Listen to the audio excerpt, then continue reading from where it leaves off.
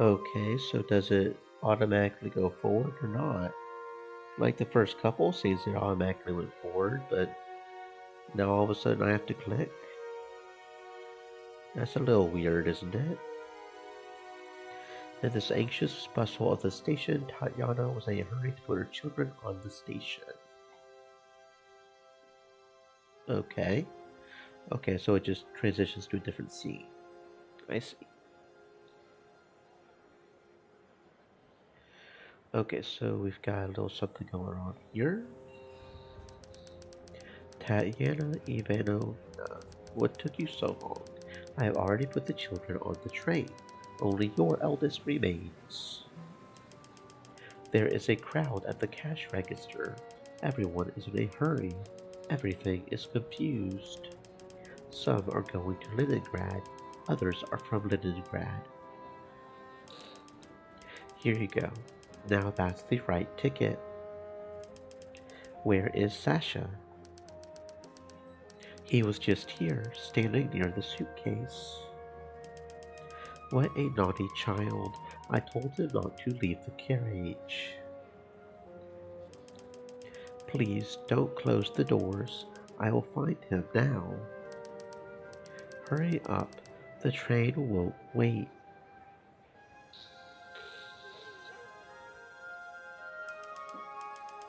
Tell me, have you seen the boy here, 12 years old, wearing a white shirt and tie? Boy, yes, wearing a shirt and a gray cap. Pioneer, your relative. My son. He needs to get on the train, but he disappeared somewhere. I won't suit you. I would love to take a ride somewhere beyond the Earls now. Shame on you. I'm looking for a child, and you are clowning around.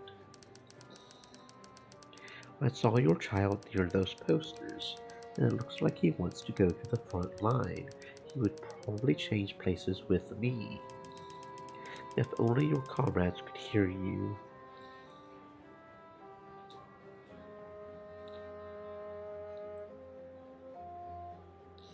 Okay, do I actually click around now? Nope, we got a child here. Okay. Sasha, why are you here and not on the train? Mom, why do I need to evacuate? I need to go to the front line to see my father. You are still young. What will you do at the front line? Defend our motherland. You should be with your brother and sister now. Who will look after them? Why me? They will travel on the train with their child teachers, and upon arrival our grandmother will meet them. What will your father say to you about it? And what will your father tell you later about this, that you are abandoning your children? They are not kids. Volodya will go to school in the fall. But my father needs my help at the front line. What help? You still need help. Not true. I know how to shoot because I went to the shooting range with Mitya. What's that noise, comrades?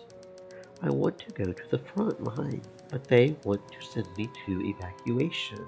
It's like I am a child. Sasha, do you have a Voroshilov marksman badge? Not yet. I could not pass the standard because of these fascists. So you need to learn a little. You can't miss at the front line. You'll practice in a calm environment, pass the standards, and then become a volunteer. I see. Let's go, Sasha. It is time.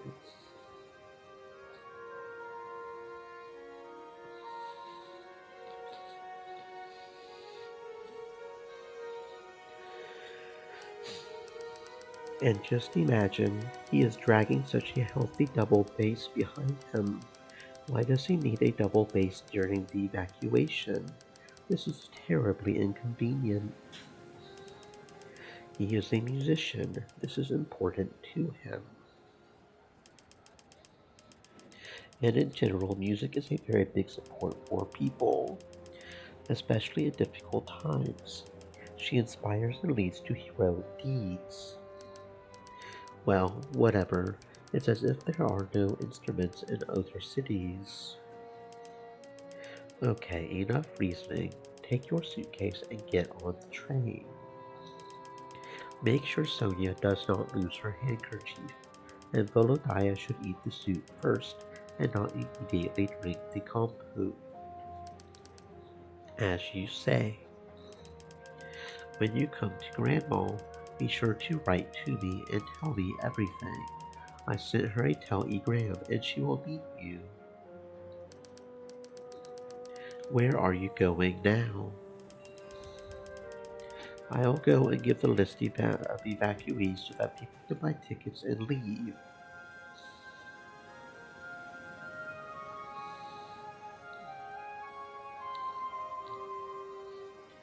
And I just realized this thing over here might not actually be logged in. Yeah, I don't think this thing over here is logged in because of the thing that happened. The thing that shall not be named. Da da da da da da da da da da da. Okay, now it's definitely logged in. Okay, there we go. Yeah, now it's definitely logged in. Okay. Okay. I'll go give the list of evacuees so that people can buy tickets and leave. That is it. Son, take care of your grandmother and younger ones. Bye, Mom. Everything will be fine.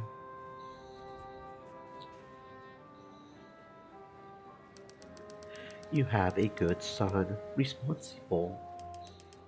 I hope the new environment and care for the younger ones will add seriousness to him.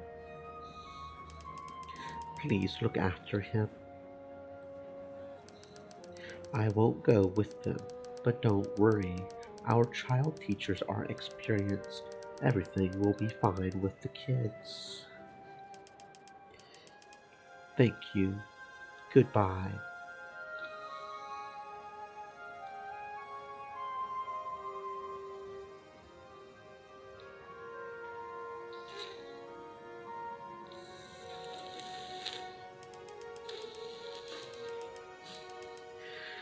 Andrew Semyonich, Yakov Ilyich. Hello, you are here, and both at once. I did not know you knew each other. Yes, that happens sometimes, Tatyana Ivanovna. We met by chance. I sent my children away from the war, so I will be calmer, and our grandmother will be happy. But I am still feel sick at heart. Do not worry, by autumn they will return stronger in tan. My Tamara already packed her bags a month ago. She wanted to leave so badly. She took Alyosha with her. I just put them on the train. Aren't you being evacuated along with the Institute?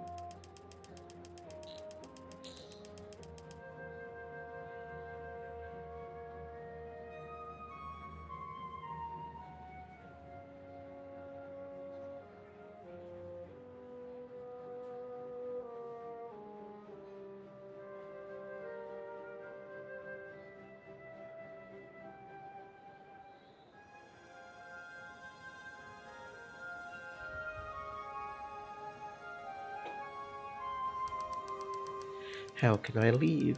Engineers are needed here. Otherwise all the work will stop.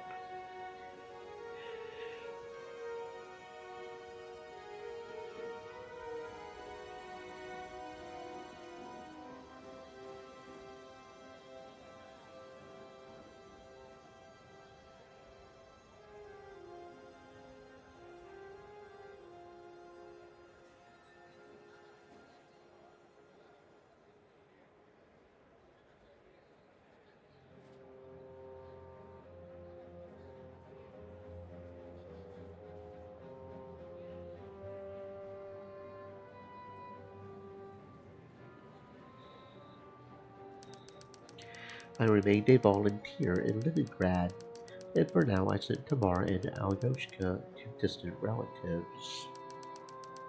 Here I would be too worried about them, and in Sverdlovsk the enemy will not reach them. You are right. And you, Andrei Semyonich, why are you still in the city? The Germans will not let me go. They want me to arm our army against him. Every day they ask for a thrashing. How to refuse? I heard that your Kirov plant was evacuated. Are your colleagues in Chelyabinsk now? Shall As you can see, not all. We are restructuring production, preparing deadly gifts for the Nazis.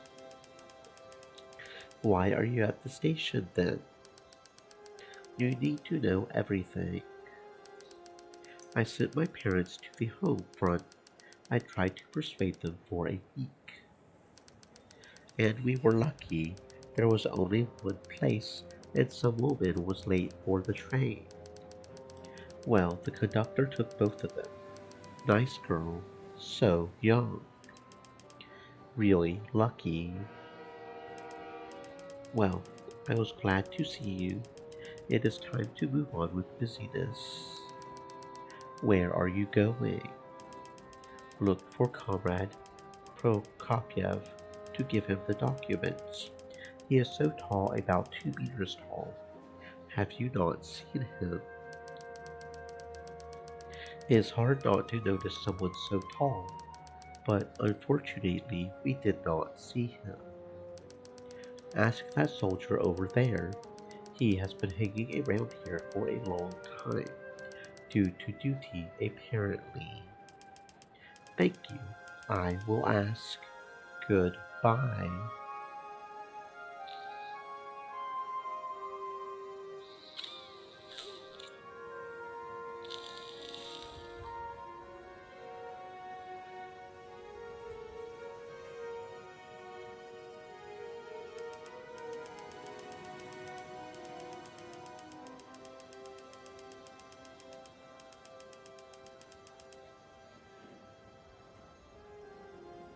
Hello, have you been here long? Have you seen such a tall man with a stack of documents? Prokopyev is his name.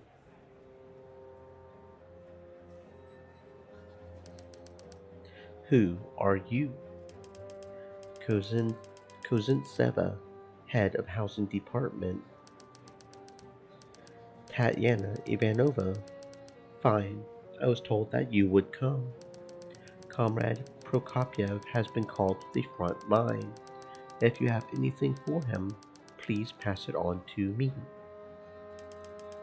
How quickly everything happens.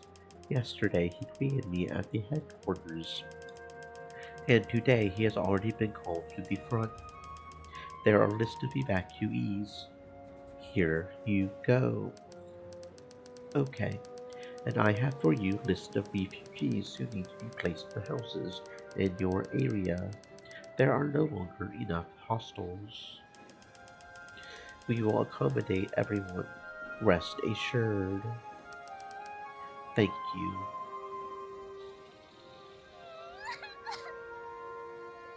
What is this? Facts? Oh. On June 29, 1941, a mass evacuation was announced in Leningrad. It lasted until April 1st, 1943.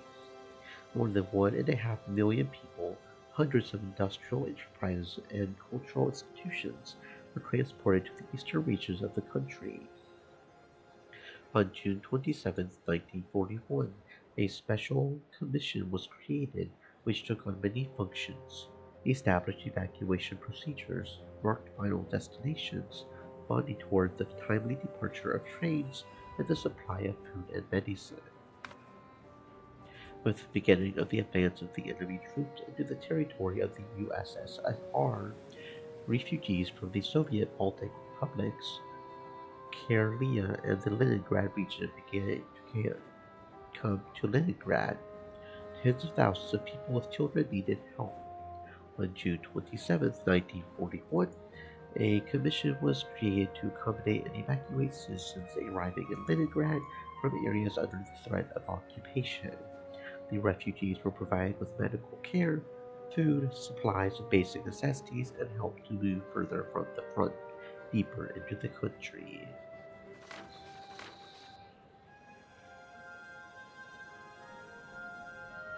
What happened to you? Well, the train rumbled. She thought it was an explosion, and now she does not want to go anywhere. Occhabrinas, dear, you see, this lady is not afraid either. Everything is fine. Let us go too. Where did you come from? From Tosno. The enemy is advancing. We barely managed to get out. We should go further, but she does not want to.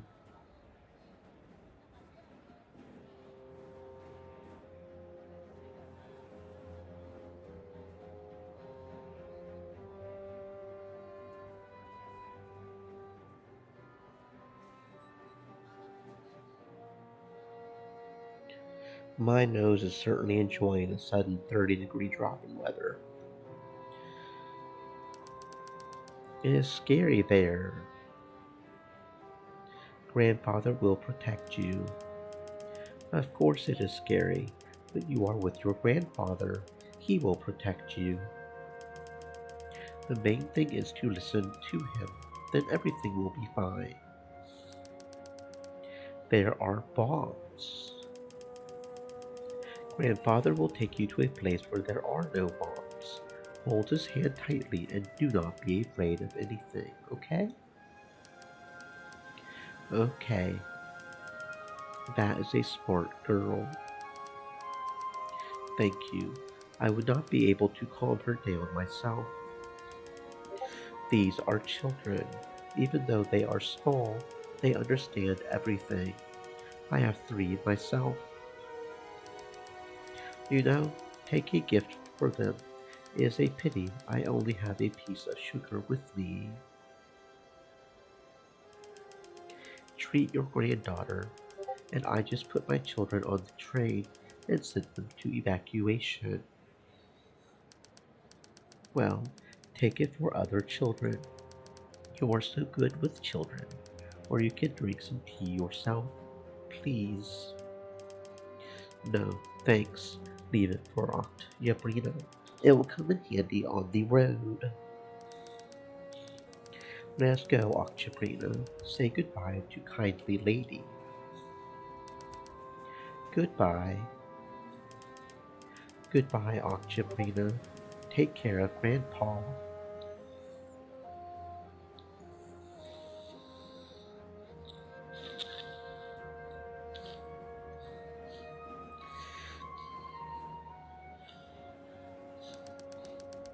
Can you imagine?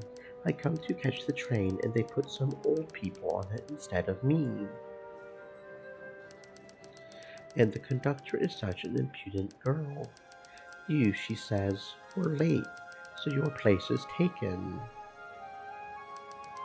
And here I am, standing in front of her.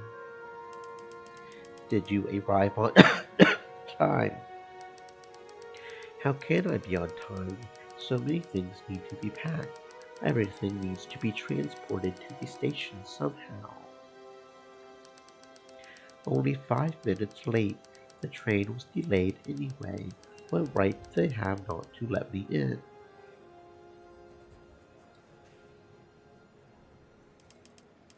Moral. It is much harder for older people to leave than for you. They will die soon anyway, and I am young. I do not want to ruin my life in this city. How can you say that? I had a ticket, which means I had to go, not them. But you preferred to pack mountains of suitcases rather than arrive at the station on time. What kind of people? Insensitive, soulless? No, just ice. Swear as much as you want, but I have no time to stand here.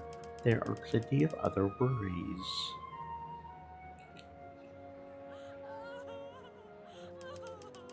Is it just me, or is someone crying? What happened to you? I lost it. I lost my reticule, and there are tickets, a passport, and money in it. I have to go further, but I cannot. And I have children. Are they lost? No, they are there, next to the luggage. Two, and my husband Jonas is at the front line. What should we do now? What is your name? Emilia Vitovskaya. So, Emilia, stop crying. Pull yourself together and come with me. Where? First to your children, and then we will solve your problem.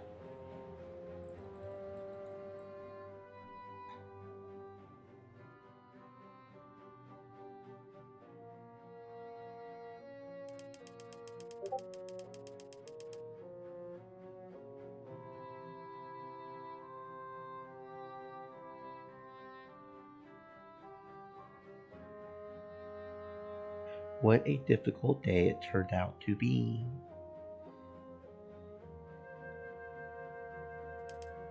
Well, at least I sent the children.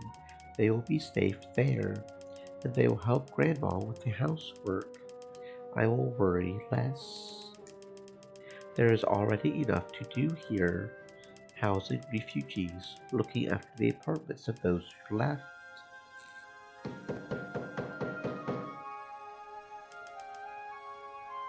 Come in.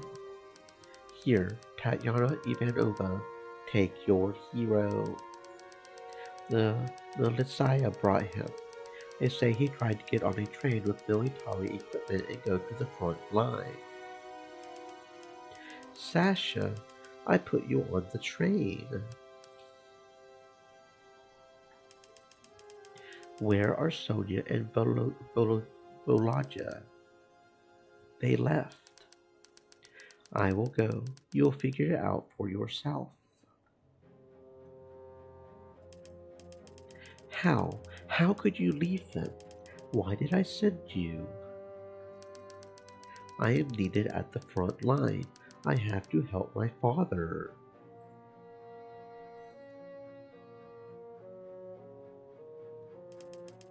Did you think about me? What about Grandma? Where would we look for you? I would have come myself with Victory. To whom? We would all go crazy with anxiety here, and her heart is sick.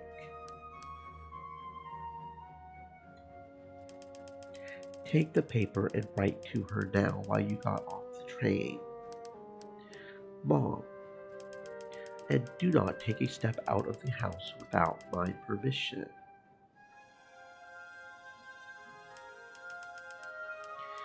He is a romp, just like his father. During the blockade, many Leningrad school children and adults kept diaries. They wrote about what was happening, about air raids and shelling, about rescue and air raid shelters, about destroyed houses, and more often about daily difficulties, about the cold and what they had managed to get and eat. For diaries, they used exercise books, notepads, and even just scraps of paper, anything that could be written on. Because of his reckless courage, my heart is out of place.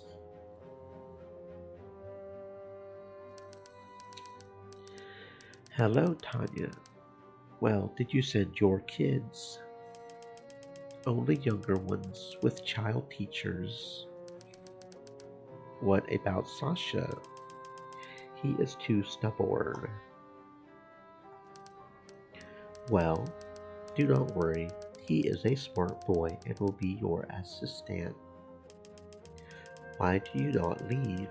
I heard that many cultural figures are leaving the city. First, the museum must be evacuated. We have already started packing the exhibits. Back in 1939, we prepared evacuation boxes, just in case. I hope that such a case would not come. Does Anna Albertovna help you with the packing exhibits? No, Tanya. My Anna Albertovna got sick. The war broke her. I hope she gets better soon. Hold on, Fyodor Mikhailovich. Everything will be fine.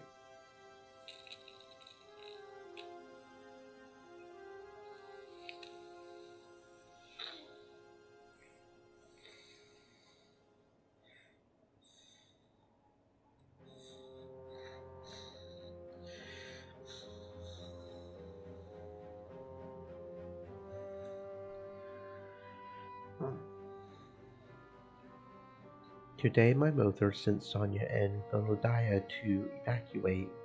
They wanted to send me too, but I ran away from the train to go not to the rear, but to my dad at the front.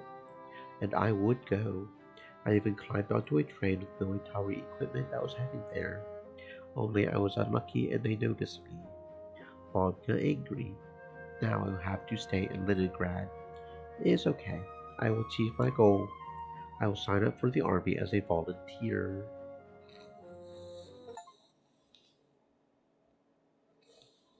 And that's chapter 1 apparently.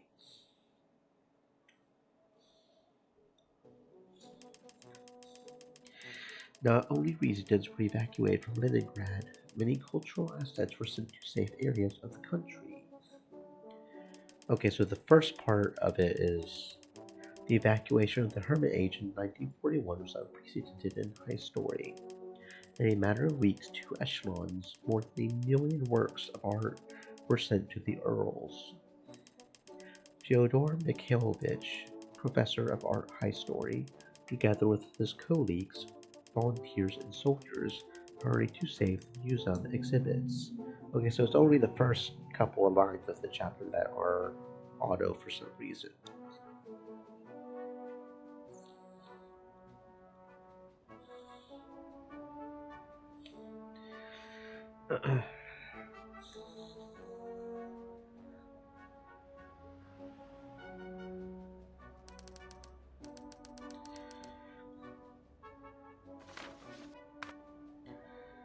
On June 23, 1941, the evacuation of the Hermit Age exhibits began.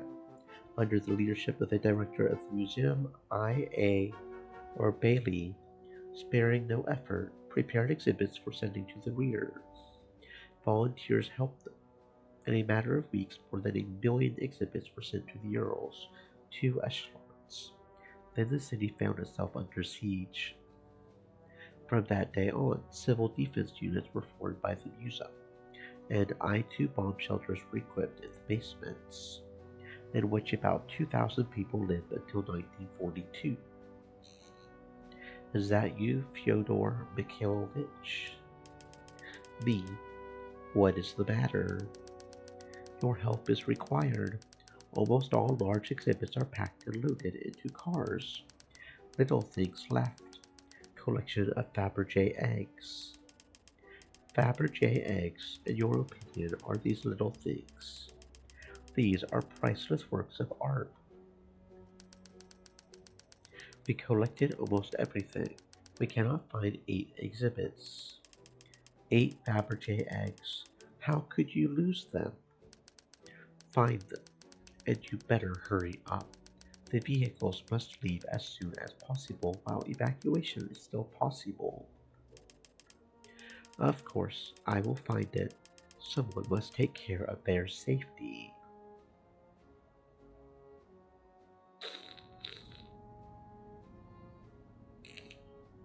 Okay, so this is where the mini games come in, I'm guessing. Because on the store page it looked like there were mini games. I'm guessing we actually have to find the eggs and click on them probably. I have to keep track of everything myself. Try to find them now. It says, yeah, okay. So yeah, there's mini games. Well, we can see some of them are pretty freaking obvious. So I don't know how easy the mini games are, but... Oh, and we actually have to move things. Oh, okay. So some of them are not so obvious. Some of them are obvious. Some of them not so much. Okay. So we're missing one more. Okay. Oh, and there's even entries? What? Wick oil lamps. In September 1941, it was prohibited to use electrical appliances in houses, and later residential buildings were generally excluded from the number of objects where light was supplied. Leningraders began to use wick oil lamps everywhere, including homemade ones. Kerosene and other flammable liquid was poured into a container, and the wick was set on fire. Wick oil lamps polluted the air in the room and smelled unpleasant, but were the only source of light in the dark.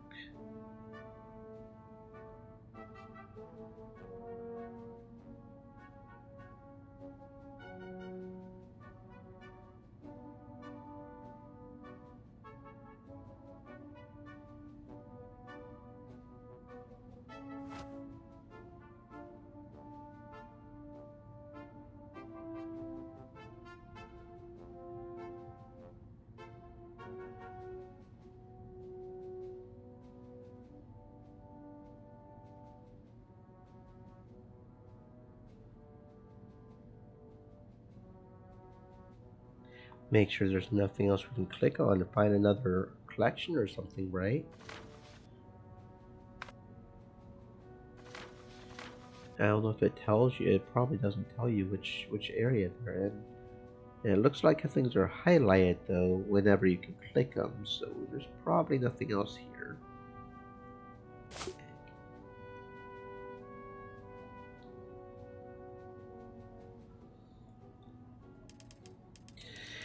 Thank God everyone was found. What was that? What is this noise? Let me go check. Game saved, okay. Oh, do we have to do another one over here?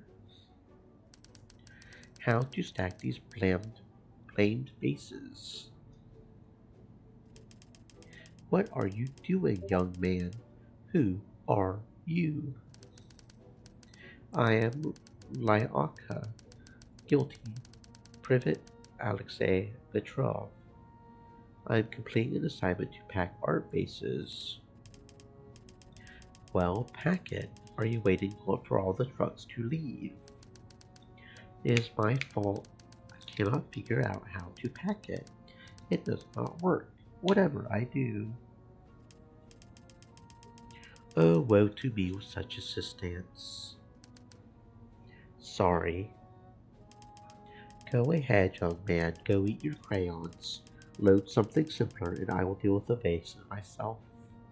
Or is that just the American military? That might just be the Americans. They eat crayons. Tasty, tasty crayons. Thank you. May I go? Go ahead, Privet. Lyalka. Okay, so now we got pack bases.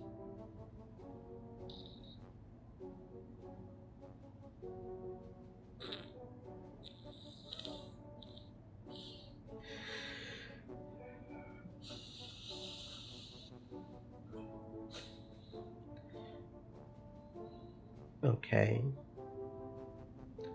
I'm guessing we have to match them up with the shape, right? Probably. I don't see anything else we can click on. So we need like a long skinny one maybe. So maybe this one here. Or maybe this one here. That one looks a lot more skinny. And it doesn't have a base, so probably this one here. Okay, this one's got handles on it. So it's either this one or this one, right? Or are there two for each one? That's what it is. Okay, so the ones with handles go over here. There's two in each box, which means these go here. Okay, I got you. I understand. Well, that's a completely different matter. Now they will travel in comfort.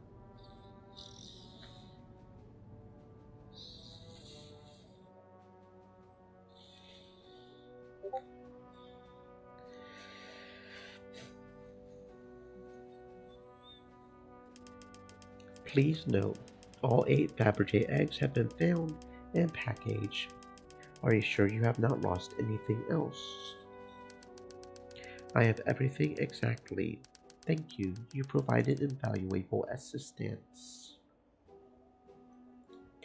Thank your soldier. We won't throw the boy under the bus. We won't do that to him. What am I? Thank your soldiers, wonderful helpers. We will thank you. Everyone will get his due.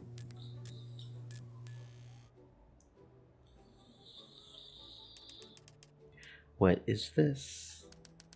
We will figure it out. I will go to the trucks. I will send someone to restore the lighting. And you are not going anywhere. Where should I go? There is no time to wait for them to fix the lighting. I'd rather do it myself.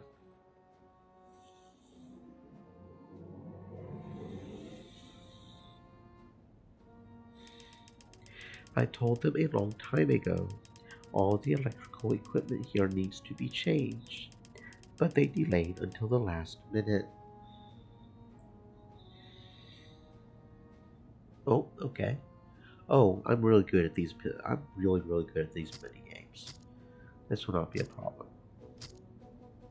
Oh wait, where are we? Okay, so we have to go from here. So do we have to use all the wires? Probably not if it's going to be like that. Probably not. Probably have to combine them into a single one down here. Which means red's probably going to go over here like so.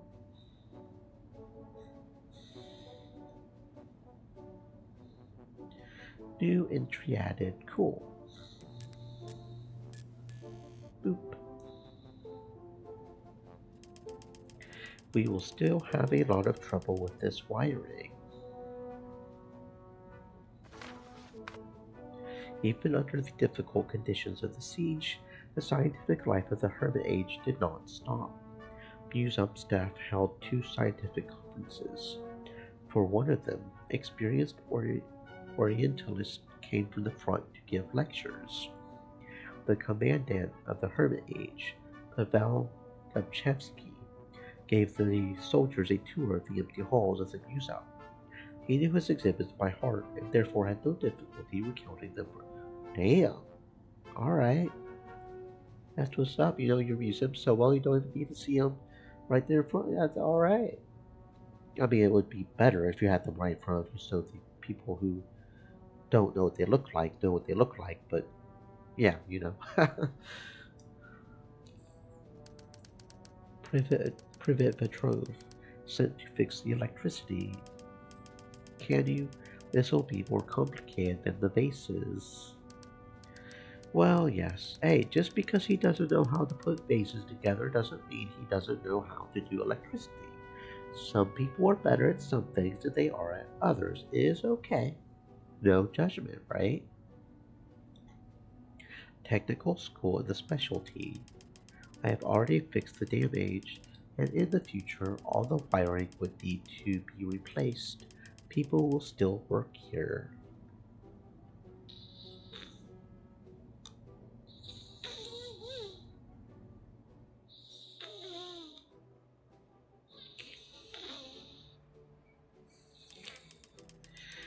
Well, where will they be taken now? Our exhibits.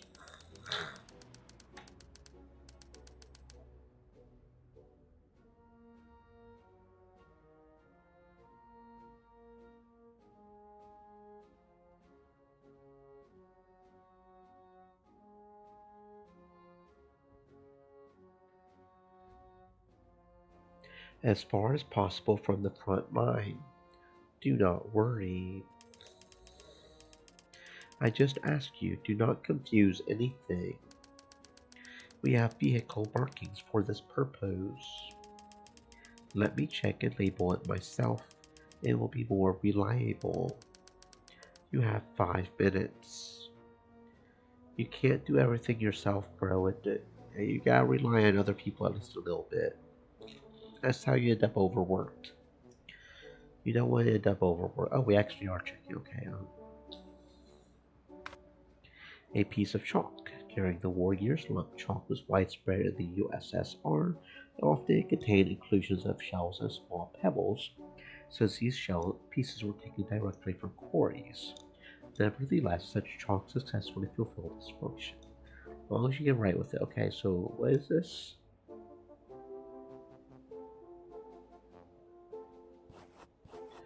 Okay, so how do I guess I'm supposed to look at it and decide? So I guess this would be 2. This has a wardrobe in it, so that's 3. This has suitcases in it, so that's 6. Okay, that was not hard. That is what I thought. Everything was mixed up.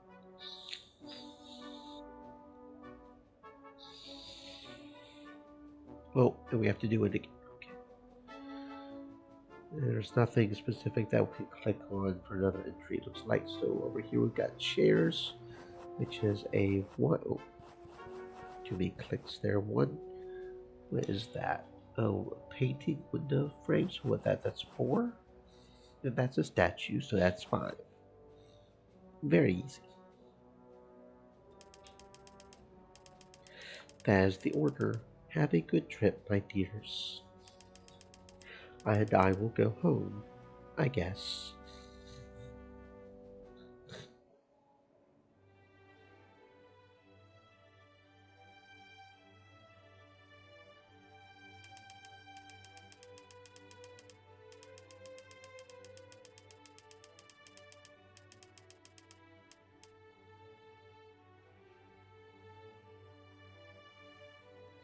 And yet I worry about the exhibits. The enemy is already advancing with all his might, bombing trains. Hello, Fyodor Mikhailovich. I have not seen you for a long time. Things to do, Sasha, things to do. Our museums work now? Of course they work. All exhibits are being evacuated. It is very important. Yes, exactly, so that the fascists don't get a single thing. So we send everything away from the front line. Will you leave now too, along with the exhibits? No, Sasha, I will stay. The museum must be looked after, and science cannot be abandoned. And how are you? How is your mom?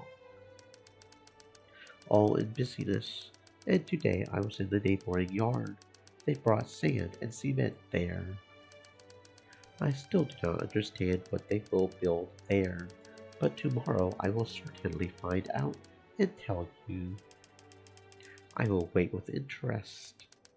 By the way, Fyodor Mikhailovich, I am already ready for the new round of our competition, and now I will definitely win.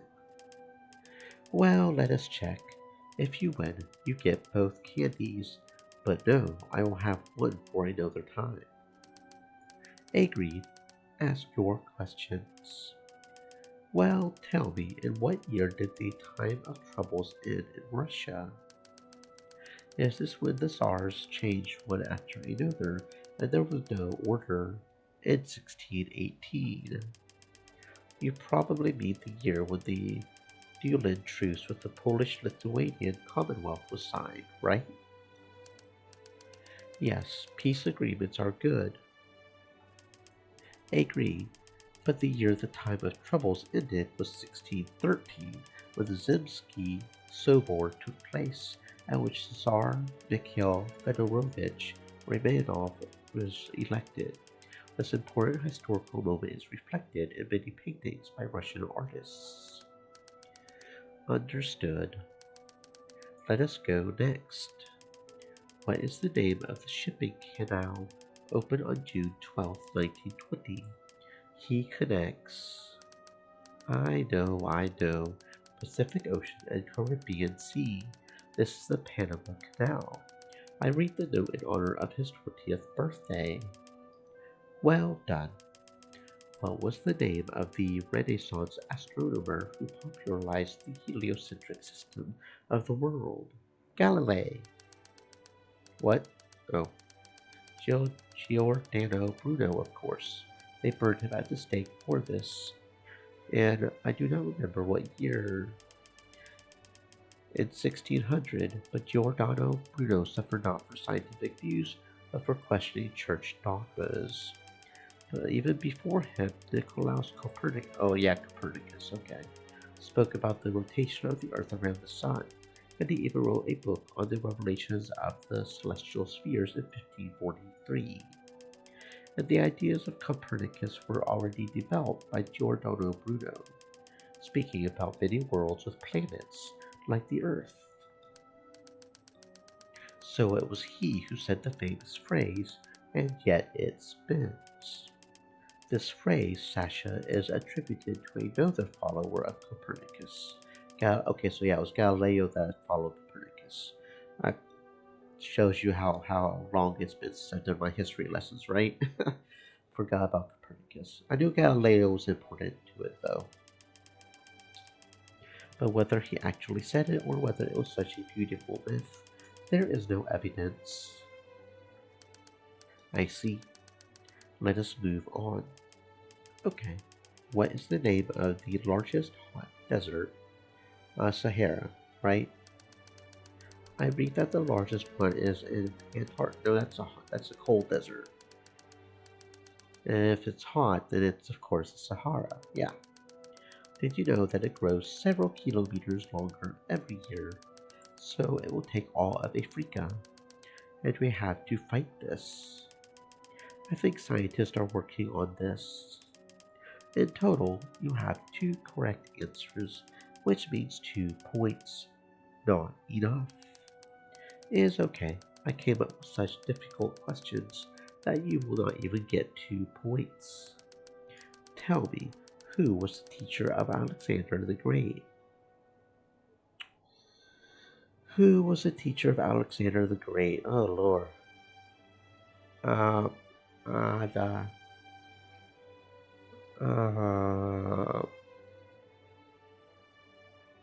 I'm kind of leaning to Aristotle.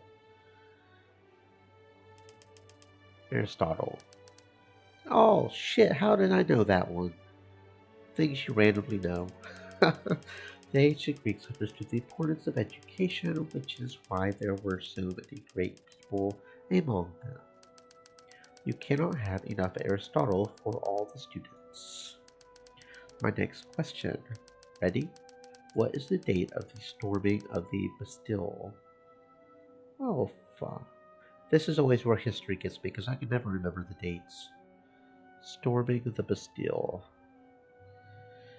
Oh, yeah, I honestly have no fucking clue here. That was during the French Revolution, right? Kind of thinking 1799.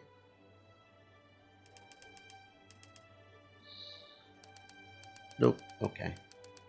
On this day, a coup began in France, and Napoleon came to power, and the Bastille was stormed in 1789 on July 14th. Indeed, how could I have confused this? In what year did Mendeleev discover the periodic law of chemical elements? Another date question. I'm not good with dates, bruh. I'm not good with dates. 69 because that's a good number. My dad says it's a universal law of the universe. Mendeleev made a great discovery. Was I right?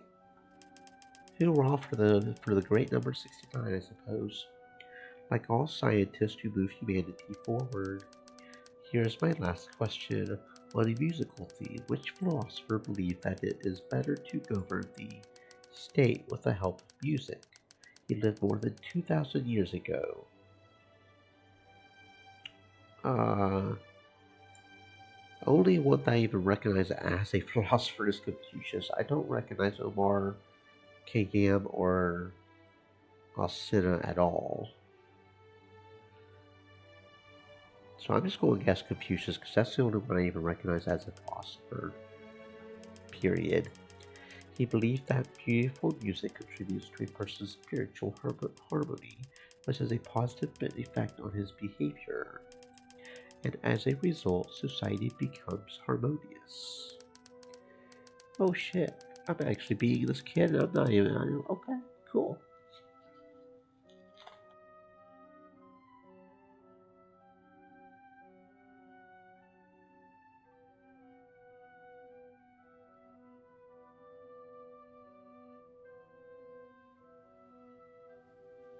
Maybe I actually am a little smart.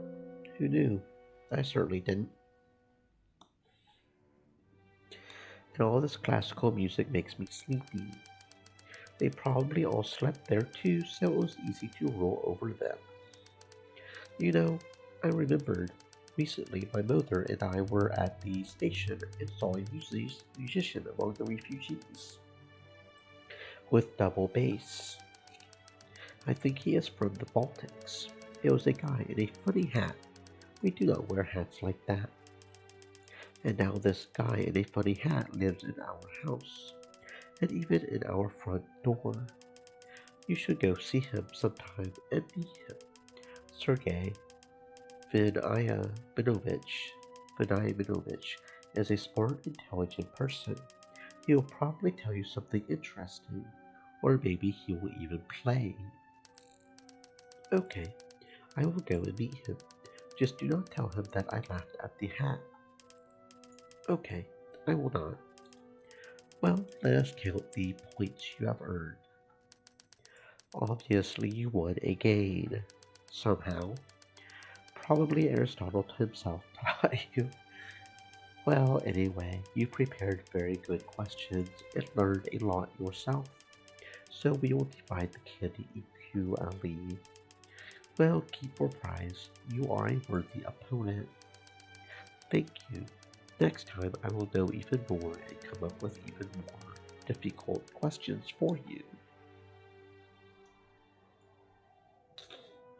I wonder if we could have actually progressed or if it would have made us do it all over again if we didn't win. Or if that's just one of those flukes that doesn't matter one way or the other.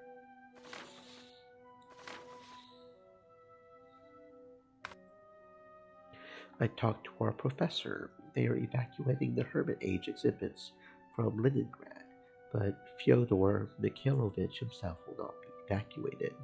He is a very brave and not to stay in the city near the front line and defend himself under bombing. Well done, Professor. There are still no letters from Dad. We do not even know where he is. Once we find out that Volodya and Sonia have reached their grandmother, I will again ask to be taken into the army. And that's chapter 2. Doki doki. The achievements are only based on chapters, so it's just a matter of getting through the game. Specific responses do not seem to matter too much.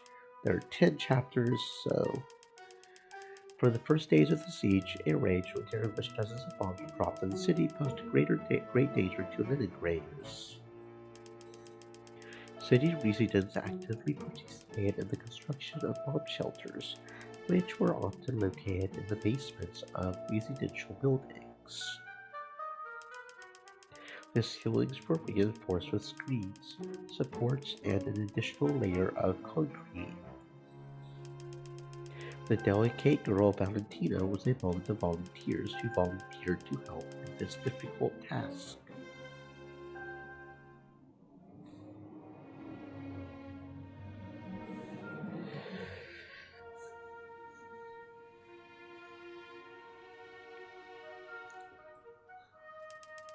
Where is it? Our family set was building.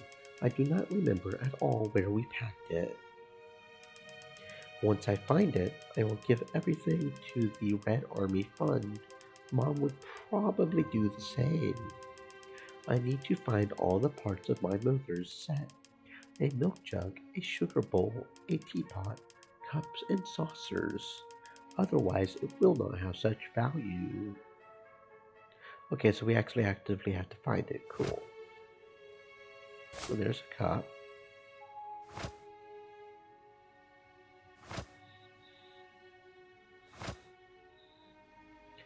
Okay, there's another cup, so we won't click on that until we find everything else. See if there's anything we can specifically click that might trigger another entry. Oop.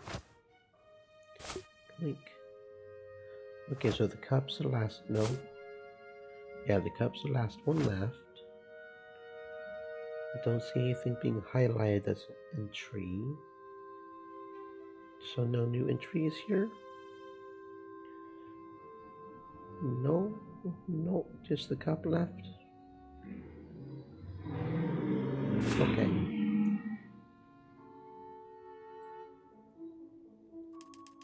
This set is all our jewelry. Although, I remember my mother had a box with a secret. Maybe there will be jewelry or something else there. A box with a secret, huh? Most women have boxes of secrets. Oh Lord, I'm gonna get myself banned again.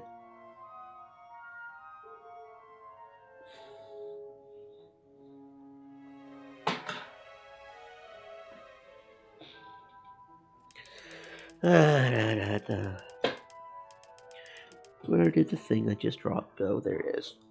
There's some kind of cunning mechanism here. How to open it? Oh, okay, so we got a slide puzzle. I can sometimes do good at these, sometimes. So what, we have to slide it all the way over, maybe? Okay, so that's obviously in the way there. So let's get this out of the way over here. Do this down like that so we can get that out of the way. But then we need to get this out of the way so we can move this over. Okay, yeah, there we go. A little ingenuity, and you are done. It was not for nothing that my mother and I solved different puzzles. Let's see what is there. There is an old photograph in the box. I wonder why it is torn. Oh, an X, an old X. Oh, I need to assemble. Okay, so we need to assemble. And we do indeed have rotation. Okay, it always make things a bit more fun. Is there anything that's blatantly a corner? Maybe this is a corner? Does it lock in when we have it in the right spot? Does not seem like it, so that's nice. I'm going to assume that's a corner though, because that very much looks like a corner. This could go either way. This could be a corner over here like so. And if that is a corner, then this could go like maybe here. Maybe. If that's the case, and that would go here. Which would mean this one would be more like this maybe. Okay, well that looks like a bottom corner with a hand. So like so. Okay. Let's see. Okay, so we've got sort of this here. That sort of connects with that right there, that line right there. And then you've got the little baby with her face right there. So that definitely goes there like so.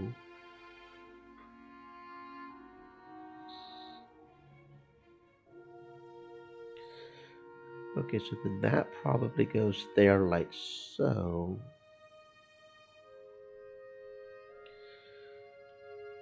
Something like that anyway. Okay, yeah, like that. There we go, there we go, there we go. Okay, so like that. Which means it's probably kind of maybe butts up there, maybe? Huh. Let us see. That's definitely like center right there, right? This whole conglomeration right here.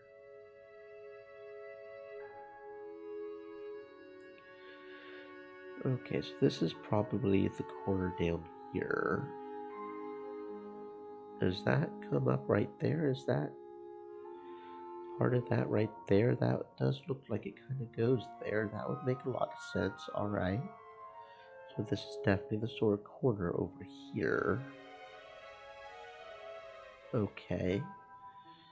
So then what else have we got? What else have we got? This could be the edge right here.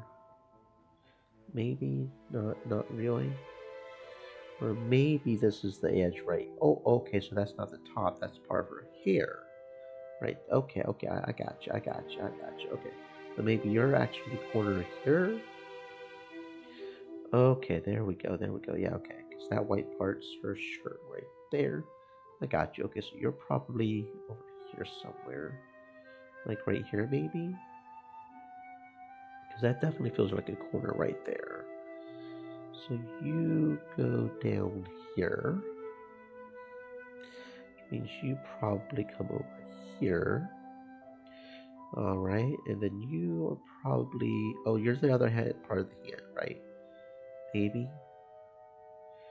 Something like that? Okay. And you go here, and the missing part is the face. Okay. Of the dude. This is my mother and I, and this is probably my father. I do not remember him at all. What a pity that the piece with the face was lost. Oh, I don't think it was lost. I look at the photo, and for some reason I remember how my mother sang to me as a child. We are intertwined with a victorious secret, but in our life it was no coincidence that, separating us, a dark glass. Who is the author? I cannot remember. Okay.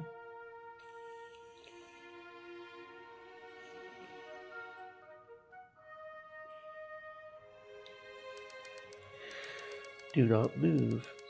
Who are you? I will call them Litsia now. Anton Matveyevich, it is me. Valia, I did not recognize you right away. I thought the thieves broke into the apartment. The door was wide open. It needs to be closed. I thought the thieves broke into the apartment. The door was wide open. It needs to be closed. They will sell it and use the money to buy weapons for our soldiers. On defense is a good thing. Every little bit helps, as they say. Why did you not evacuate?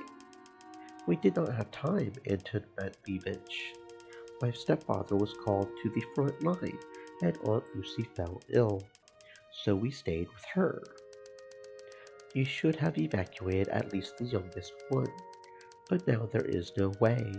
The Fritz surrounded us, blocked the roads, and we could not get out. Moreover, the scoundrels started bombing us from the air. How can I send Sergio's son to strangers? He is only 6. He does not even go to school yet. And here I join the anti-aircraft defense detachment. I will defend the city. Valia, Valia. Do you not live here now? Where can I find you if something happens? We decided to move to Fontanka, to Aunt Lyasa. Then you will all live together. Good. We need to support each other. Anton Matveyevich, do you happen to remember the poems?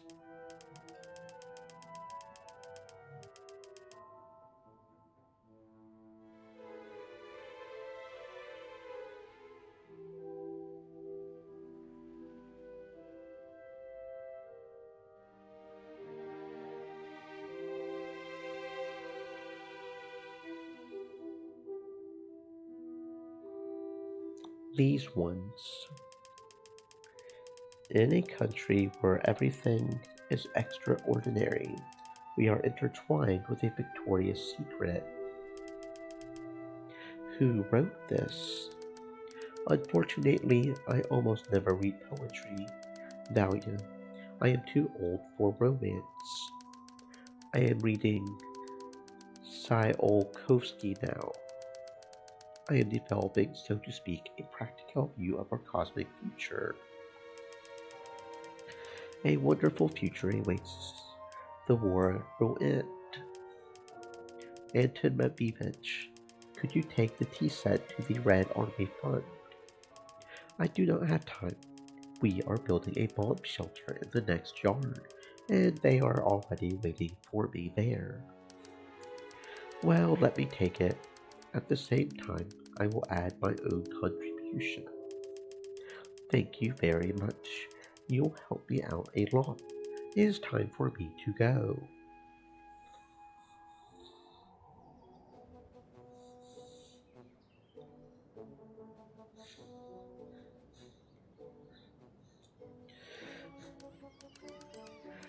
Arkhipova. Hello, just in time. Hello, Maria Ilyinicha. How is it at the front line? Any news? We are standing to death. Not a single fascist will get through. Maria Ilyinicha, do you not know poems? What poems? These ones. In a country where everything is extraordinary, we are intertwined with a victorious secret. My mother sang to me when I was a child.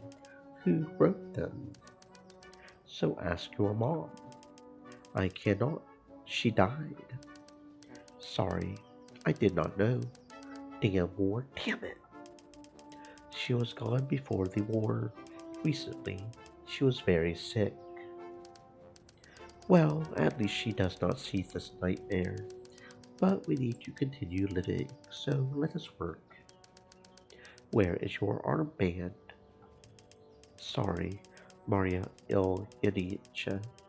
I probably forgot it at home. Probably. You're not sure yet? How can you be entrusted with a responsible task when you cannot handle such a small thing? I did not do it on purpose. Enough chatter. Here, take another one. You will return it after work. Go prepare the cement mortar, then go down to the basement to strengthen the ceiling, and I will send you an assistant.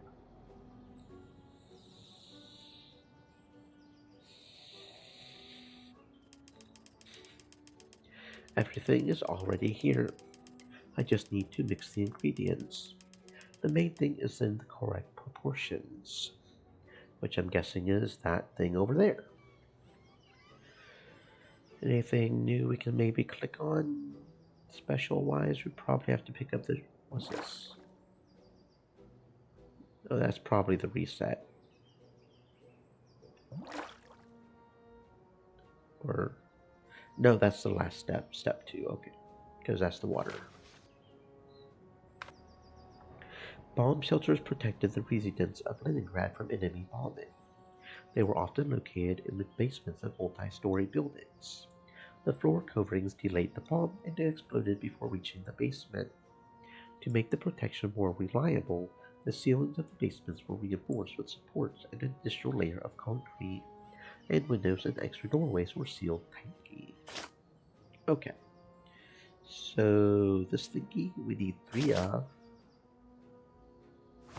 Probably need the shovel to do it. Okay, where are we putting this stuff? I don't actually see really a receptacle for it. Interesting that that doesn't highlight.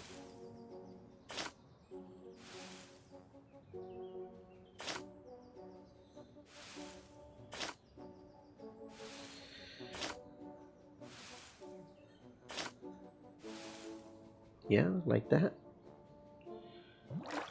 And then this. Yes.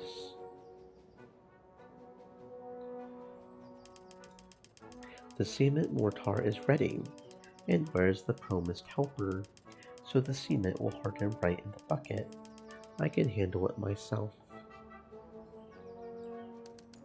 Well, this guy gets around, doesn't he? Hello, arrived from the front, ready to provide all necessary assistance. Are you straight from the front line? Exactly. Got a leave of absence. Leave of absence. How can you relax when this is happening around? Well, well, simmer down. I do not rest, but carry out important assignments. Brought letters from the front. You have a letter to Marya Ilyinichna Petrova. You cannot remember everyone. There probably is. Are you not this Marya? No. Okay. Give me your buckets and show where to build defenses against enemy aircraft.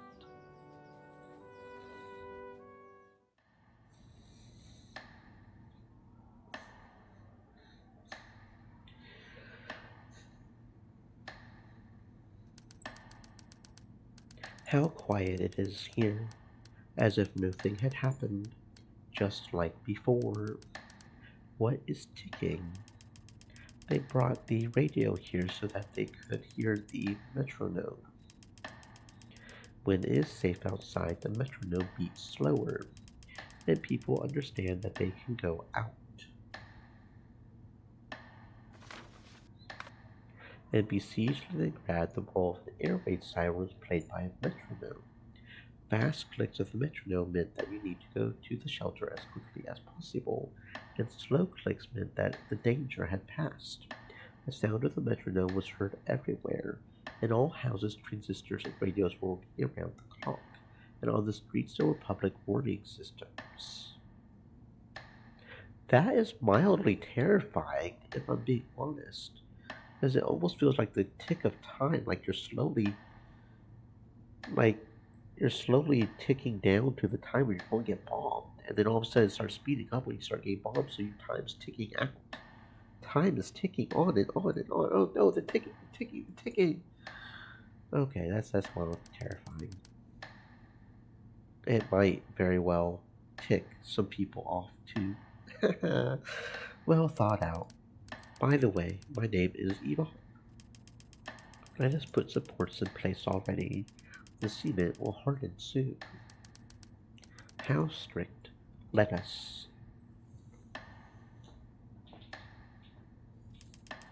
Here we must raise and strengthen the supports for the ceiling so that the bombs do not break it. Oh, are we actually doing it? Oh, okay. So yeah, we have to click on the beat. Nothing else to click on for an entry. Doesn't look like. Okay, beam go up. Up, up, up, up, up.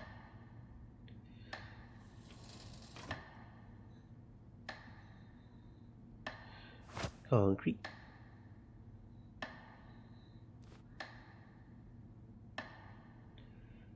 Is that okay? Yeah, that's it. Oh, another one. Okay, anything around it? Then we can click for an entry. Does not look like it.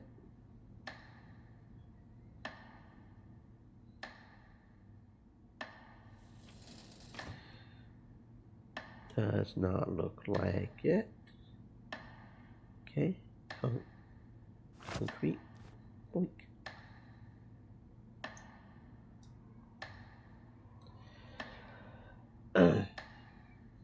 I feel like we would slowly go insane if we had to stay in this bunker for too long with that ticking going on. I feel like we would slowly start going insane. Say what you want, but the soldier needs a smoke break. Do you also take a smoke break between shots? I am sunk. A city girl is tougher than a commander. We need to finish it quickly so that people have a place to hide from the bombing. Not to mention, if we take too long, the concrete will harden and we won't actually be able to pour it. So, yeah, do your job and then take a smoke, you addict. Okay, okay, take my corking. If not for yourself, then for your husband. I do not have a husband, but there is work that urgently needs to be done. Well, take it anyway. Circumstances vary. I don't even know what a Maccorca is. What is a Maccorca?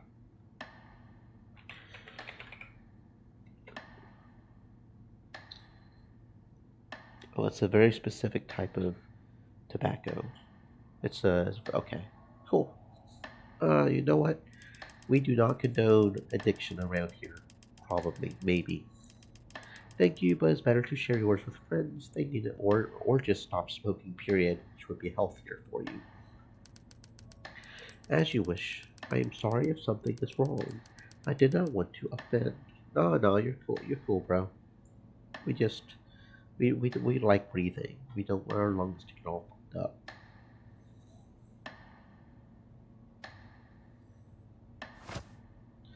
Not to mention you may make that as a I gave you this, so you have to give me something thing, which is always something you have to watch out for. But that could be just me being paranoid or single noid. You don't always have to be a paranoid. You could be a single noid.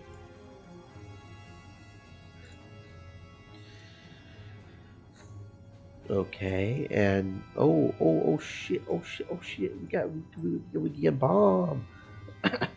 Oh shit, oh shit, oh shit, oh shit, oh shit, oh shit, oh shit.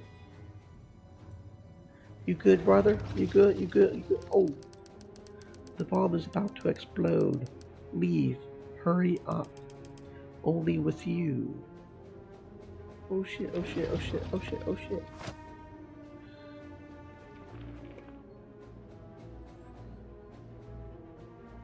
Okay, so we have to hurry up and get out before. Oh shit, the bomb is right fucking there.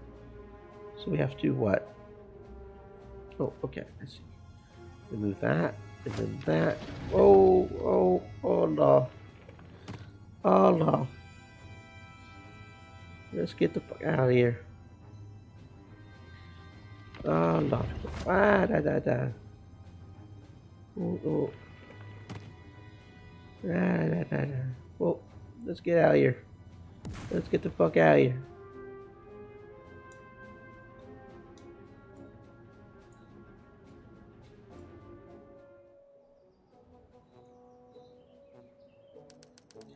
Thank you.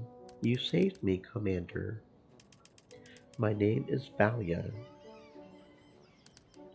Valia, how tender.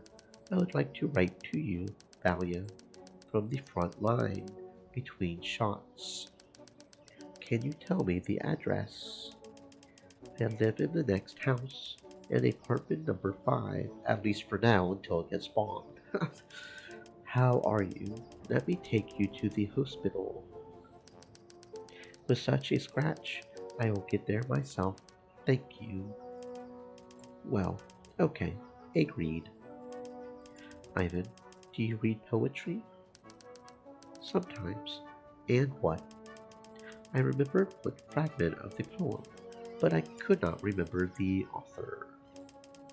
In a country where everything is extraordinary, we are intertwined with a victorious secret, but in our life it was no coincidence that, separating us a dark glass, and the glass cold is scary to me.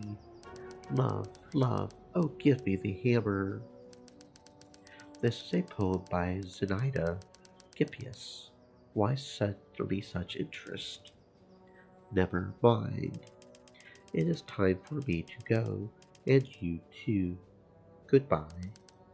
Goodbye, Valia. And do not go into the basements with bombs anymore.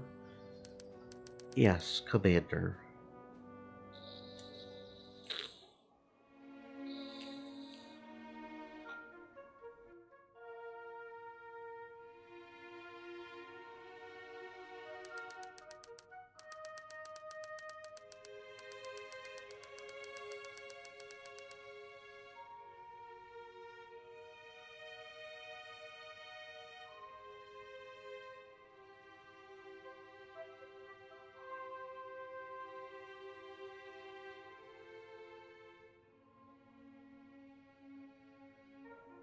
I am walking past and your door is open again. Is it really possible to be so absent-minded?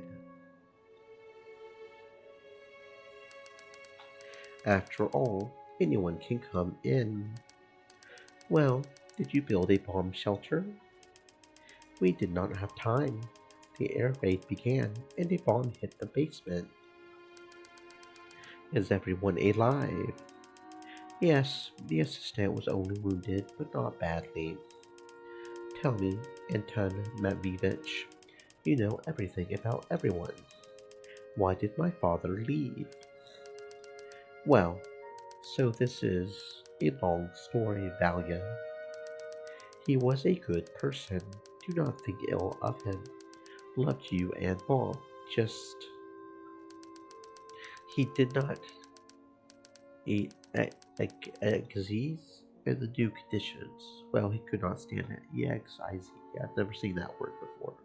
XIZE. To become established in and adjust to new habit. Derived from the Greek word oikain. Okay, interesting. He couldn't get settled, but he could not take you with him, so he did not tell anyone. He left at night, quietly, and there has been no news from him since then. That is that.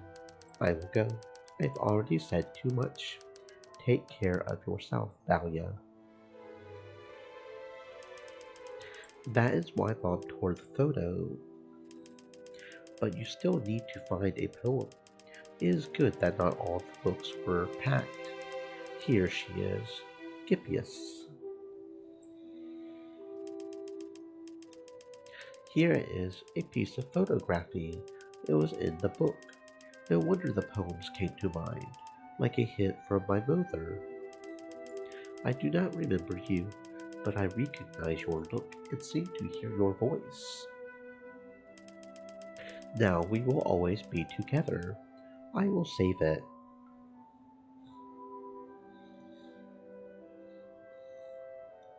It is almost the same here as at the front line. The Germans continue to bomb. Our anti-aircraft gunners do not always cope. If only my dad had commanded them, not a single black cross would have been allowed into the Leningrad sky. Bomb shelters are being built in many courtyards, right in the basements of houses. I also wanted to help, but a raid began, and Matveyich drove me away.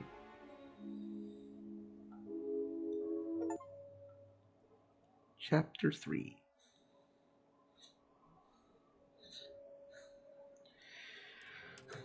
To ensure an uninterrupted supply of goods and food to the troops and urban population, the USSR government was forced to enforce food rationing in July 1941.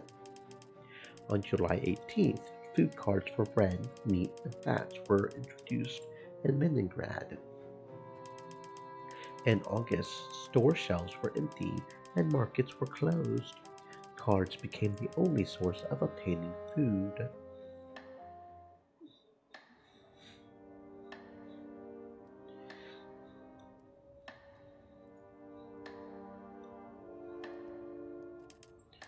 Well, Anna Albertovna, you and I survived another rain. We will have one more day to live. And in the spring we will go for a walk together to the park. We will listen to the birds, bask in the sun. It is always so quiet after an air raid, as if death is still looking for someone to take away. So the heart of Leningrad began to beat, in exchange for the silence of other hearts.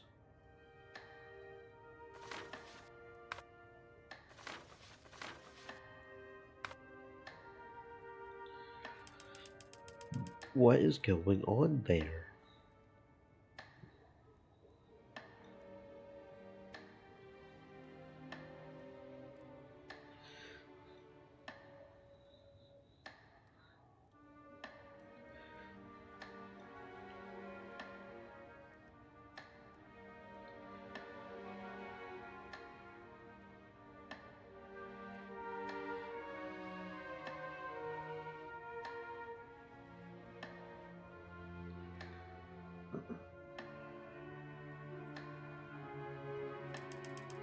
Do not get up, Anna Albertovna.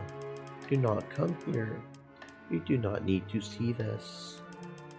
It is scary to imagine that this little girl has no one else.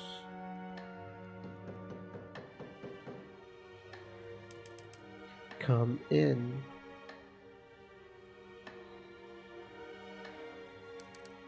Hello, comrades. Tell me, there are slaves with the dead on the street. Yes, a house nearby was bombed. The dead are taken away. And what about the little girl? Whose this little girl is it? Where are her parents? I do not know. Probably two. I came to ask about your neighbor, about a musician. I am tasked with finding it for the orchestra. What orchestra? There are no musicians here. Sorry, my instructions clearly say double bass. They arrived in August 1941 from the Baltics. He is not a musician anymore. He is blind and cannot read music. He became a listener. Listener? Which of us is a military man, me or you? Listeners serve in air defense. They listen to the sky and help warn about air raids. It is a pity. I mean, that is good. It is bad, but his instrument remained idle. If it helps you, I think it will help. Where can I pick it up? You need to ask Matveyich, our janitor. Matveyich, thank you for the information. Well, Anna Albertovna, my dear, are you warm? That is right. Do not say anything. Do not waste your energy. And I will go to Tatiana, head of the housing department. Maybe there is some news. And then to the bakery. I will bring us some bread, so we will live until tomorrow.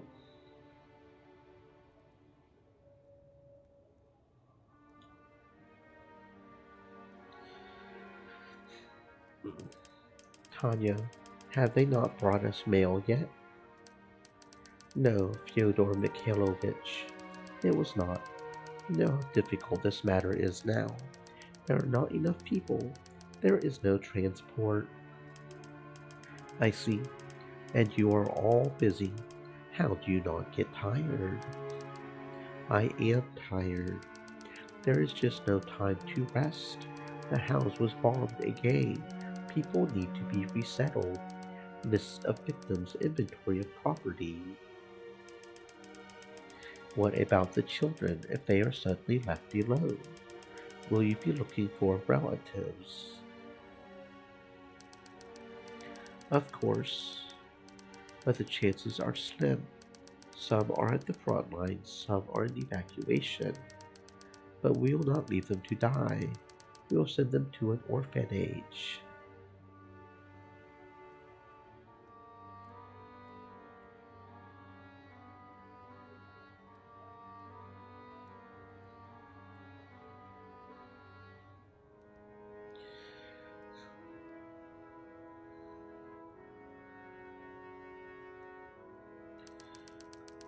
Why are you asking? Do you know any orphans? Today, after the air raid, I saw a girl through the window. She ran after the sleigh with the corpse. I really want to believe that she has relatives. I see. We will find the girl and find out everything. Thank you. I puzzled you further, Tanya. Can I help you with something? Bring some water, perhaps. Thank you, Fyodor Mikhailovich. No need. I sent Sasha. He will bring it. It is good that you have a little helper. But it is hard for him, too. It is a pity that you were not able to evacuate him. It is okay. We will cope with the difficulties. Have you heard that a road was built along the lake, right on the ice, right under the Germans' noses, so the supply will be better now. Be patient a little and everything will work out. Thank you for the good news, Tanya.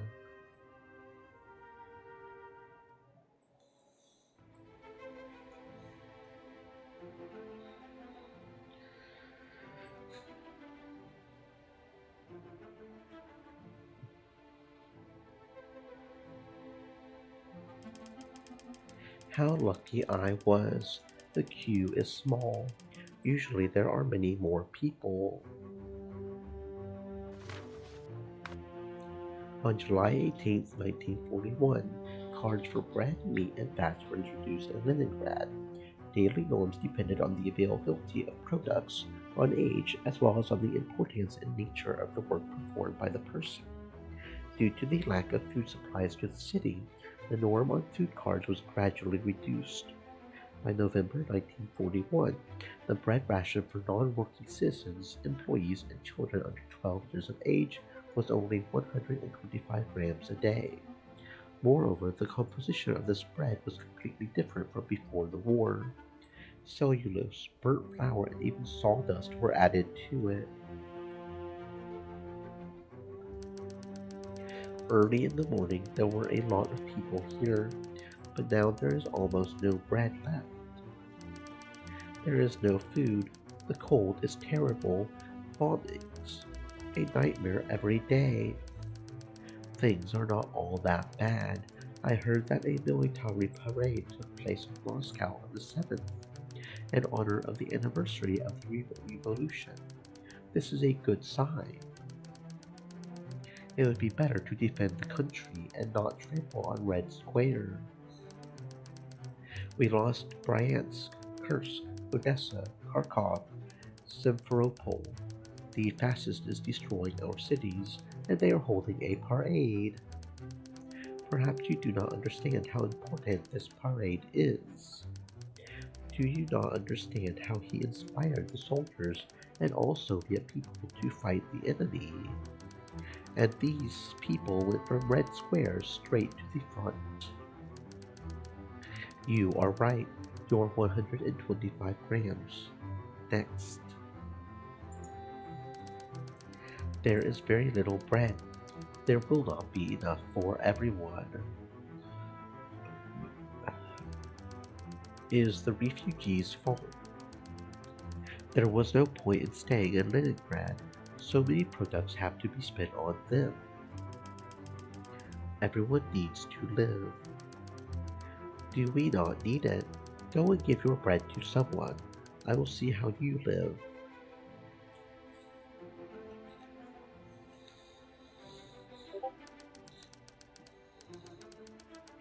Fyodor Mikhailovich, and you're here. Hello. Hello, Yakov Ilyich. Long time no see. How is your science work? So- Science is alive. We're working in the cold, in the dark, but now it is like that for everyone. We are not complaining.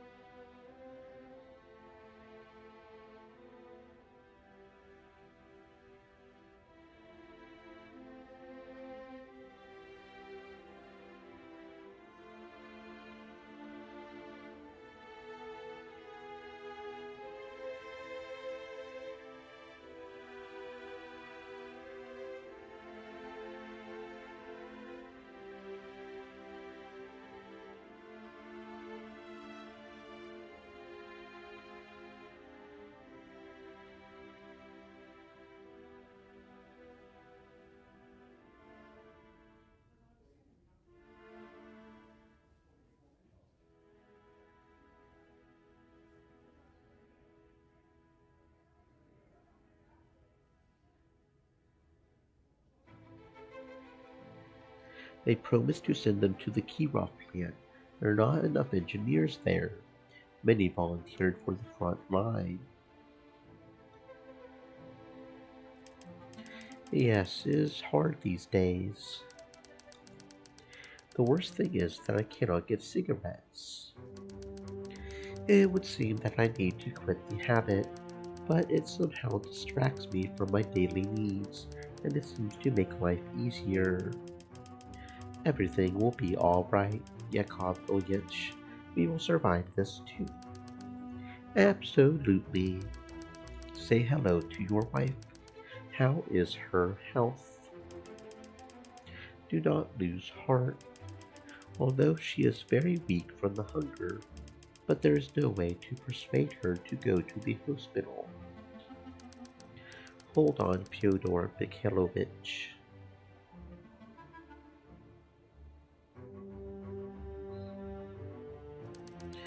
My ration card. It was in my pocket. Wait a minute. Please hurry up. Do not wait in line. Yes, just a minute. It is here somewhere. Let her get out of the queue. She does not have a food card, but I need bread for my little son. Sorry, if you do not have a ration card, I cannot help you.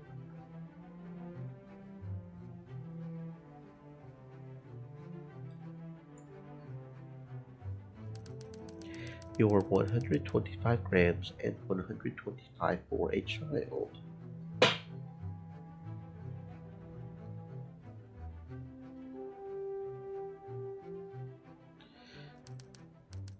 Mister, a piece, please. I can hardly feed my children, so I will not give bread to scroungers. One of my friends also lost her food cards. Can you imagine? At the very beginning of the month. This is very sad. Yesterday she even gave up her wedding ring for a tiny piece of bread.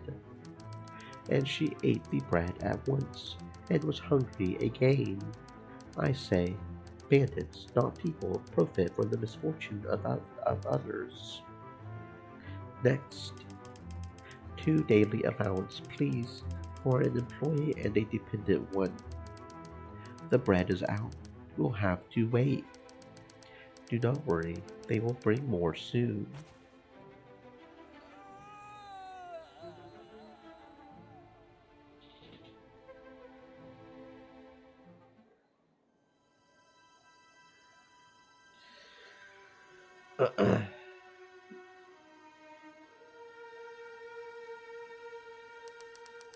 People have gone completely wild. Trams and trolley buses in the city were stopped due to an acute shortage of electricity. Ordinary children's sleds became the main transport of the first winter of the siege. Sleds carried water, things, sick and weak people, as well as the bodies of dead linen graders. This is already the fifth attack, only they had never killed anyone before. This is gonna sound gross, but this was honestly really fucking stupid of whoever did this. If you're going to bother killing him, take his corpse back to your house, because that is me. I know, fucking gross, but if your ass is starving enough to kill a dude over some bread, you might as well take that corpse back and get some meat. I mean, I'm just saying. That was kind of stupid of whoever did that. Call the militia. Hurry. And then you would also be able to get rid of the evidence in case the militia try to get you too. I mean, there's that too. And I will follow the trail before it is covered in snow. I will find out who took our bread and where. I bet it was that little orphan kid. The orphan kid be hungry, man.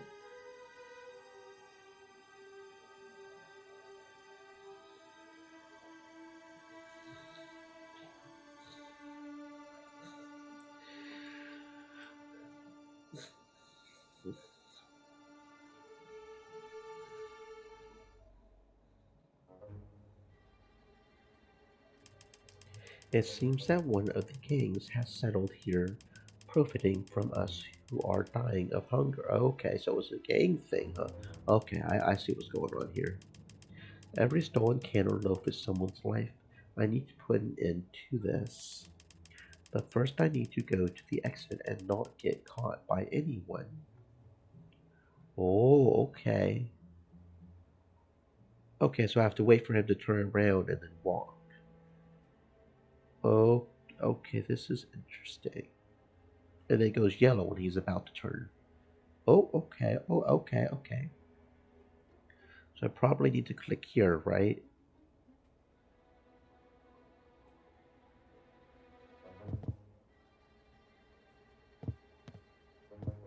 Okay, so we can only move to adjacent ones, understood. I see. I probably should have checked if we can get anything. Okay, so we have to go. Okay, go to adult. Come on. Okay, not too hard. Okay, oh, here we go.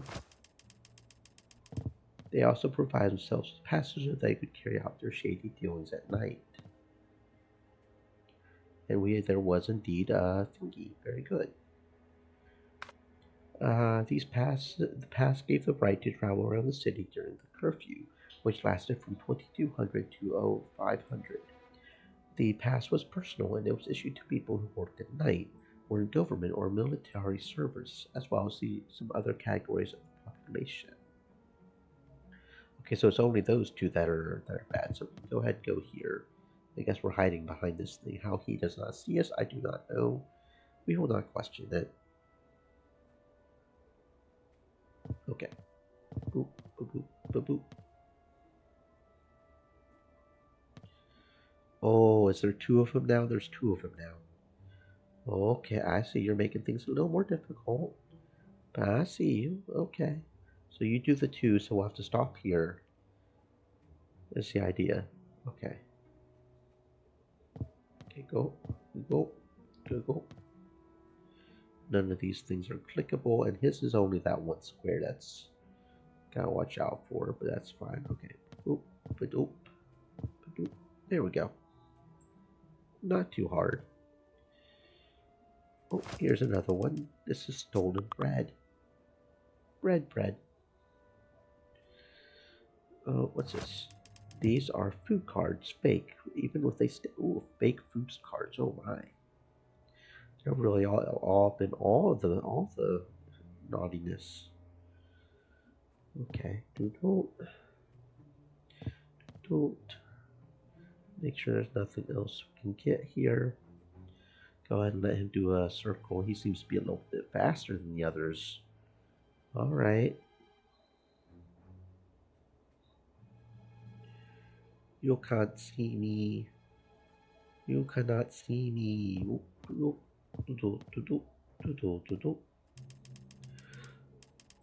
The gate is bolted. I need to open the gate without attracting attention.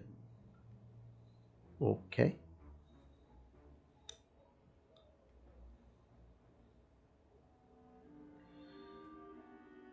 Okay, so what I have to click on the 7? Like that? Okay, okay. I see. Like so? Okay. And I get 3 chances to mess up is probably what that is down there. That's probably what that is. Okay. It is starting to speed up, I see. Makes sense. Okay, so none of the mini games are really proving to be too hard so far. That's good. I have to go back and tell them Militia about this place. And how did you get in if it wasn't through this door? Why did we have to go all through? Okay, I won't question it too much, I guess. It is so good that you're already here. I saw the bread there in their bandit warehouse. And not just bread. You better be careful, bro. The Militia might be in on this. You better be careful. They might pop you in the head now. Where is the warehouse? At the end of this lane, at the brick house. There is a gate and a back exit there. Do not let the villains get away. We will figure it out.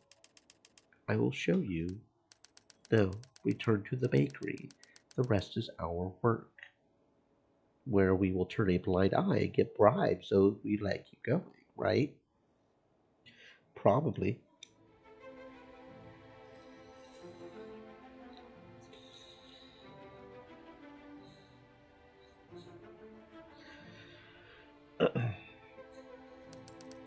Thank you very much for your help. Really, I did not know what to do. War is our common misfortune. We should all help each other. Of course, you are right. 2 rations of bread, please. Here is your bread.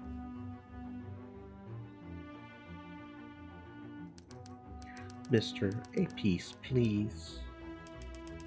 How can I help you, brother? After all, Anna Albertovna is waiting for me at home, sick, hungry, and she really needs bread. And you need it, otherwise she will die of hunger. Uh, I mean, we just give our bread, right?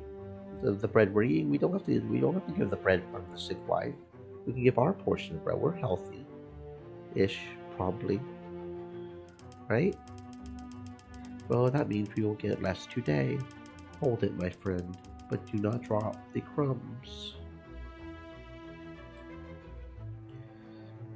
If our wife is as old as us, honestly, we should give it to the kid anyways. Kids get, I mean, they're young. They got life ahead of them, right? Please sell me a piece of bread. The children are hungry at home. Vlad, Lena. Sorry, dear. I do not even have a piece to spare. Not at all.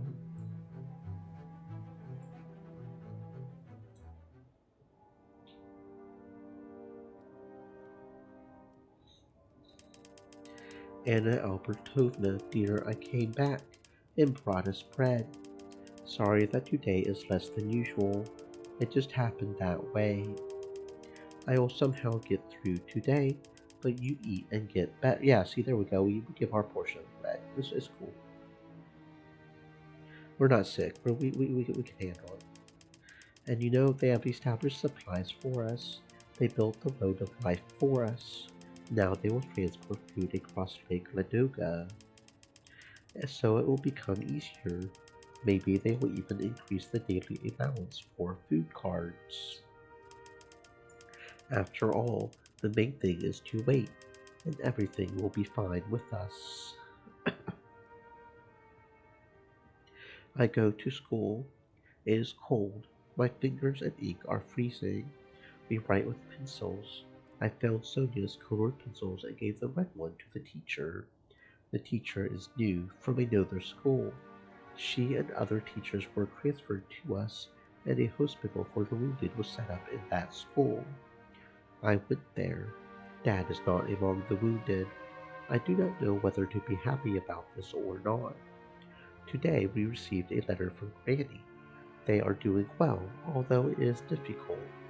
Lolodiah is now a first grader. I need to write to them too so they do not worry that we are alive, healthy, and protecting the city. I want to eat all the time, but I will not write this.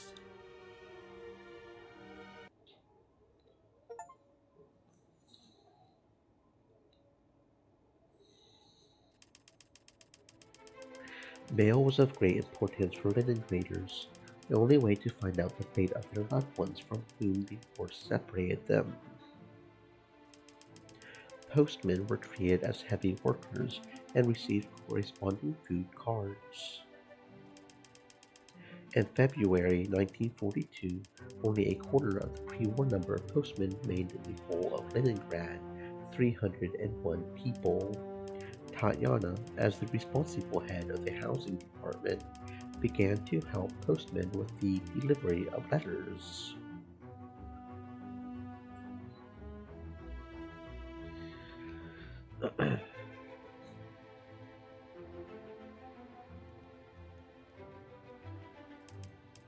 Mom, what are you writing?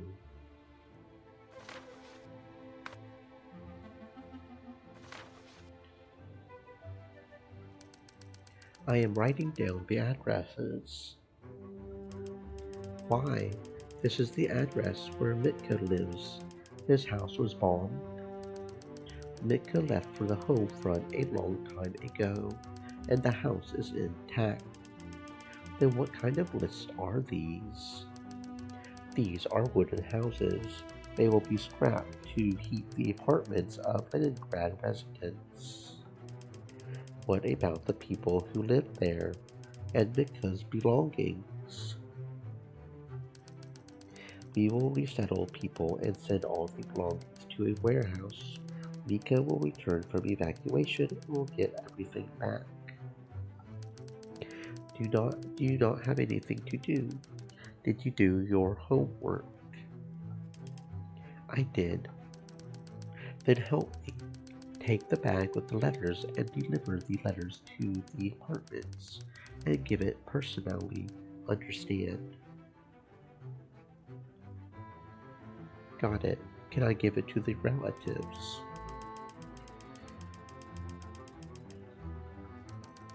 To relatives or reliable people. Go. I am already on my way. And do not go into a bombed apartment. Understood? Got it. Mom, there is another letter on the table for Emilia Vitovskaya. Should I take it? Take him? No, this is a painful letter. I will give it myself. Okay, I will be back soon.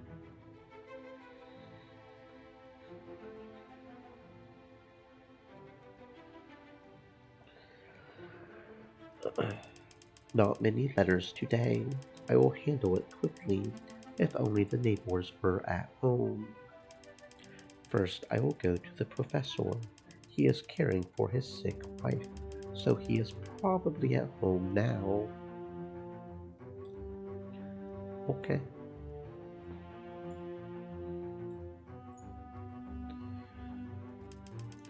Fyodor Mikhailovich, hello. Because of the blockade, a lot of letters for Leningraders accumulated behind the double front line. At the end of February 1942, 6,000 bags of mail arrived in the city at once. It would take weeks to sort through that many letters. Therefore, on the eve of International Women's Day, hundreds of volunteers from Komsomol detachments were detracted to the postal service for a day. March 8, 1942 became a real holy day. More than 60,000 letters and telegrams were delivered to addresses. Sasha, hello, hello. How are you doing? Where is Anna Albertovna? I took her to the hospital. Yes, yes, to the hospital. What did you want, my friend? I brought you a letter. Important. I was ordered to hand it over to you personally. Take it. Thank you. Now let us see what they write. They arrived, my precious ones, safe and sound. They write that they were placed in a safe place with all amenities. Where did they go? Who are your relatives? Exhibits, Sasha. Exhibits from our hermit age. Everything has been checked. Everything is intact. Indeed, you brought an important letter. Thank you. You are welcome. If you need help with anything else, just tell me. Yes, Sasha, I will be very grateful to you if you find some firewood. I would like to flood the potbelly stove. When Anna Albertovna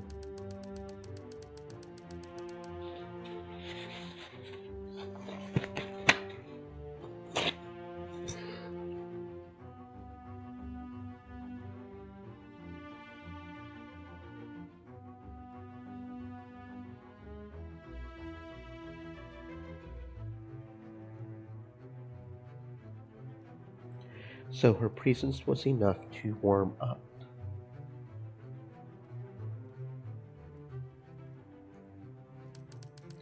And now it's very cold. Do not worry, I will bring you firewood. I know where to get it, and I will light the stove. I will do everything soon.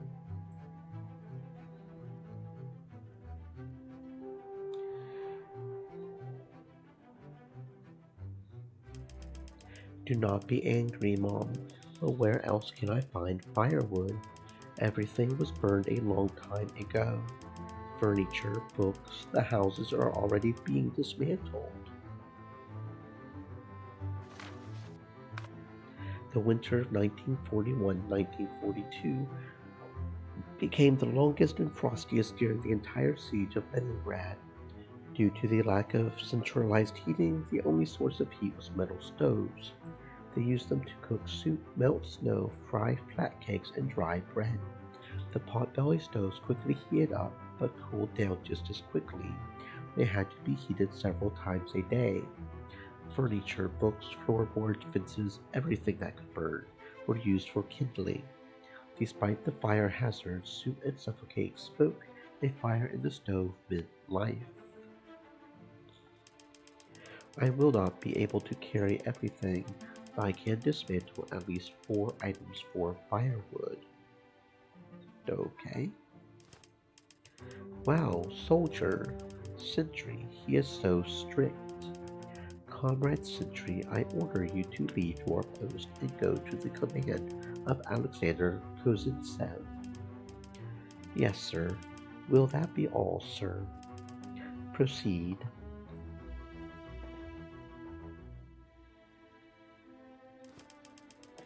This is the young Voroshilov shooter badge. It is not good that the award is lying on the floor, and there is no one to give it to. The owners died in the bombing. I will keep it as a keepsake. In the 1930s, in the USSR, the Society for the Assistance of the Defense, Aircraft, and Chemical Construction of the USSR was created. designed to strengthen the country's defense capability and prepare citizens for defense in the event of war. Success in military training was marked with badges. The Young Voroshilov Shooter Badge was awarded to Soviet teenagers from 13 to 16 years old who successfully mastered small arms and passed the appropriate shooting standards. The badge was established in 1936 as a variant of the Voroshilov Shooter Badge, which could only be received by adult citizens of the USSR.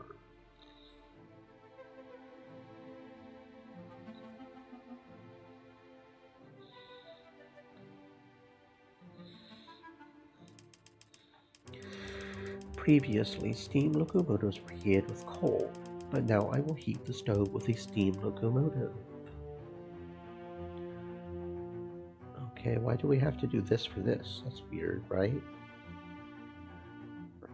Oh, we have to dismantle it. I see. Oh, that's interesting. They even have a little action thing where we're actively dismantling it. Okay. Interesting. Cool. Good start. 3 to go. So what things do we not dismantle? I mean, chairs, there's multiple things here. Should we not dismantle that? Can we get more wood from some of these other things or something? Beautiful table. It is even a pity to break it, but it is better than dying from the cold.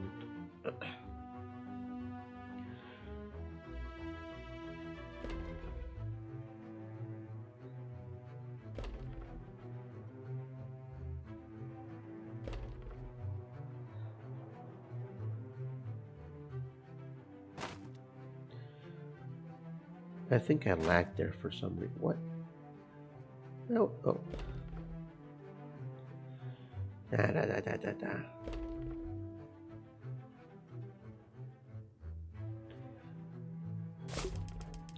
Second one is done.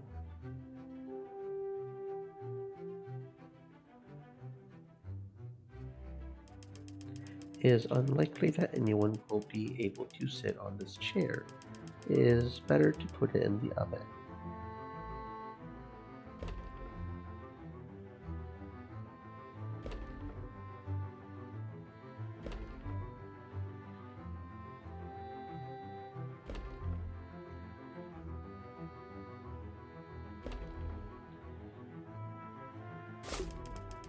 Only one item left to dismantle.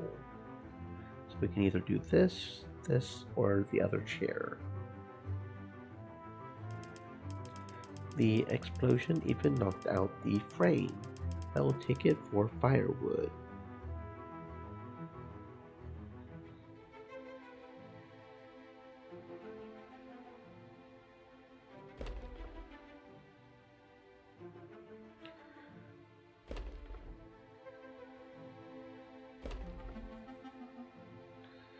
All the nines.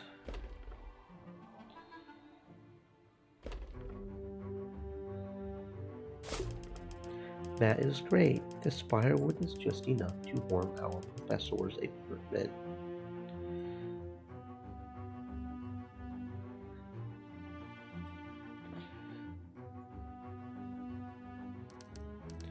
Stop. Where did you get the wood? Hello, Anton Matveyevich. How is your health? Do not change the topic and answer the question. Where did you get it? I asked. Why are you swearing right away? I found it in a bombed apartment. Everything there is covered with snow. The furniture is broken and damp. It is better to use it for kindling. At least it will be useful.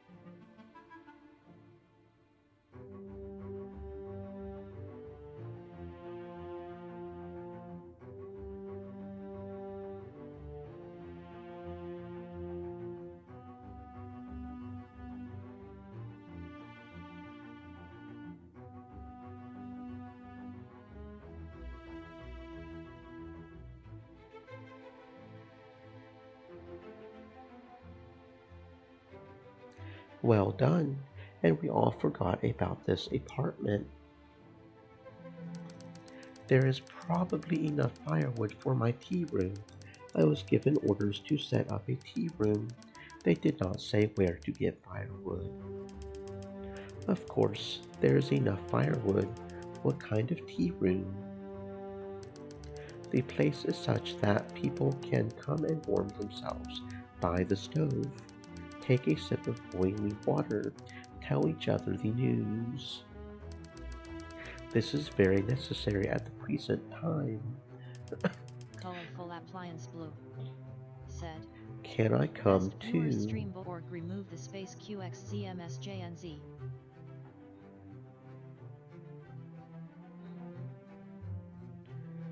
Why you lagging, bro? Why you lagging?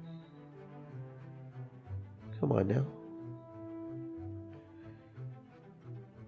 Boink, doink, and doink, doink, and doink.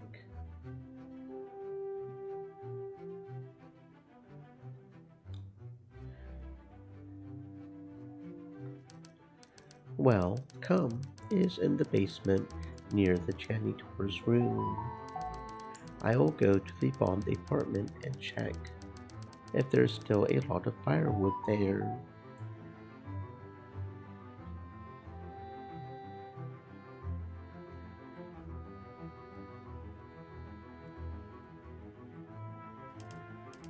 Here, Fyodor Mikhailovich, I brought firewood.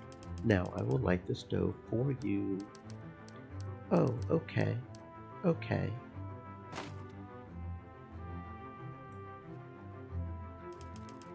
Fyodor Mikhailovich, have you been to our tea room? What? Which tea room, my friend? Anton Matveyevich has a tea room. There's boiling water and warmth there. Everything is for the people, as it should be. No, Sasha, I was not there. So you need to go. There are people there, different news. Still, it is more interesting than sitting here alone. Yes, yes. You seem quite sad. You know what? I came up with some tricky questions for you. Maybe it is time to play a new round.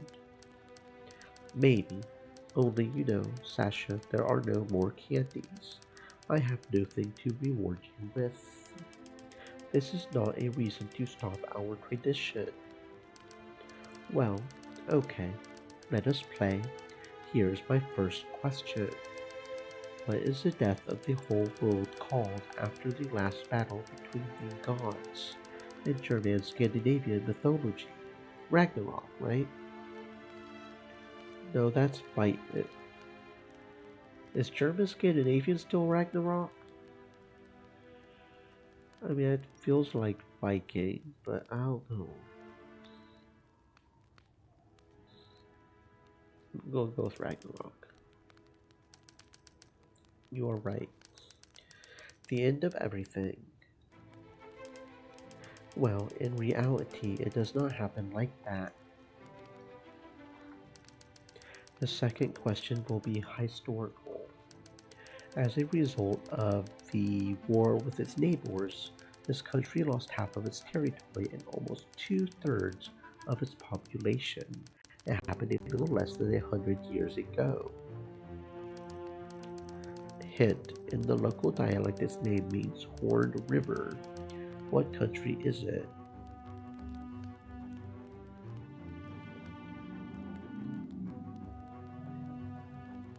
Huh.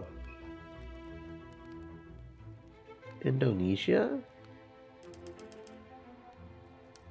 No, Sasha. This is Paraguay, and all because of the territories. Huh. I genuinely did not know there was a war in Paraguay. Like that. Okay, cool. The more you know. Did you think the Nazis also need our territories? I do not know, Sasha. I think that any war cannot be justified by anything. I think that war can kind of be justified if you're trying to defend yourself. from like tyranny or something, like a revolt. But there are very, very specific reasons for it to be okay. You're asking two gloomy questions today. Maybe choose something more fun. Perhaps you are right. I'll think of something now. In Russian epics, this place marks the border between the world of the living and the world of the dead. And the valiant Bogateers reliably guard it and do not allow the forces of evil to approach people. What is this place? Ball Mountain, right? Pretty sure, right? Oh, okay. According to Slavic folklore, witches gathered on Ball. Yeah, witches, right? And the place of battle between the Bogateers and evil forces was to Elder Rose Bridge. Okay. Exactly. Across the Smorodina River, and the Bogateers always won. Well, since we are talking about victories, here's another question for you. How long did the shortest war in High Story last?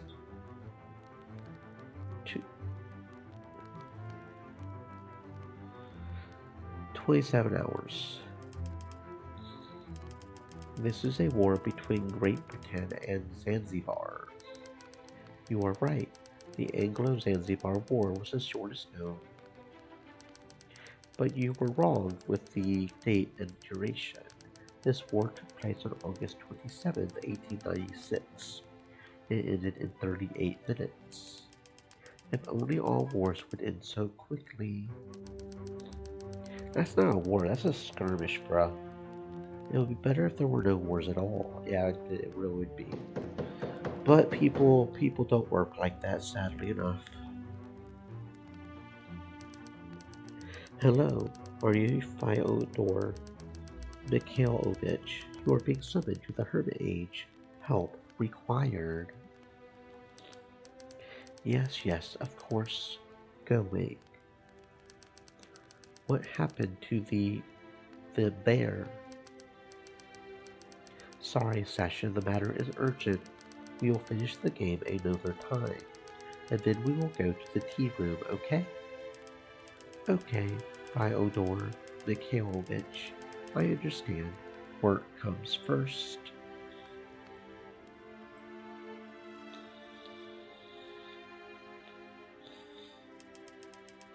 It is good that the professor was called to the Hermit Age. Work distracts from all sorrows. That is what Mom says. It is time for me to fulfill my task. Deliver the remaining letters. You are Alyosha's friend, are you not? Sasha, right? That is right. Even ace buddy, one might say. Do you know Fyodor Mikhailovich, our neighbor? Professors? Of course I know. We talk with him often. You see, what is the matter? I promised him some drawings, but I cannot find him at home. Could you help? What kind of drawings? Military, or is it a secret?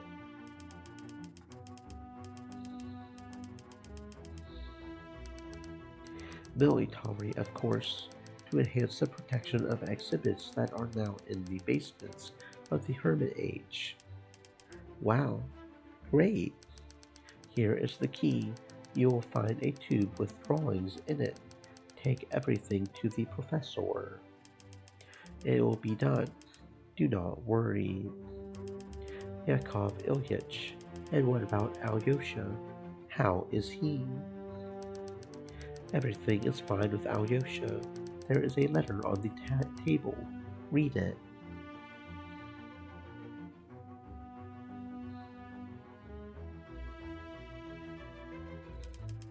Here it is, the letter on the table. Let us see. I am curious how Alyosha settled down there. We arrived perfectly. The Germans attacked from the air, but ours repelled the attack, so the train arrived without losses. Serves them right, the fascists. They will not shoot at our trains anymore. There are a lot of evacuees here. We were assigned to a good family. They also have a son, about Era. We will go to the same class. Next, about Mom. This is personnel. Here, how are my friends? Pavel, Sasha. We left quickly. I did not have time to say goodbye to them. I hope they are doing well. Everything is fine with us, Alyosha. It is difficult, of course, but difficulties make us stronger.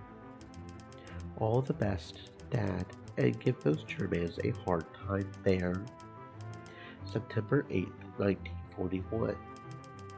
So this is an old letter, 4 months ago, but apparently it is the latter. Yakov Ilyich must be rereading it every evening. I would also reread and keep Dad's letters, if they came. And what are these scraps on the table? This is a front map. A real military secret. Well, let us see where our troops are hitting the Fritz. Oh, we had to put it together, okay.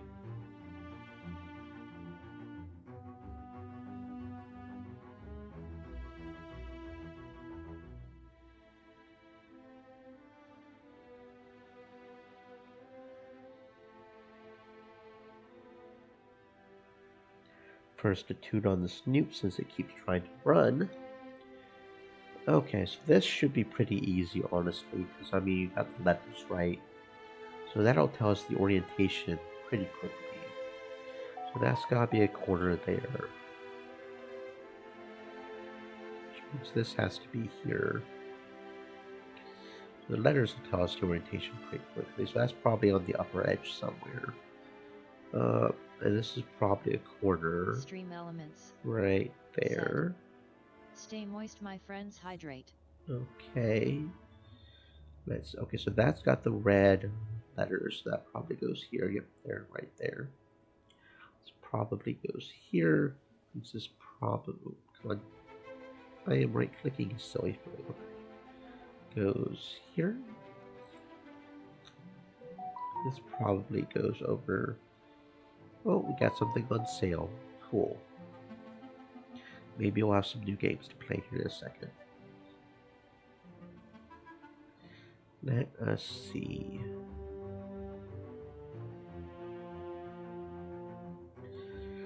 Okay, so this has got some of the water on it. Okay, so yeah, that's definitely here.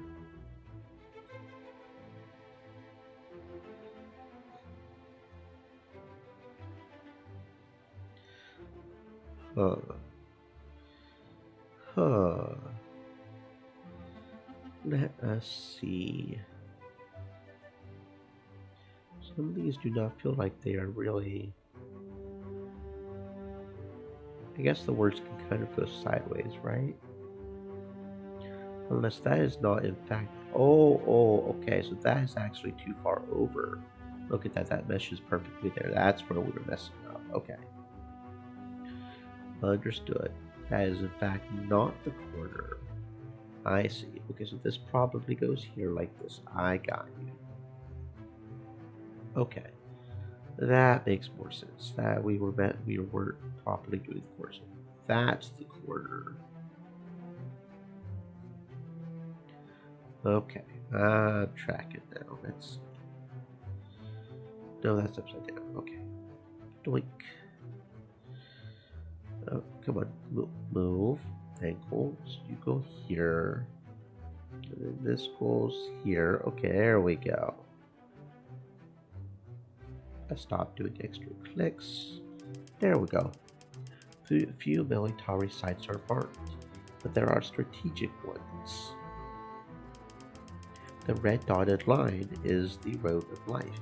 It is along this road that trucks come to us from the mainland. What kind of oil pipeline is this? I've never heard of this. They will probably build it. After all, the city also needs fuel.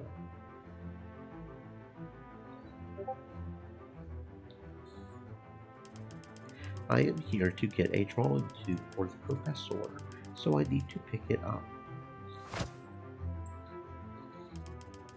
But the professor is still not at home. I will deliver the remaining letters first. This is a reason to visit Contrabass.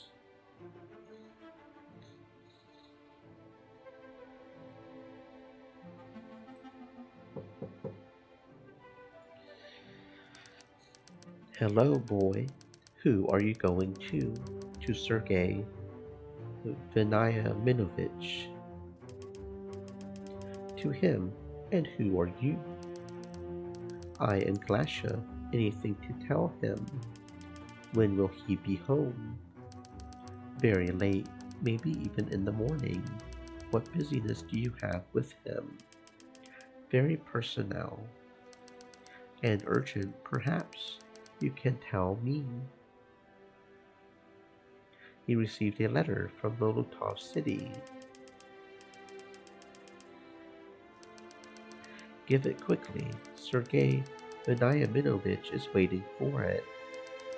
His whole family left to Molotov City, only he stayed in Leningrad.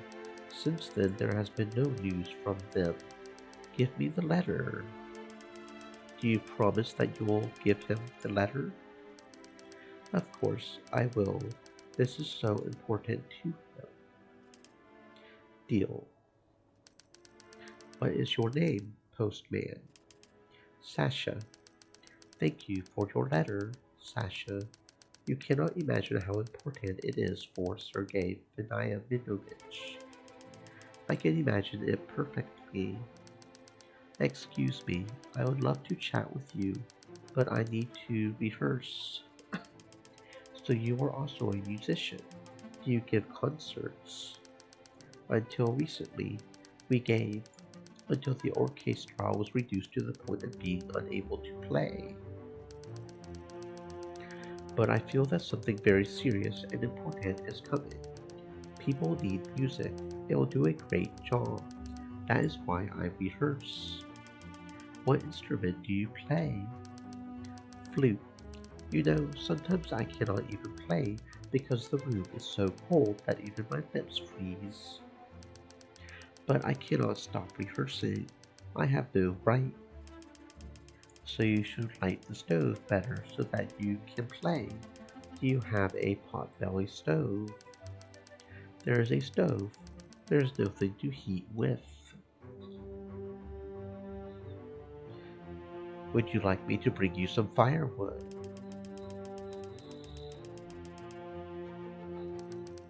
Firewood? To me, that is great. I will just take the letter first. Valia Arkhipova, your neighbor. No, Sasha, but she is not there. No one has entered this apartment for 2 months. Where did the owners go? Who will I give the letter to?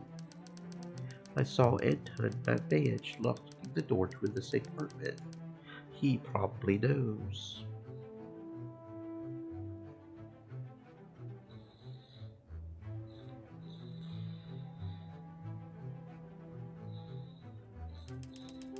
So here it is, your tea room. Come in and warm yourself up. Thank you. It is really warm. Anton Matveyevich, do you know where I can look for the archipos? What do you need them for? The letter came from the front line to Valentina Arkhipova from Ivan Solovyov. Valia will be happy. Give me the letter. I will deliver it to her new apartment. So that means they are alive. Did they just move? Luckily alive, and Valia and Seryoza and Vladmila Sergeevna, God bless her, Do you not dare bury people ahead of time? Tell me, in the apartment of Contrabass, I mean musician Sergei Veniaminovich, what kind of girl lives? Is it too early for you to be interested in girls? I am on business. If a letter needs to be delivered or something else, I should know whether to trust a person or not. Glasha is a good girl, hard-working. Her house was recently bombed, so they moved her to Veniaminovich.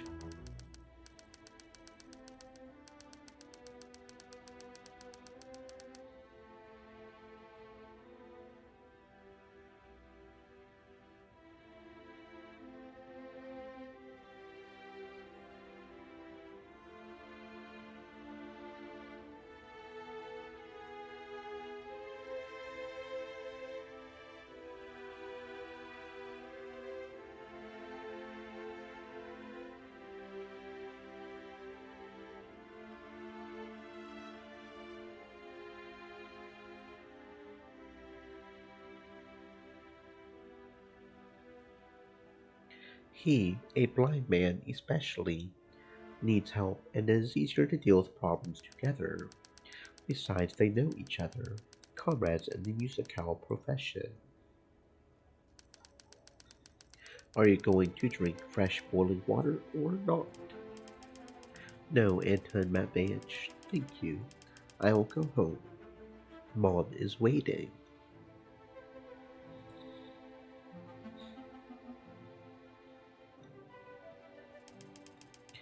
I really delayed the delivery of letters. It is time to go home and help Mom with dinner.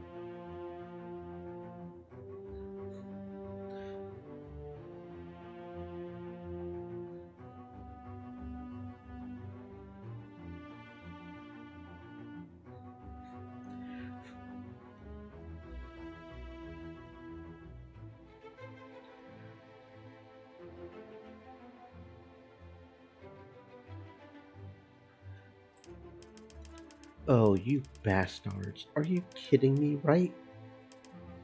Well, hold on, damn fascist. I will collect every single one. Nobody will see them again. Oh, we are collecting the things. Is there anything? Okay, that was actually one of them. Doesn't look like there's much out here other than these things, so.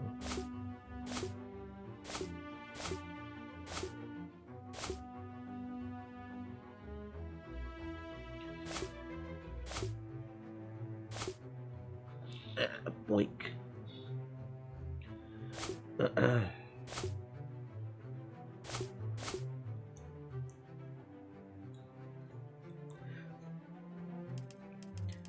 Damned ones. Burn you in the stove so that only coals remain.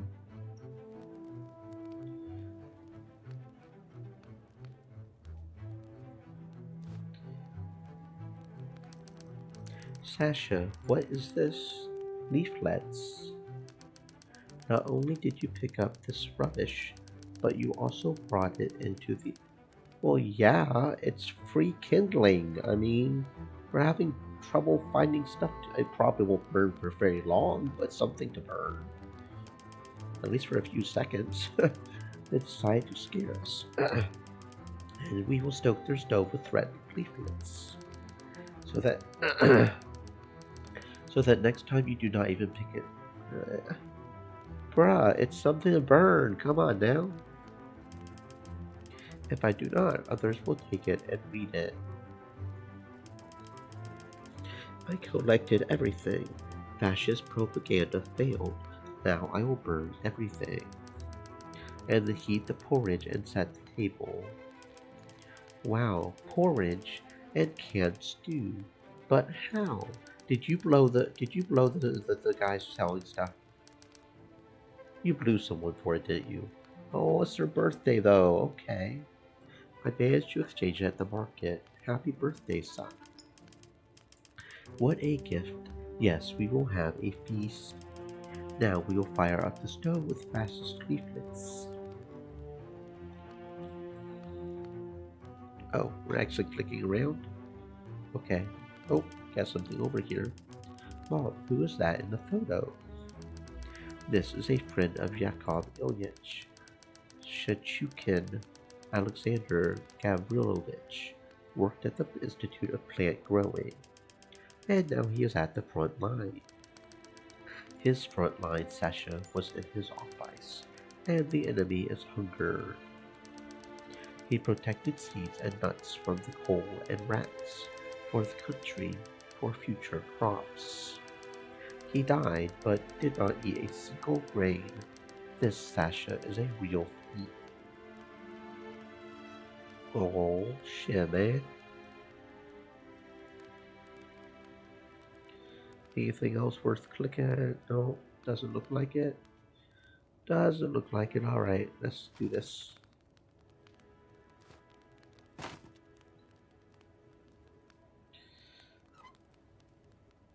Do.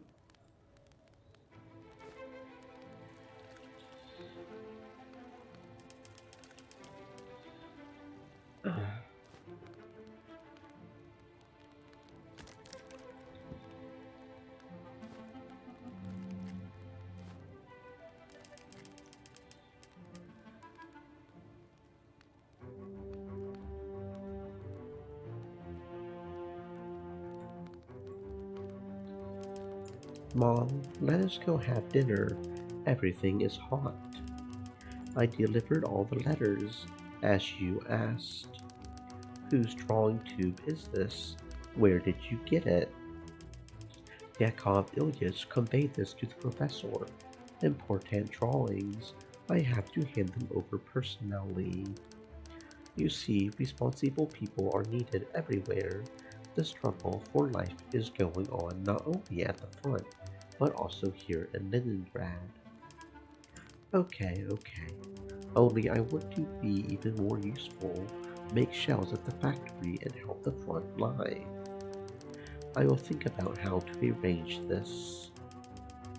Didn't we get a letter from Dad? No, Sasha did not have. He's far away at the front.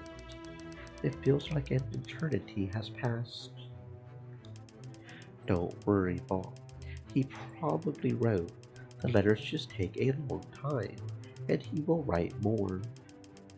The mail will work normally, and we will receive such a mountain of letters at once. Thank you, son. Thank you. Today is my birthday. I would not remember, but my mother got hold of a whole can of stew for this occasion. Yummy. It is so warm inside right away. No stoves needed. But not everyone is so lucky. The professor's wife died from hunger. Fyodor Mikhailovich is also very weak, and the worst thing is that he lost heart. Wonder if that wonder if that's a consequence of giving the orphan food. It'd be interesting almost to go through just to see if it did, you know? And the worst thing is that he lost heart. I need to visit him more often. And the Savelyeves all died. Some are under bombing. Some are on the front line.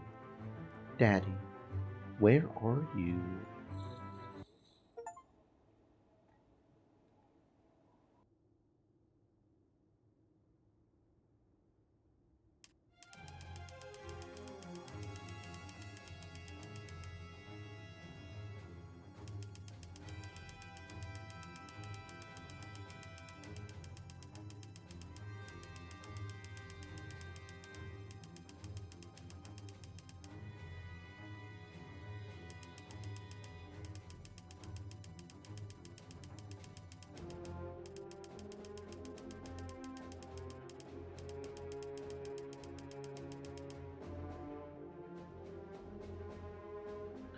Hunger.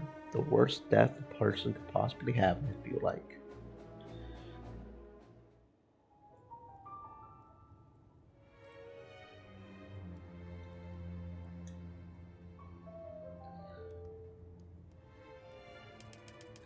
When you finish your homework, go get some water.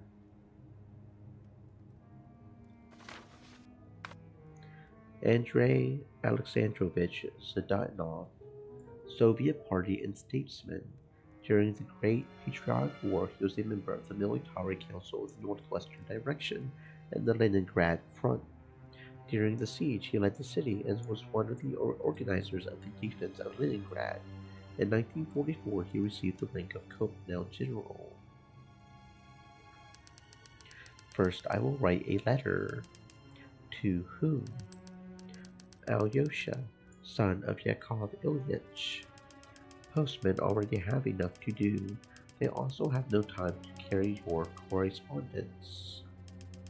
They risk their lives to convey important messages. This is serious work, Sasha. So I have a serious letter. By the way, he needs friendly support now. Alyosha is there, and his father is here, and at work all the time. He has no time to write. So I write that we are alive here and are not letting enemies off the hook. In your opinion, this is not important. It is important, Sasha. You are right. You also help everyone. You carry mail. I do it because our postman was killed during an air raid. There are not enough people, and we must help each other. So I want to help Alyosha. One letter does not weigh much, but how will it support him? Okay, little helper, do not forget about water.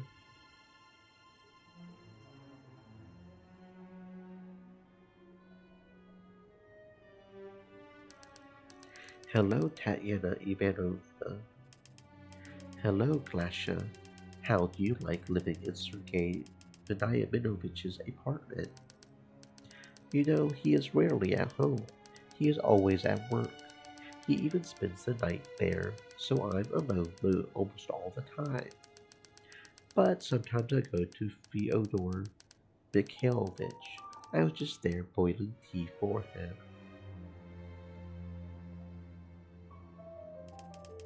It is good that you are helping him. Thank you. How can I not help? We are all connected by one misfortune, and together we can cope with any adversity. That is right. We can handle it. Only you know, Fyodor Mikhailovich, when he took his wife to the hospital, he almost stopped eating and became completely weak. He sits for hours in front of her portrait. It's as if a dream has fallen on him, and he doesn't want to wake up. We should look after him. I would take it myself, but now I have rehearsals every day. We are preparing for concerts. Has our Leningrad orchestra really been restored? Not yet, but we really hope, and so far we have assembled a small ensemble. Today is our first radio appearance. This is wonderful, a wonderful thing you have started. It is difficult to play. The instrument seems so heavy, and the fingers do not obey at all. But we still try, because for others, those without music, it's even more difficult. Glasha, have your relatives been found? No, I went to the militia. No news. But you know, Tatiana Ivanova, today we will appear on the radio. They will announce our names there, won't they? I hope Mom or Yaroslav hear and come. Surely they will come. Thank you for your support. Well, I will go. Goodbye. Take care, Glasha.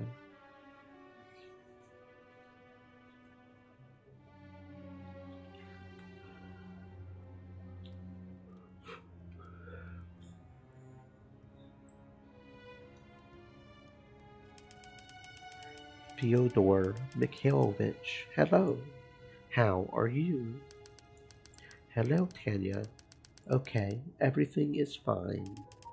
And I have a letter for you from your son.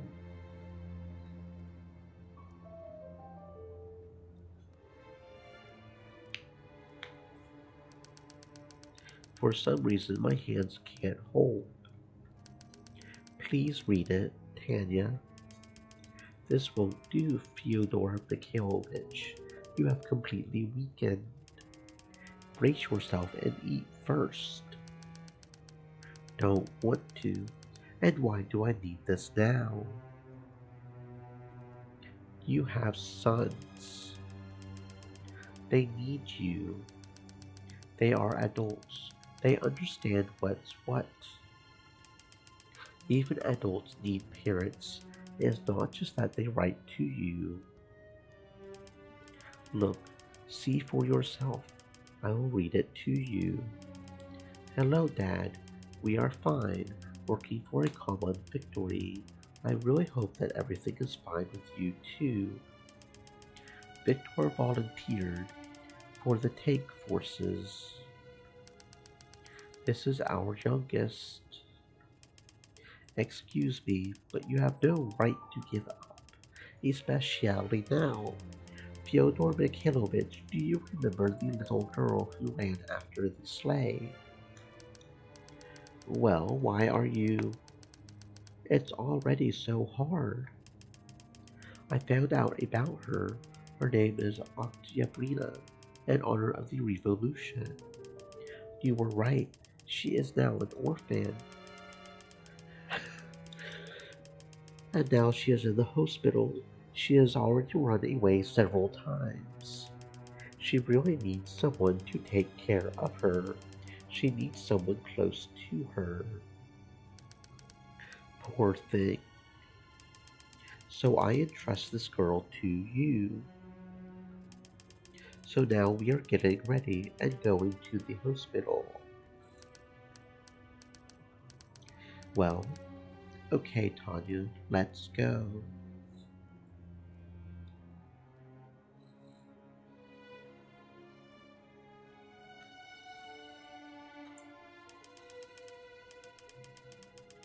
Anton Matveyevich, who are you taking away? Visitor. He came to the tea room sometimes, but today he did not come. We found him on the street. What's his name? I don't know the name. I asked him. For the life of me, I don't remember. He says, how will you fill out paperwork? I will take him to the cemetery, and that's it. Let them formalize him there. Anton Matveyevich, there are so many unknown people like this already. No address, no last name. We need to find out who he is. Your choice, Tatiana Ivanovna. Find out. But you can't leave it here right next to the tea room. There are living people walking here for help, for warmth. A corpse in the middle of the yard obviously won't add moral strength to them. A corpse in the middle of the yard obviously won't add moral strength to them. Stop talking like that.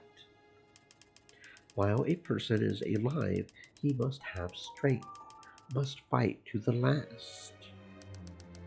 While a person is alive, he must have strength, must fight to the last. Why are the lines repeated? Hear this. In November 1941, food supplies in Leningrad almost ran out. The norm for food cards had been reduced to a minimum. A single piece of bread received once a day was divided into parts, dried and eaten throughout the day. Food substitutes were used instead of products. In the suburbs, under enemy fire, Leningraders were extracting last year's potatoes and vegetables from under the snow. People ate leather belts and wood glue. Mortality has increased rapidly. Leningraders died in their cold apartments, at work at machines, and lines for bread. Thousands of unburied corpses lay in houses and on the streets.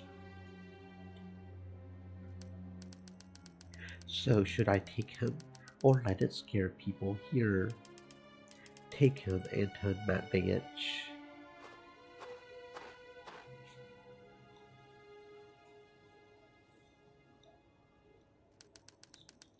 Everyone dies. Everyone. Let us go, Fyodor Mikhailovich. Important things await us.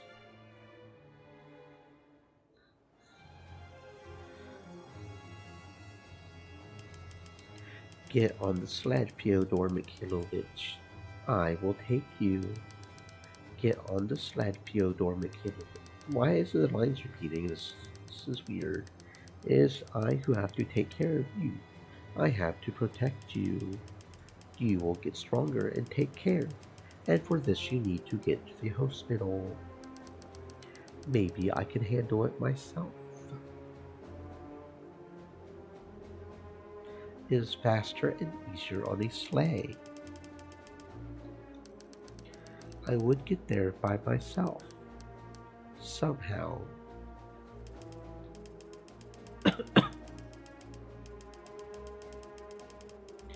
No way. I saw how you're ready to give up. I will hand you over to the doctors personally.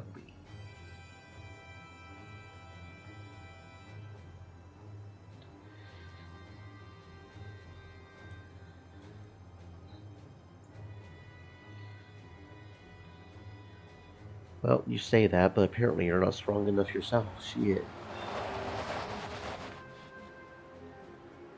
Oh, okay. Maybe you were.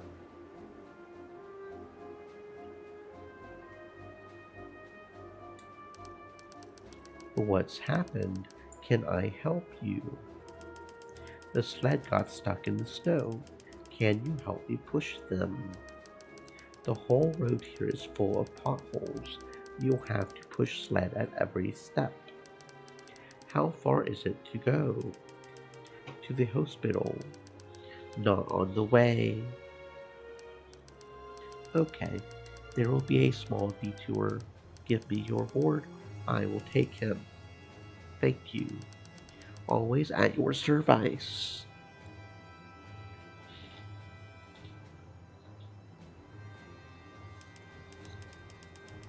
Well, I was delighted and even forgot to ask his name. Nevertheless, there is no time to stand and regret. I need to deliver the letters and then return home.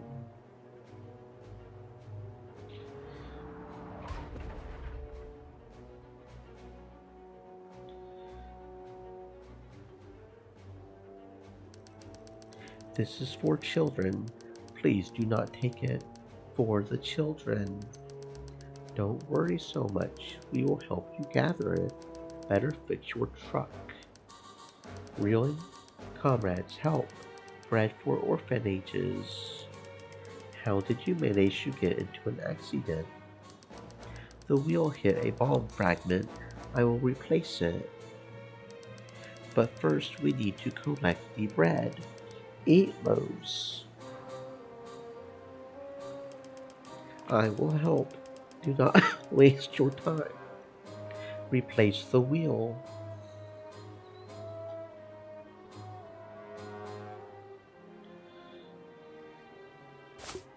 I don't see any clickables for lower. So we will just collect the breads.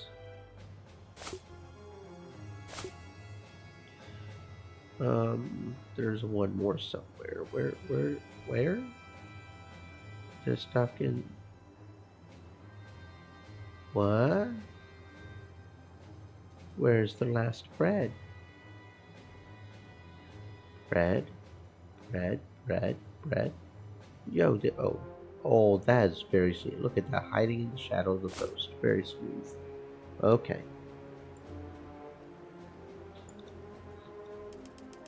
I saw a loaf of bread lying next to you. Where is it? I have no idea. There was nothing here. Shame on you. Bread for childcare faculties, and you steal it. Do not insult me. And this is not an insult, it is a fact. Come on, show me what you're hiding there. Nothing, and it is none of your business at all. You are not the militia. I will deal with you now. Do you know what they do to people like you? Give me the bread now. There is no need to yell at me. Here, take it. I was going to take it to the driver. You are shameless. Get out of here now. You insult me for no reason. I will not forget it in a hurry. Come on, complain. Maybe some more of your wild deeds will come to light.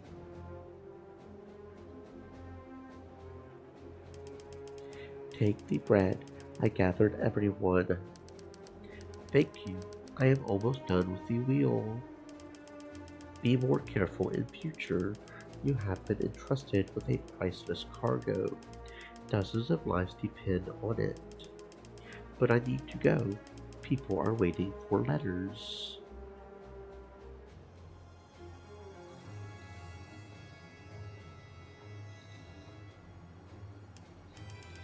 When will all this end? Every day. How many more people should die? Help! Someone help! Hey, who is there? Help! We are trapped. The door will not open. Oh shit! I'm going to get you out of here. Don't you worry, babe. We got you. We got you. We got you. You're gonna be safe, right?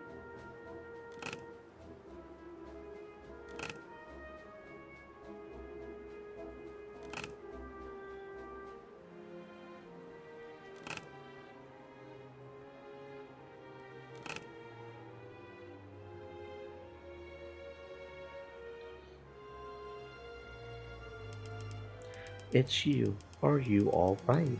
Is there someone else in there? No, just me and Vidya. Thank you. You saved us. I didn't know that you also have a.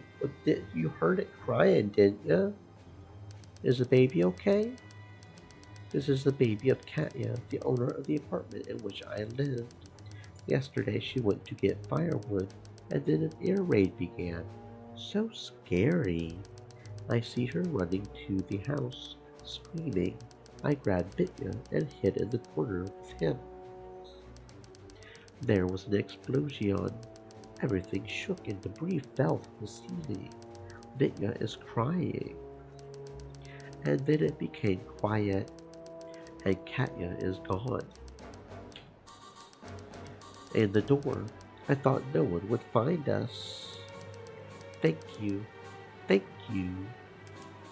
Well, it's okay. It's all over already. You are safe. You have been found. Where are your children? There were two of them. No, no, no. We must go to the bomb shelter. Hurry. What about Vitya? Swaddling cloth, feeding bottle. We need to pick them up. Wait here. I will be right back.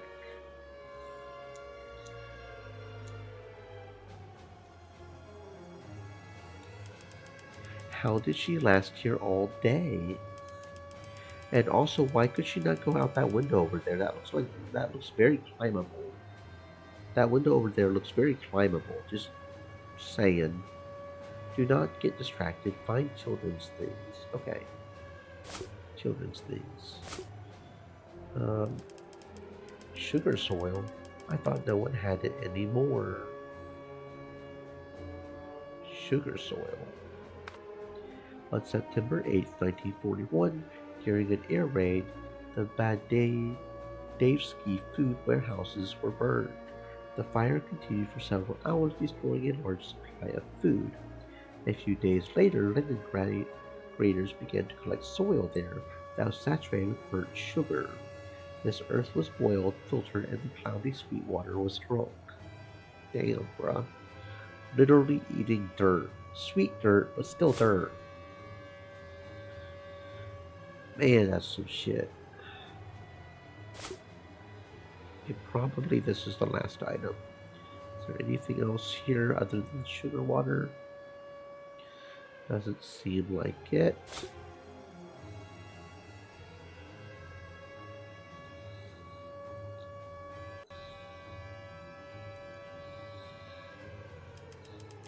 I found children's things, and here's the land from the Badevsky warehouses.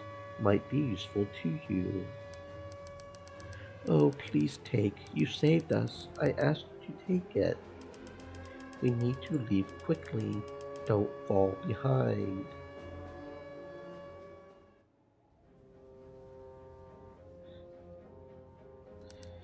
Well, there are more people.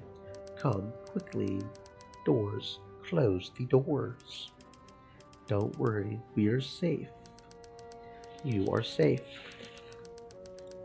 But yesterday, on the next street, during an air raid, people came running and the door was thrown open. And at that moment, a bomb fell into the yard. Everyone who was hiding was cut by the shrapnel. Well, now it's going to roar. The heart is already sinking, so we will also have to listen to the screams. Please don't kick us out. No one will dare to kick you out. The baby just needs to change his swaddling cloth and feed. Everybody needs to feed. They're hungry out here. We hungry.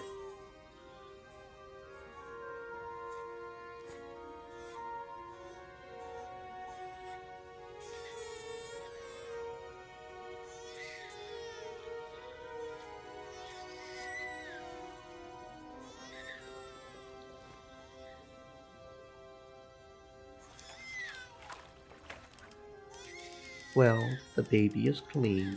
Now let's feed and calm him down.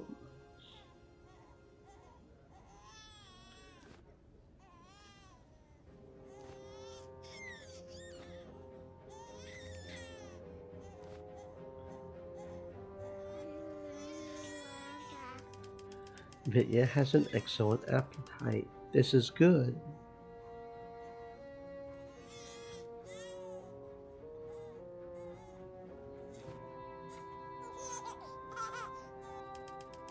So he calmed down.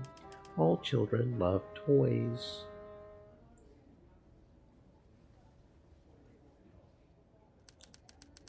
You are good with the baby. I am so grateful to you.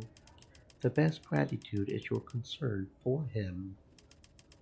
After the air raid, find a house manager to move you to suitable housing. What about us? There is now a hole behind our wall. It's scary to stay in the apartment. As long as your apartment is intact, live in it. Live in it. The window is cracked. The walls are frozen through. Well, cover it with something. Ask for firewood. No one has warm apartments now.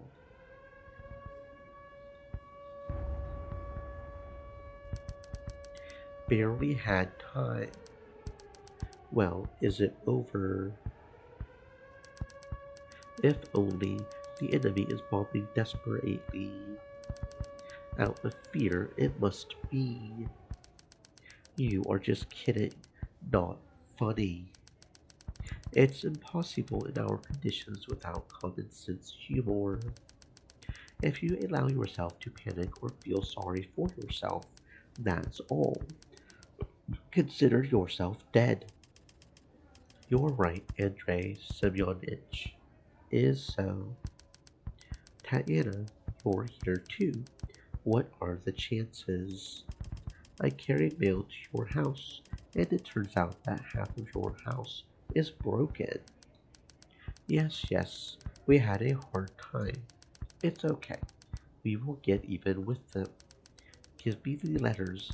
I will deliver them to everyone who survived. Thank you. You will help out a lot. Is there a letter for me? Letter addressed to Emilia Vitovskaya. Hiding the letter ain't gonna do her a damn bit good, bro. She has a right to know. Yes, unfortunately, forgive me. Forgive. For what? For the bitter news. My Jonas, my husband. Your husband is a hero. He will not be forgotten.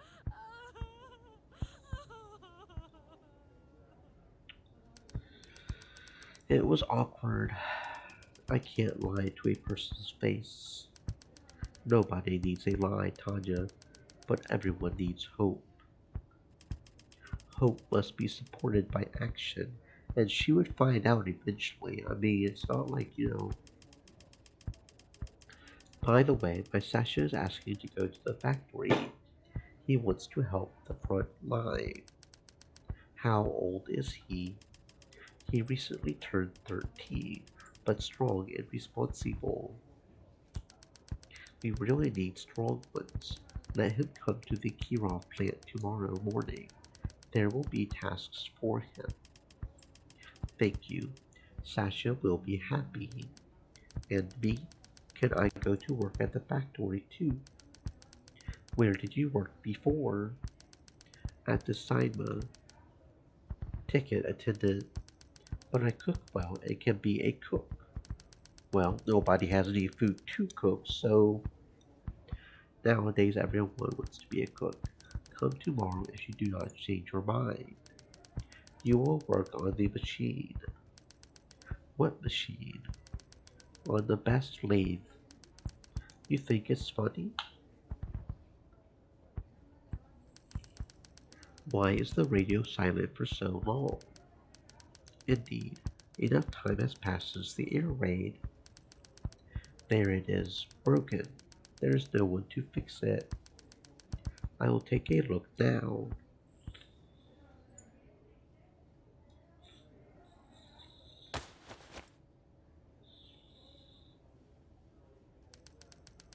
I got frostbite on my fingers at the wrong time. This is delicate work. Can you help, Tanya? Of course, Andrei Semyonich. Tell me what to do. Here the wires need to be connected tightly so that they don't break off. Oh, another one of these. Okay. So we need so we okay, so we need them to go here, or do we need them to go up here?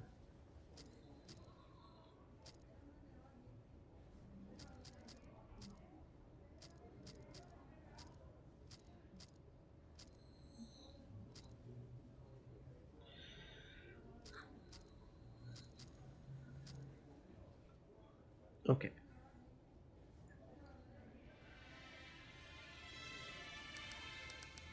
good. It's a pity that our orchestra no longer exists.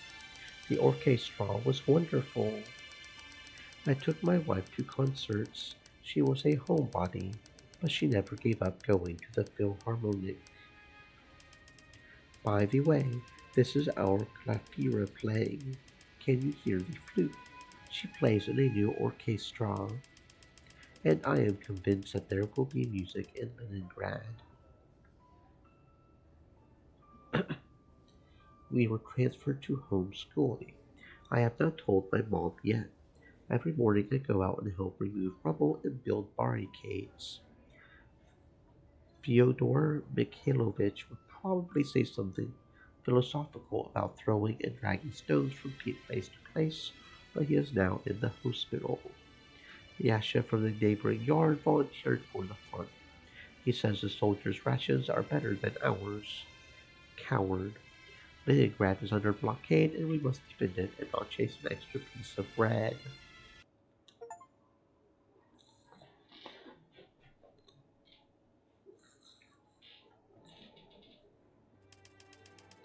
Despite the terrible burden of the blockade, readers did not forget about their favorite family holiday, New Year. The main New Year's attribute, a Christmas tree, was difficult to get, and city residents tried to find at least spruce branches. The adults, exhausted by hunger, tried to do everything to organize a real holiday for them, with a Christmas tree, gifts, and most importantly, food.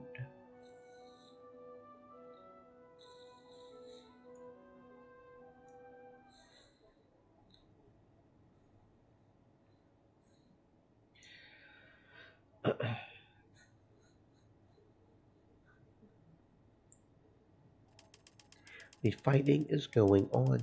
The enemy is strong, but we are stronger. After all, behind us are you, our loved ones, and Leningrad. Do not worry about me, darling. I will definitely come back. Yours, Yvonne. Darling. It's so good that I met him, but it's time to get back to busyness. Today is a very important day. Our children will have a holy day, a real one with games, gifts, and sweets. I really want to please the kids. During the blockade, many children did not stop studying, and even on famine days, the city was preparing to celebrate the new year. Despite the shortage of fuel, Christmas trees were brought from the forest. In schools and kindergartens, in theaters and concert halls, New Year's parties were held for children with gifts and a hot lunch. For the little Leningraders, it was a real holy day, so that they forget about the war at least for a while. Oh, my favorite ensemble on the radio. Fyodor Mikhailovich says the flutist is a very nice girl and lives in our house, but I never even saw her once. I will have to go see her and get to know her, and to say that their music is very good, bright, and supports us very much. And now it's time to decorate the tree and put Father Frost under it. Otherwise, who will create New Year's miracles?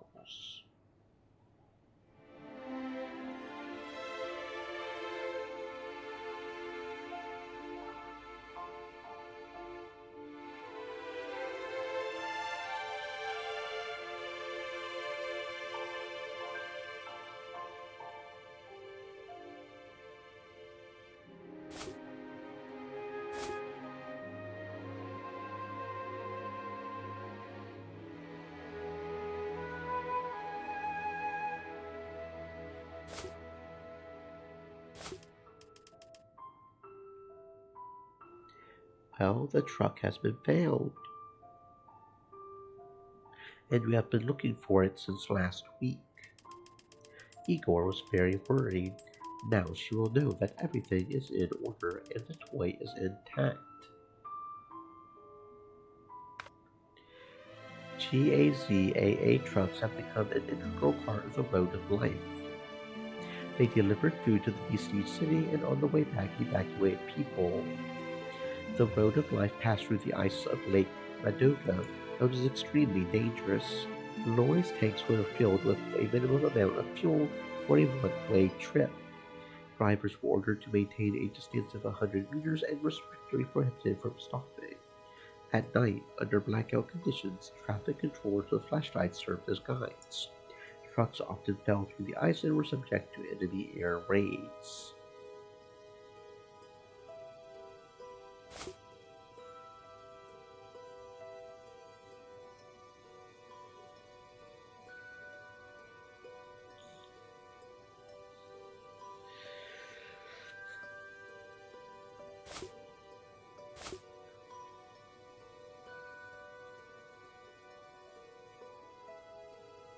What does a fox say?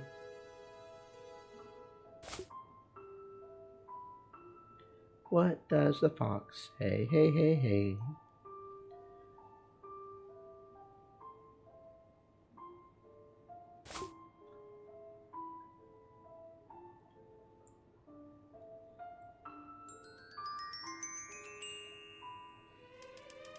How beautiful it is here. It's a pity that Seryosa is sick and won't see all this. We don't even have a Christmas tree at home, just twigs. Well, it's okay. I will bring him a treat and tell him how it went.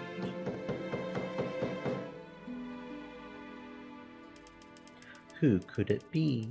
It's too early for the children to return from a walk.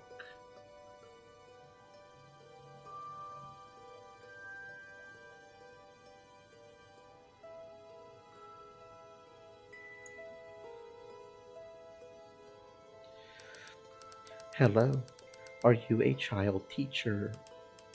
Yes, and what happened? Is this your ward? No, I don't know him. Hello, whose are you? He doesn't say. He walked down the street alone and cried. Poor thing, he must have been so scared.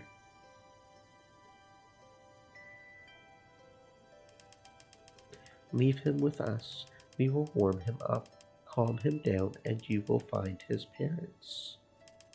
Besides, today we will have a New Year's holy day. Holy day, you say? This is good, but I leave it under your personal responsibility. Can you look after him? I can handle it. Just please find his relatives as soon as possible. They are worried too.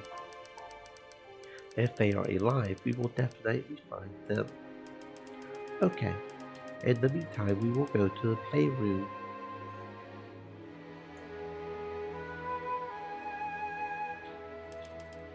You see, it's not cold here at all, and your things will lie in the locker. No one will take them. Well, let's get acquainted now. My name is Valio. And what is your name? You are silent, like a partisan. Let's go to the playroom then. We can't stay here in the hallway. All the fun is in the other room.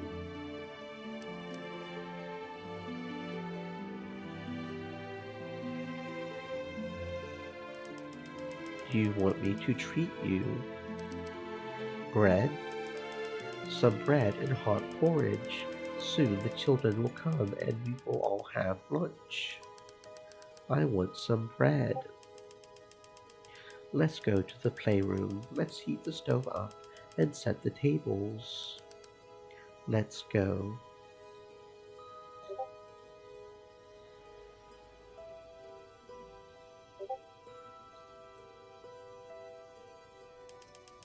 Look how good it is here.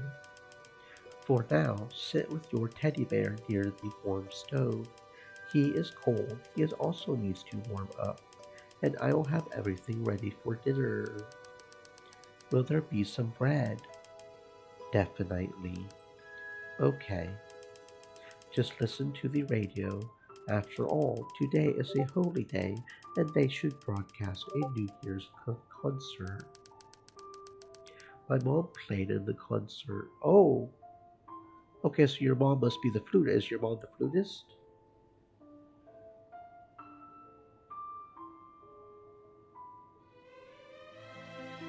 What instrument does she play? Clarinet, okay. Okay. Maybe she'll also appear on the radio. What has happened? She got lost. Don't worry, they will definitely find her. The man who brought you, he finds everyone, and he will find your mother. Do you remember her name? Vera. What is her last name? Don't remember? Well, they will find her anyway. Maybe she will appear on the radio and we will find out. You sit here and listen carefully to the radio, okay? Okay.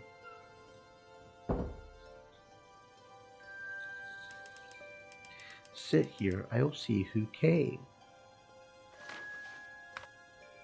Radio played an exceptional role for Leningrad. It connected the city with the whole country, kept them informed of the main events, and served Leningraders as a source of endurance and perseverance. The radio read articles from central and local newspapers, the distribution of which was difficult. On the radio, people learned about the long-awaited increase in food card standards. From October 1941, a frontline radio newspaper was broadcast 3 times a week. Employees of the Leningrad Radio Committee prepared broadcast in the most difficult conditions, but they knew how much Leningraders needed works of support and encouragement.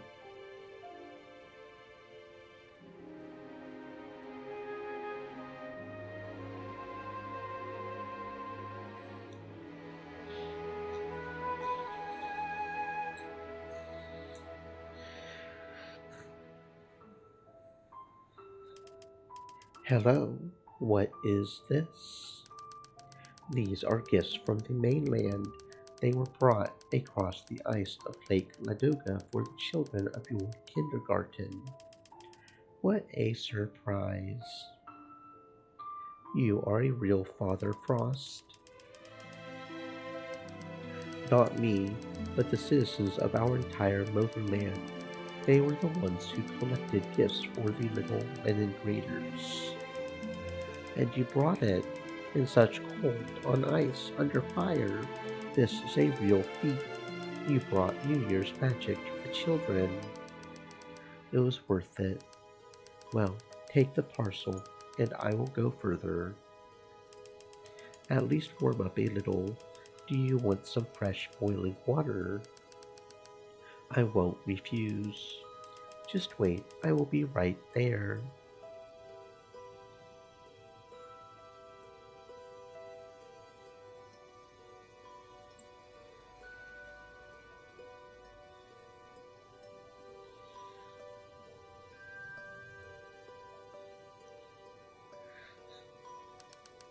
Excellent boiling water, delicious, aromatic, and most importantly, it's hot. Thank you for the warmth and pleasant conversation. Thank you for everything you do for us and for Leningrad. It's time for me to go. Parcels also Stream need to be elements. delivered to other Said. kindergartens and Stay moist, schools. my friends, hydrate. Good luck to you.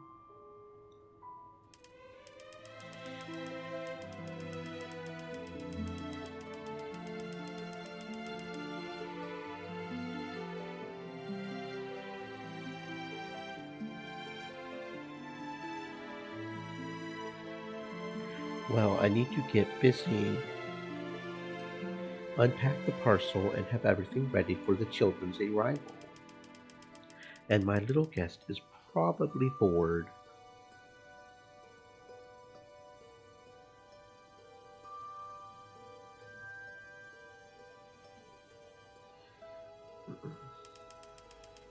The boy fell asleep, tired of worrying. But that's good. Time will pass quickly while they are looking for his mother. In the meantime, I will set the tables.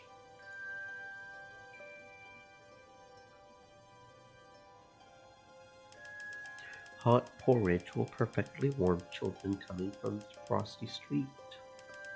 And tangerines and soy candies will be a real gift for them. Well, there was just enough for everyone. There was even one extra tangerine left with a bullet hole.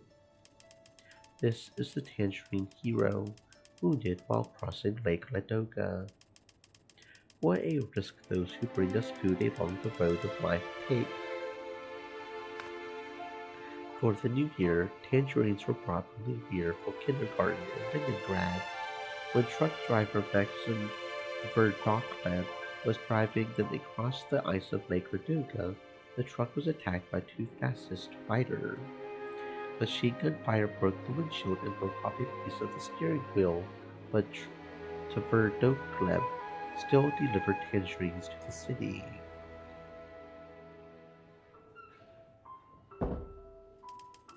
So the children have returned, and I have everything ready.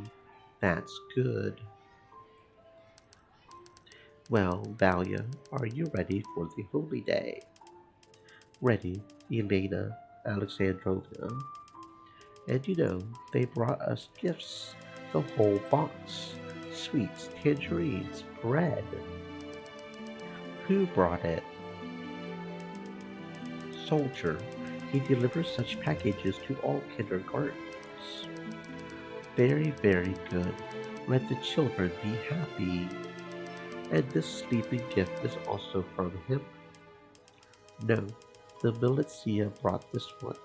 They picked him up on the street and asked to look after him while they looked for his parents. We can look after the child. But did you ask the militia what we should feed him? All our food is calculated down to the gram. There is not a crumb to spare. Well, here's a whole box of gifts.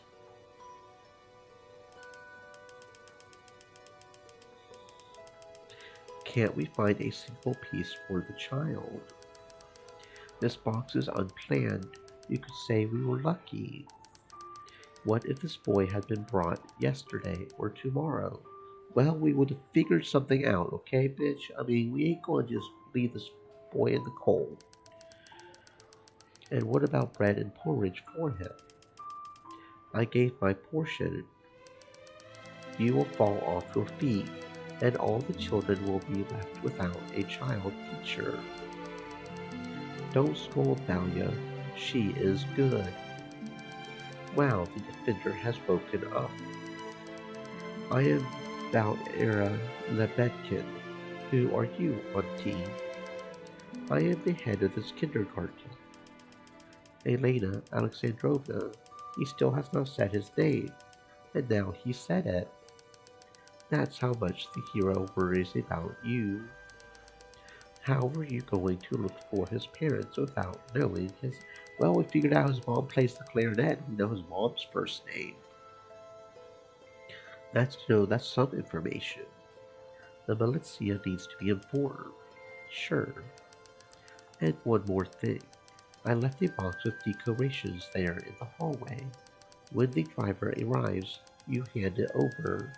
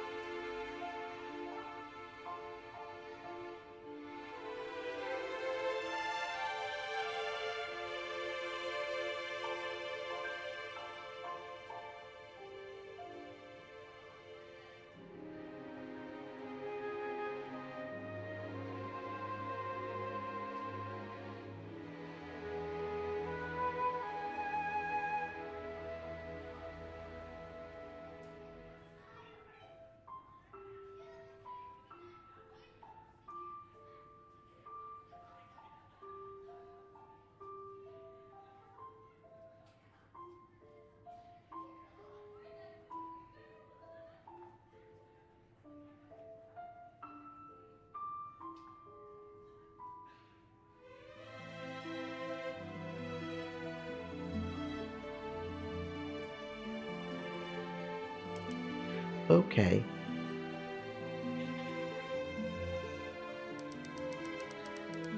She won't scold you anymore.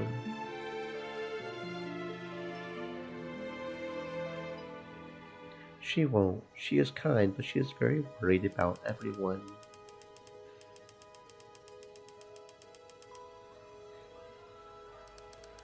And when people worry about someone, do they scold? Sometimes, because they want everything to be fine. I wouldn't really say it was scolding. Fussing would be a better word. She was fussing like a little mother hen. It's all good.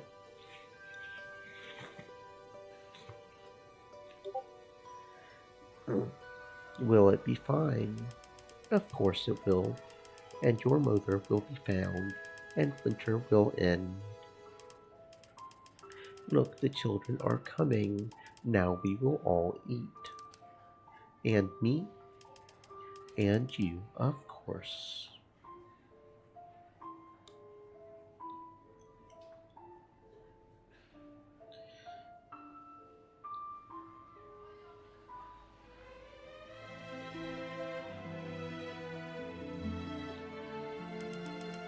How quickly they finished lunch. They must have come for decorations. I need to hand over the box.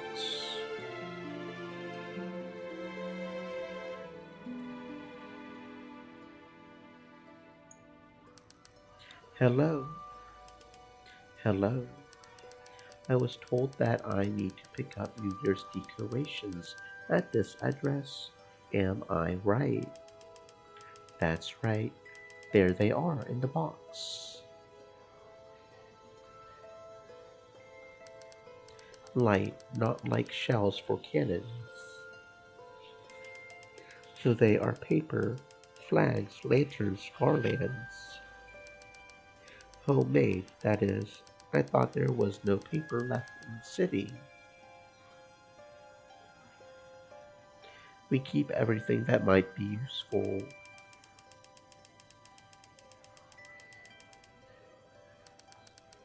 For cases like this, especially for such cases. And you made all these garlands yourself? The children from the older group did their best, and I helped. What a needle man! Where would you take our decorations? To a nearby hospital. I thought this was for the school New Year holy days. The wounded also need a holy day to feel life. Besides, the city administration has taken care of the school children. They have enough of everything. They brought Christmas trees from the forest. And you drove. I have been driving since the morning. First, I took a group of actors to the front line soldiers, and then I came back with Christmas trees. You did a good job. Let me ask, what is your name? Valia. You know what, Valia? Shall we go to the cinema on the occasion of the new year? I would come for you.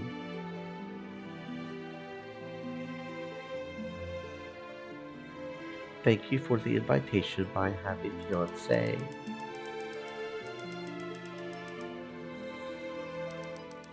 That's bad luck.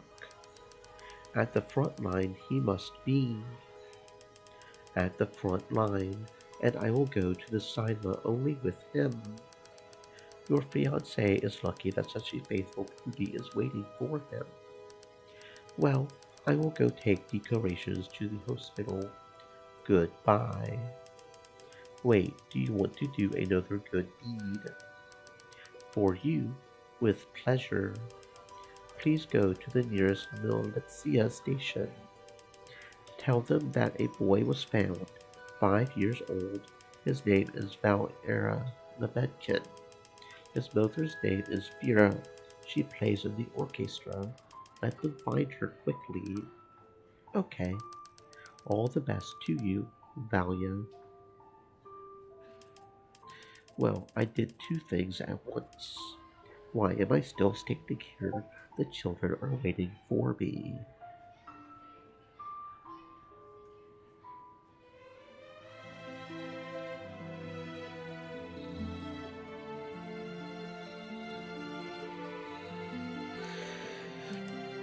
Kids, I see you have already gotten in tune with Valera. Let's play now. Who remembers any songs or children's verses about the Christmas tree? What songs about the Christmas tree do you know? A Christmas tree was born in the forest. Okay, the little Christmas tree is cold in winter. That's right. What else? It was in January. There was a Christmas tree on the mountain, and angry wolves were wandering around this tree. Wonderful. Val Era, do you remember any children's verses?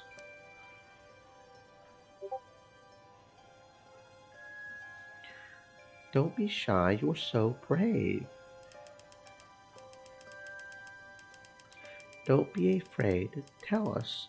After all, you and your mother taught. We taught, only I don't remember a single one. Really, none at all. I remember a verse about comrade. Comrades are good. Recite us a verse about a comrade. Storm has set the heavens scowling, whirling gusty blizzards wild. Now they are like beasts a-growling, now a-wailing like a child. Let us drink for grief, let's drown it, comrade of my wretched youth. Well, what next? I forgot. And we know one more verse. What grows on the Christmas trees, cones and needles. Party-colored balls do not grow on Christmas trees. Well done, all of you, my little heroes, well done. Soon we will learn new verses and songs. Now it's time to receive presents. Hooray, presents! My truck is broken. This is probably the same truck that brought us tangerines. Heroic, we definitely have to fix it. And you know, we have several more wounded toys. Let's repair them. Let's go. Oh, okay, we're actually repairing them. Understood. Okay, so this obviously goes on here, like so. Oh, we actually have to rotate it. Okay, so it's like the puzzle. Okay, and then it tells us if we got it right. Okay, and then it goes there.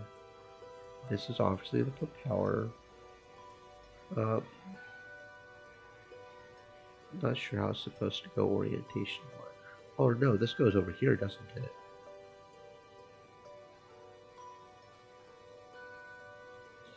Still not sure what the orientation is supposed to be. At least I'm pretty sure this goes over here. Probably.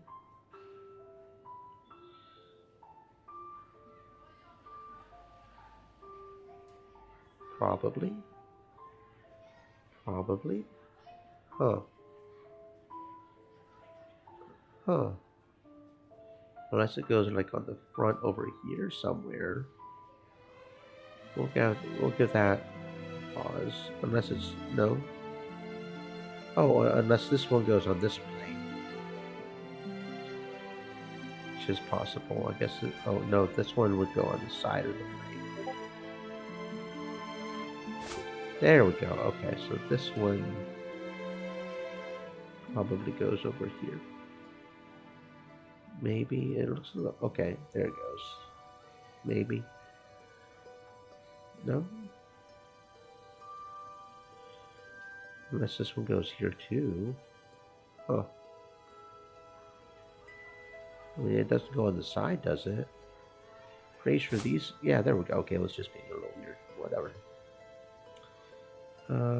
Maybe here. I'm not sure how this thing would turn. Looks like it's yeah. Okay. Unless this is a land boat and it has a wheel on the back, that would be kind of cool.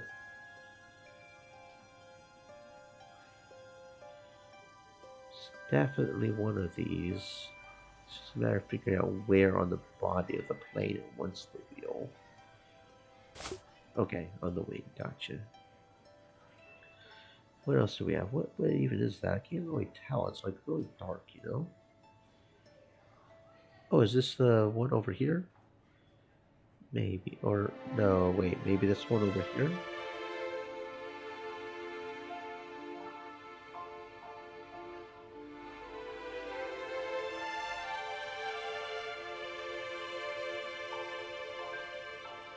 Is that a propeller? I can't really tell what it is, honestly.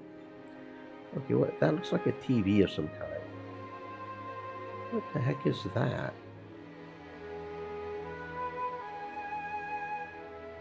Is Can I go over here somehow? Oh, that's a door, that's a door, that's a door. That's what it is. That's a door, okay. And this truck wheel obviously goes over here. Okay.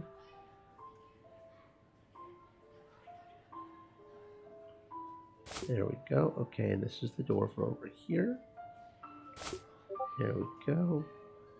So this is probably a gun right here. This is an anti-gun, right? Or is this the cannon? Okay, so this is the anti-gun, the AA gun. Like, oh, if I can get oriented. Oh, maybe this is the winch for the AA gun. Maybe.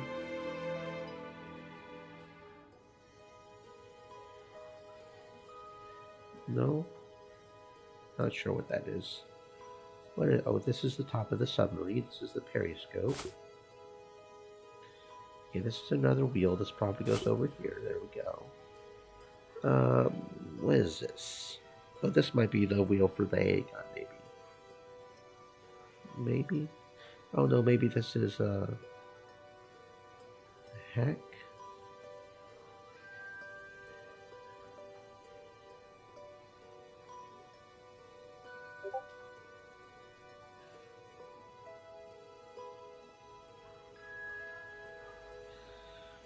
Huh. I genuinely don't know where these parts go. I genuinely don't know. I mean, that looks like a wheel, but no, none of the things have wheels like that. And this thingy doesn't have a propeller, so this thingy's gotta have a propeller of some kind, right? A submarine. Oh, there we go. Okay, that's the submarine propeller. Gotcha. Gotcha. Okay, so now we've got a wheel. Oh, there we go. Okay. Okie dokie. That one was a little bit trickier. Well, our entire fleet of vehicles is intact and ready for exploits again. Hold your truck, Valera. Can I take it home? Of course you can. This is your present. Thank you. Well, now it's time to listen to a fairy tale. Which one do you want today? How we beat the Nazis? Will we beat all the Germans? No, only those who attacked our country, because not all Germans are bad, only those who are attacking us. A very important distinction to remember. I know that's easy to get lost in the fog of war and whatnot, but no, you shouldn't generalize people like that.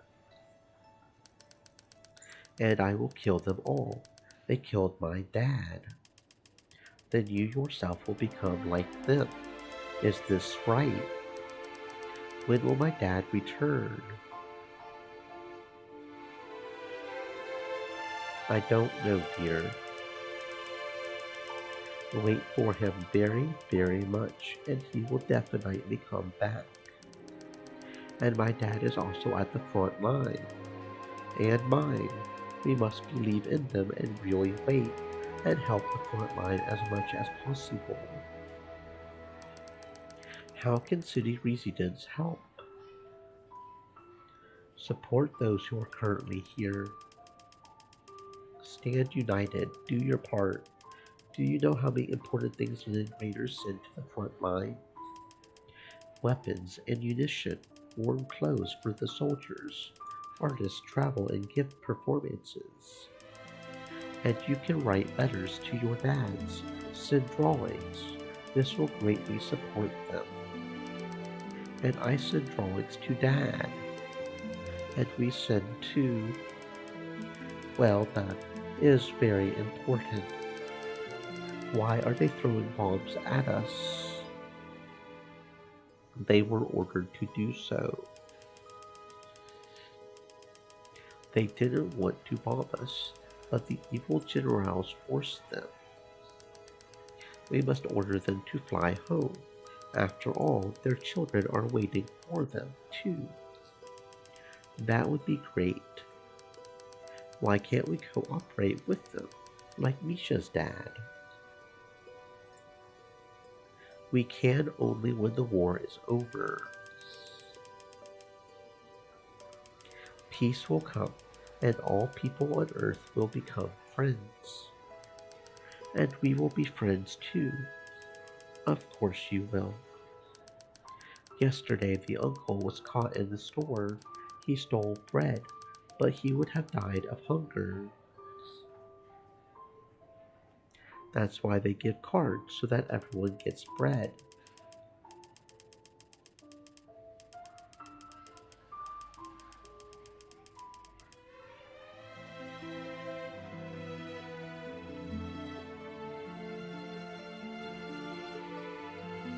But you can't steal, especially such difficult times. And our cards were stolen. Mom was not given any others. When did this happen? Don't you have anything to eat now? Aunt Alia gave us a glass of rice and swore at Mom that she was a mess and would starve us to death. You see how good your Aunt Alia is? She helped you. There will always be someone who will help, but you can't steal. Will we die too? We must be strong and brave. Bravely defend our motherland. Then death is not scary. I'm not afraid. My mother and I don't even go to the bomb shelter. But this is in vain, because Dad needs you alive. When will the war end? I don't know. But we must certainly hold out and drive the enemies out of our land. Let's drive them away. Let's drive them away. How brave you are. Well, my dears, what are you doing here? We drive away the fastest. This is a good thing. I just suggest you pause for a minute and say goodbye to Valera. Valera, your mother has come for you. Mom, Mom. Well, have a really happy holy day. Very good. I'm glad they were able to find her. That's good. Celebrate the new year. More modest than my birthday. I sold Jules Verne and a few other books of mine and bought my mother and me movie tickets. We went well, almost like before the war. Mom smiled and pretended not to cry. At school, we were given tickets to the New Year's performance at the theater. They promised a performance, gifts, and lunch. I will definitely bring some treats home.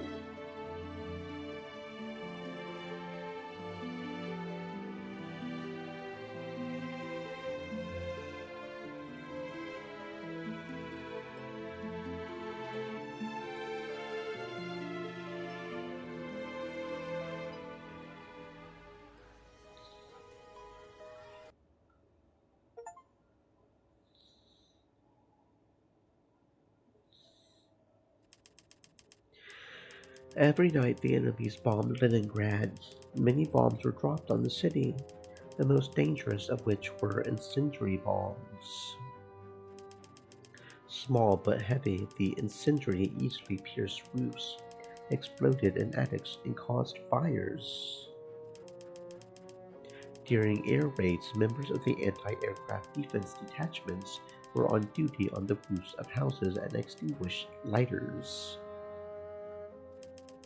The State Institution of Applied Chemistry was looking for ways to save the city from fires. A successful find was superphosphate, from which they began to make a thick coating. It was used to cover wooden structures in attics and roofs of houses.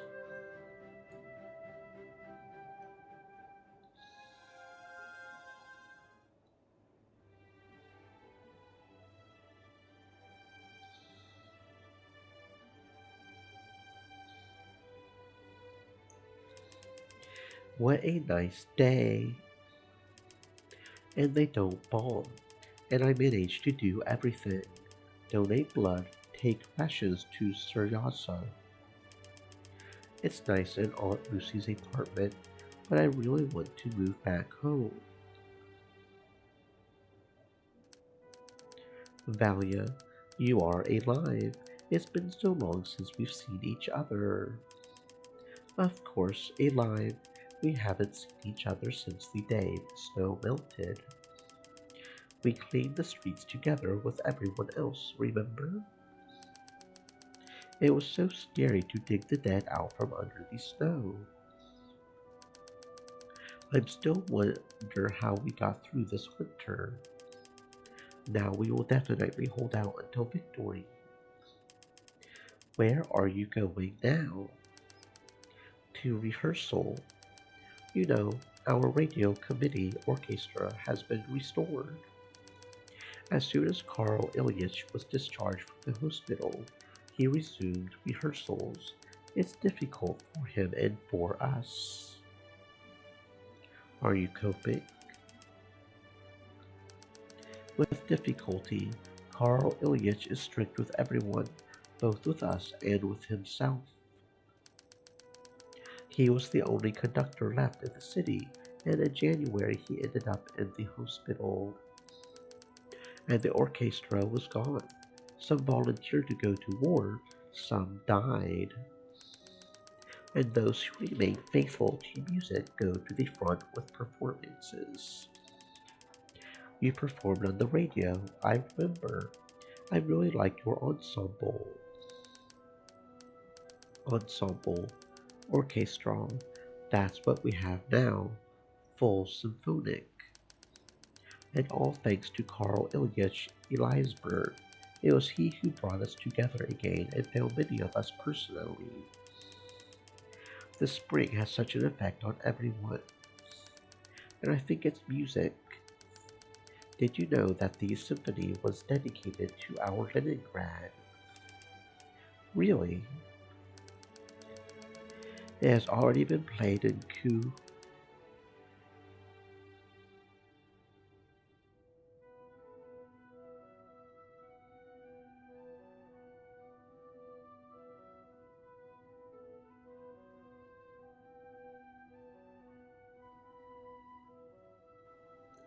Kubayshev and even in Moscow.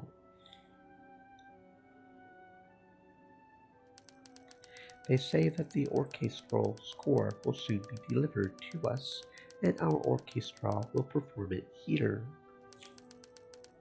We are rehearsing, getting used to holding instruments in our hands again. We have already started giving concerts. How good, but it's probably hard. No problem, we can handle it. They even give us extra rations so that we gain strength faster. Sorry, Valia, you're hungry and I'm talking about food. It's spring outside, food grows in the garden beds.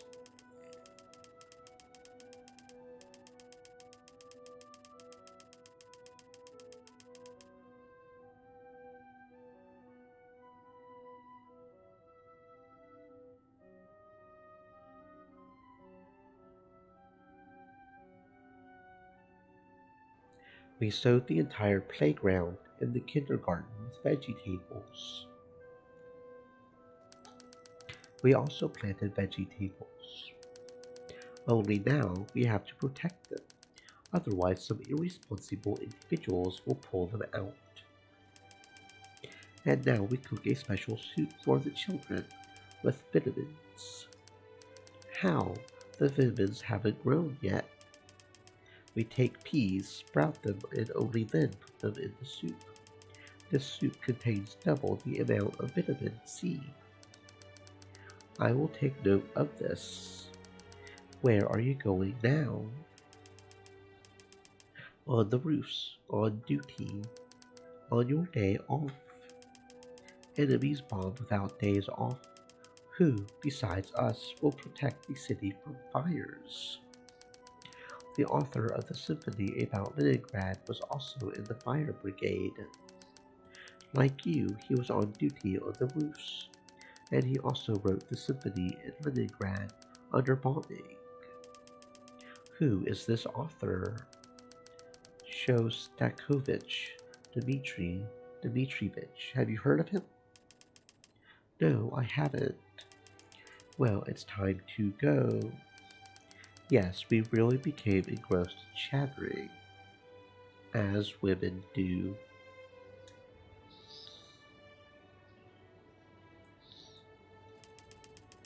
Spring is an amazing thing. You go out into the sun, and it's as if your strength immediately increases. I would have walked under it all the time. My whole body still feels frozen. It's like I'm made of snow and I can't keep warm inside. You need to leave the house more often. This won't help. The heart is cold. I still can't find my mother and Yaroslav. I keep waiting for them to show up, day after day. I'm so tired of this, Valia. We have to hope, but we also have to live on. We all have one main task, to protect the city and people. Someone with weapons in their hands, someone with medicine, and you have music. And for music to support people's faith and give them strength, you need to be like that yourself. There is no way to be discouraged. Of course, you're right, Valia. That's what I'm trying to do. As soon as I remember about them, sadness immediately overcomes me. And you remember the good things, and play so that this good thing is revived again. I will try. That's good. Listen, Valia, do you know how things are going with Fyodor Mikhailovich? Well, the professor from the second floor. I didn't see him after he was taken to the hospital in the winter. I asked Matveyich. He doesn't know either. And I don't know. But I was going to go to the hospital today. I can ask about him there. At least we will find out where he is. And then maybe I can visit him. Run to your rehearsal. It would be great to play a symphony for Fyodor Mikhailovich's recovery. Indeed, I can't be late. Karl Ilyich is so strict. Goodbye, Valia. I will wait a minute longer to warm myself up. Arkhipova, why are you here and not on duty? Hello, Marya Ilyinich. I'm coming from 2nd Sovetskaya Street, just in time for duty. From the Institute of Blood Transfusion. Or what? Yes, I've been there since morning, and then I had to go home. That's good, of course, but how are you going to climb onto the roof now? Bloodless. I'll climb as usual, as everybody. What if you fall? I will give you another job. You'll clear the attics from debris and coat the beams with superphosphate. As you say. What news do you have? Did you receive a letter from your husband? This morning I saw letters being taken to the post office in bags. He has no time to write letters. I heard they are throwing them here and there along the Leningrad front, nearby but out of reach. I will go to him myself. How is that possible? You won't be allowed to go to the front. I submit an application to the military commissariat. I will join a military construction detachment and build fortifications around the city. How great! So you will see your husband. But how can we stay here without you? Who will lead our detachment? I recommended you, but how is this? You will get used to it. Now follow me. I will show you where the attic is, where the beams need to be coated with superphosphate.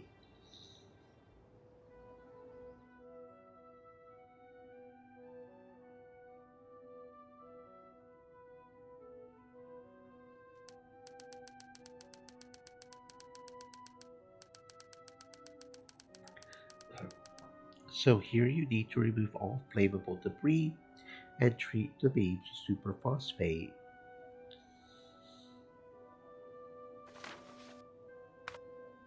From the very first days of the war in Leningrad, the formation of anti-aircraft defense units began, in which were workers, housewives, and high school students. Residents in an organized manner protected their homes from destruction and fires. They cleared attics of debris, treated wooden structures with superphosphate, and extinguished incendiary bombs. During the blockade, anti-aircraft defense units neutralized more than 90% of all incendiary bombs dropped. And I will be on the next roof. Well, I can deal with it quickly. Kitty, how nice. It's good that you survived. There are so many rats in the city. Now you'll have plenty of hunting, and at the same time you will save us from rodents. You sit here, and I will work.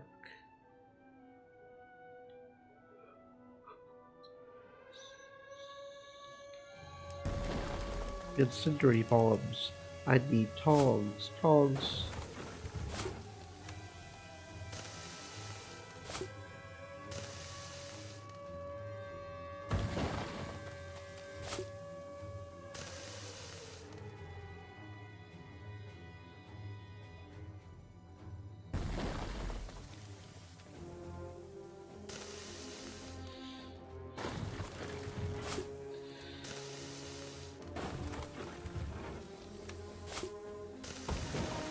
Nope, nope, nope.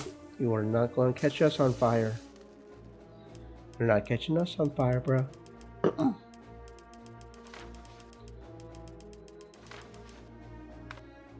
special device used to grab an incendiary bomb in order to throw it off a roof or plunge it into a container of sand or water. Iron tongs were heavy, but they were often used by women and children. It seems it's over. Until the next air raid, this building is saved. No, it's got a bunch of holes in it. I don't know if we would call that saved. At least it's not on fire, though, I guess. Someone was covered in debris. This, this is Marya Ilyinichna. How can that be? She just, an hour ago, she didn't even have time to see her husband. Help! Of course, now I will help you get out. Better take the package. I'm fine. But I can't get up. It looks like my leg is broken. The package urgently needs to be delivered to the checkpoint. Which checkpoint? Anyone that is closer. The main thing is to deliver. There are a list of musicians. Very urgent. You need help. You're wounded. Don't worry. I will slowly get out somehow. Come on, take the package. The military commissariat is not far from here. I'll take it there. Don't lose the package. It is very important.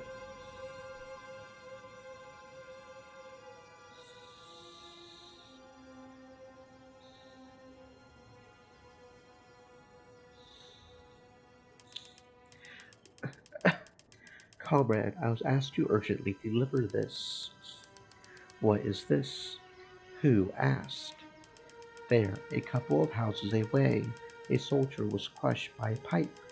The leg is broken. He gave me the package. Very urgent. And also Marya Ilyinichna to death. Give me the package. What's your last name?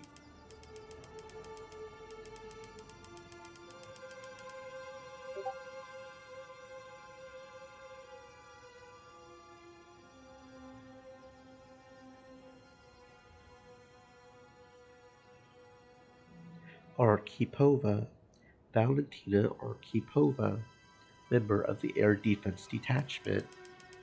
I was extinguishing incendiary bombs in the attic, and Marya Ilyinichna was on the next roof. I go down, and she is under the rubble. Where did this happen? Further down the street. A bomb hit a house, and the soldier is there. I will show you. No need. We will send people. If necessary, we will find you. Where are you going? I will go to the hospital to visit a friend. He has been sick since winter. As I see, you are a responsible girl. Maybe you can take these branches with you. Our truck took away the shipment, but this box was forgotten. The spruce needles will definitely come in handy in the hospital. Of course I will take it. People need vitamins.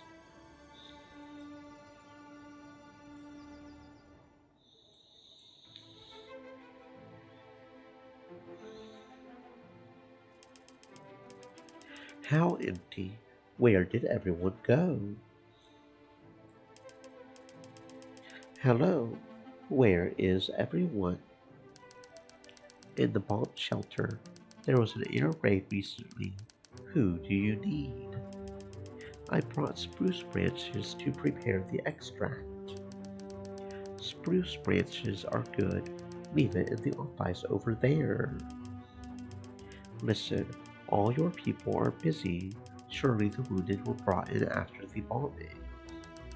They brought several, and they are bringing more. Let me prepare the extract. I can. Are you a pharmacist? No, member of the Air Defense Detachment, but we were taught this. Okay, go ahead. Equipment in the office. I will come and check on it.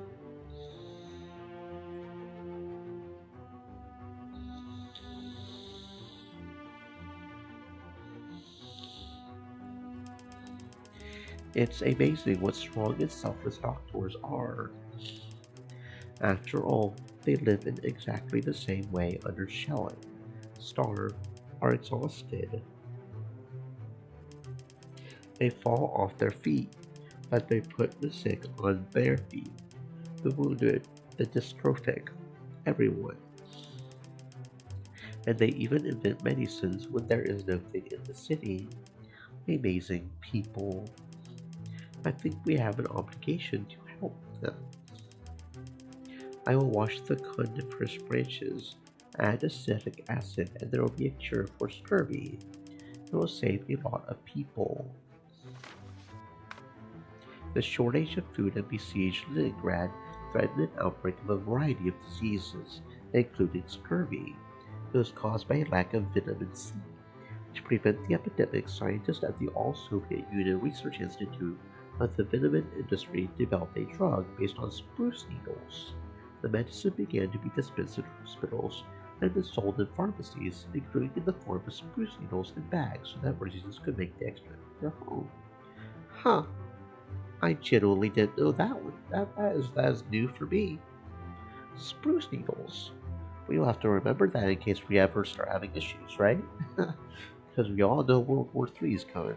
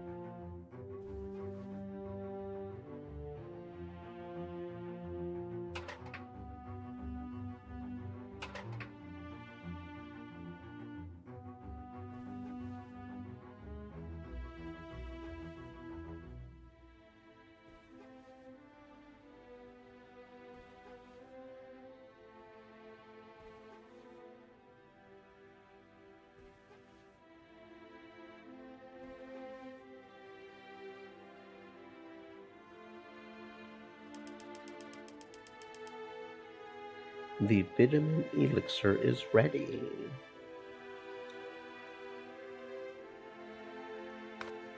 A spruce infusion against scurvy was prepared from spruce branches. They were collected in the Pargolovsky Forest or behind the Piskarevsky Cemetery and taken to the spruce needle processing station. The rejected branches were left for home preparation of infusion or blockade tea, boiling water with spruce needles.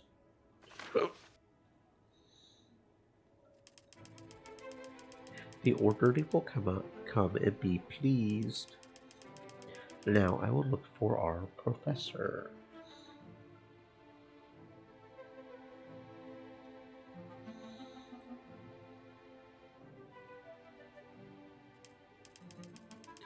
I should have asked the orderly which ward Fyodor Mikhailovich is in. How can I find him myself? Who are you looking for, beauty? Professor Fyodor Mikhailovich. Nowadays, you can't swing a cat without hitting a professor. All specialists are like that. At least give out prizes. I have a special disease right here between my ribs, and they want to send me to the front lines. My professor is not a doctor, but an art historian. He is being treated here. Then ask in the ward. They all know each other there. I will ask. Maybe you can thank me. I helped you.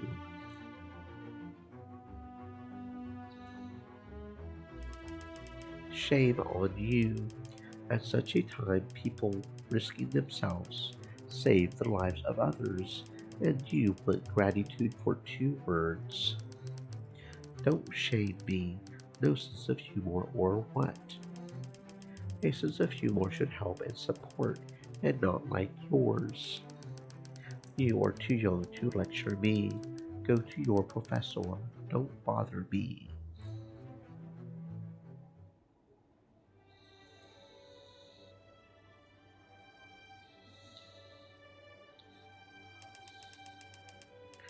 Fyodor Mikhailovich, you are here. Glad to see you. Valia, what a surprise. What are the chances? Glacia and I were very worried that you had been gone for so long. Well, forgive the old man. I stayed a little late in my hospital bed, and I recovered a long time ago. Who are you, Romp? Oktyabrina.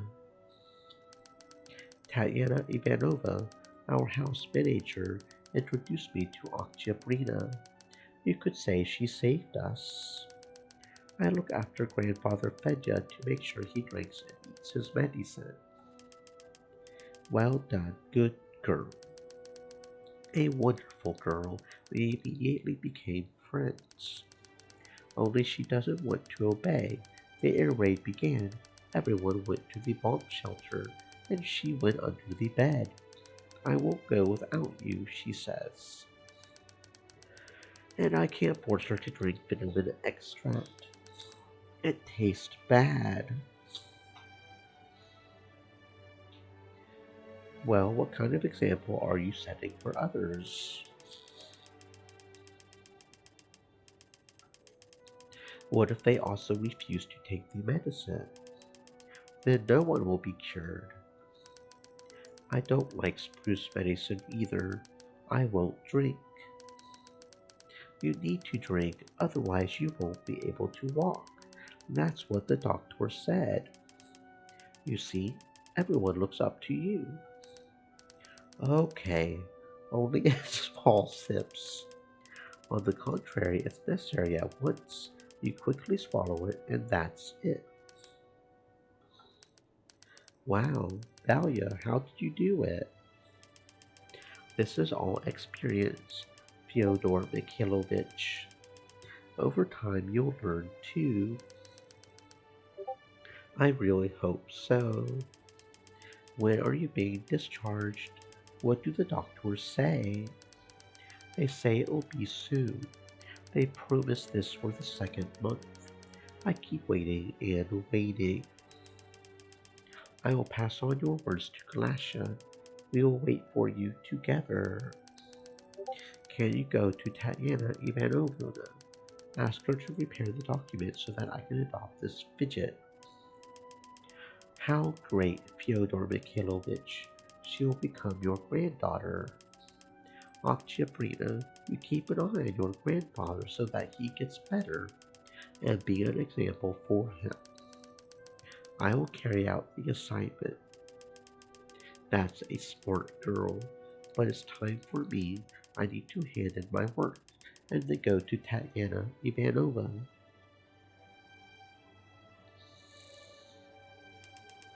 How are you feeling? Not bad. I will survive. Thank you for taking the package and calling the soldiers. You are welcome. Get better. Goodbye.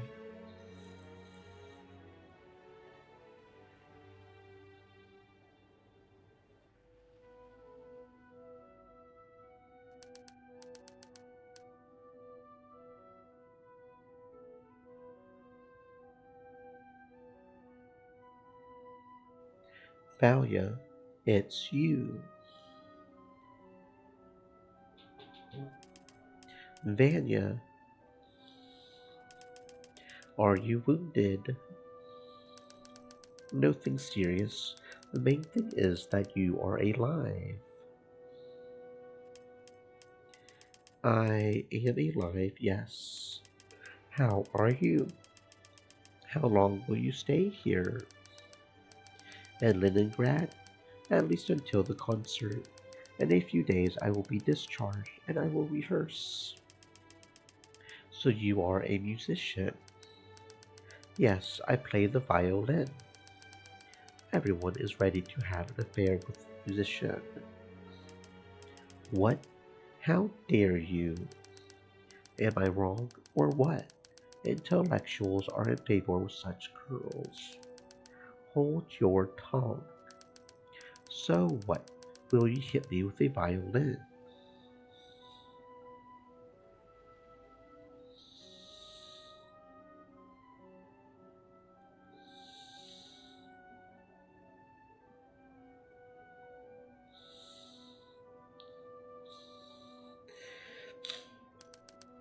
Stop it.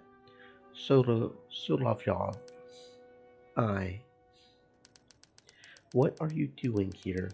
Get back to the ward now. Don't scold him. He protected me. This is not a reason to start a fight in the hospital. Should I have gone out into the yard with him? It's contraindicated for you to walk with your stitches. All the stitches have already healed. I feel fine. With your heroism, this will not last long. Off you go to bed. Vanya, don't argue. Better get well soon. Yes, Commander. I hope you will come to my concert. I will definitely come. Is this your friend? Familiar. Is he seriously injured? Shrapnel. The operation went without complications. Now he needs a rest, but he gets into a fight, as you can see. He either helps the wounded go down to the bomb shelter, or boards up the windows. And asks to be allowed to go to rehearsals. Even before the operation he asked for a violin.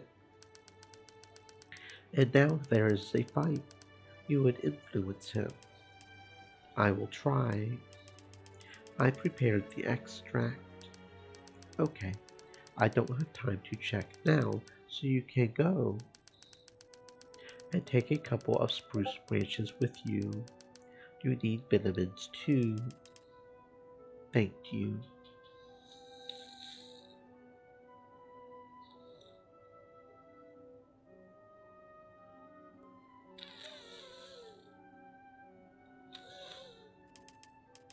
Hello, Tatiana Ivanova. I came to you with an errand. What errand? Tell me. Fyodor Mikhailovich will soon be discharged from the hospital. He asks you to prepare documents so that he can adopt Oktyabrina. Great news. I hope that caring for Oktyabrina would give him motivation to recover. And it turned out even better. Very good. You came up with a great idea. I will certainly prepare all the documents for him. I'm so happy for both of them. Tatiana Ivanovna, I have spruce branches, quite fresh. Take it. You can make a vitamin drink. Thank you, Valia. I will not refuse such a treasure. But what about you? I won't be left without vitamins either. Don't worry. Well, thank you. My pleasure. I will go and please Glasha with the news that Fyodor Mikhailovich will return soon. Of course, go. She just came home from rehearsal, tired. The good news will immediately give her strength. Goodbye.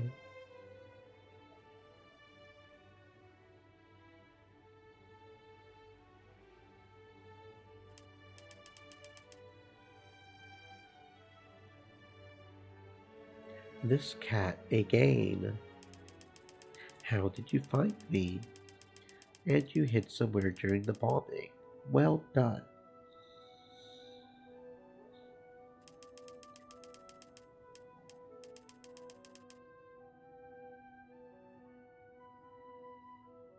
Stream elements. Said.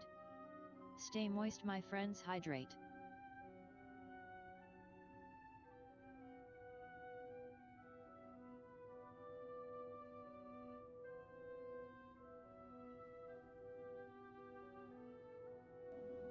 I should give you a name. Something heroic.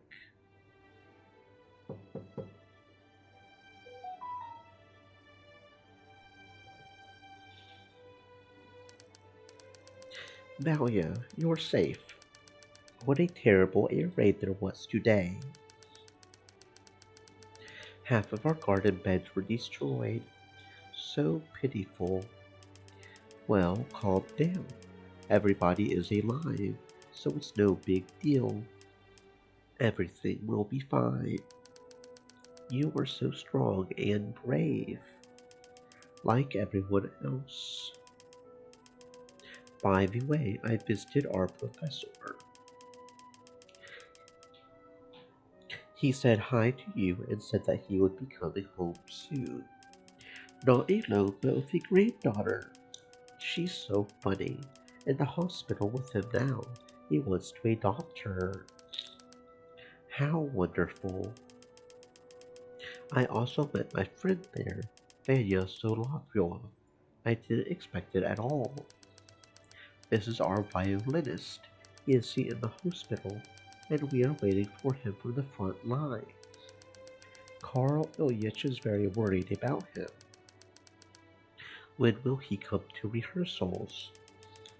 He already looks quite healthy. He is ready to escape from the hospital in order to quickly join your orchestra. Valia, how you make me happy today. I just wanted to live even more.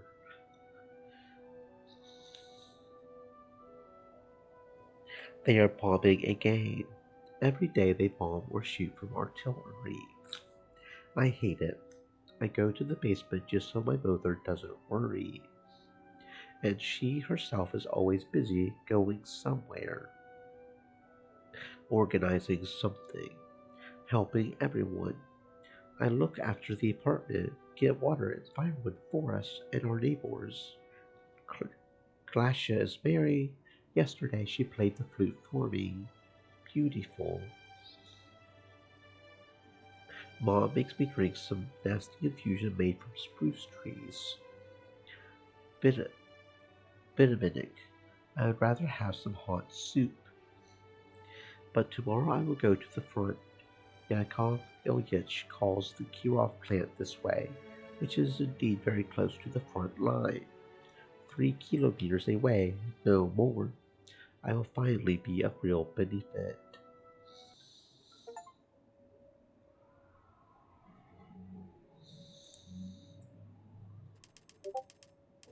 The children of besieged Leningrad, along with adults, defended their city. They often had to work in factories for days at a time.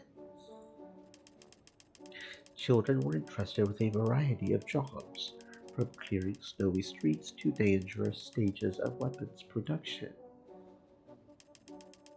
The contribution of children to the fight against the invaders was so great that in 1943, 15,249 young Leningraders were awarded a high award, the Medal for the Defense of Leningrad.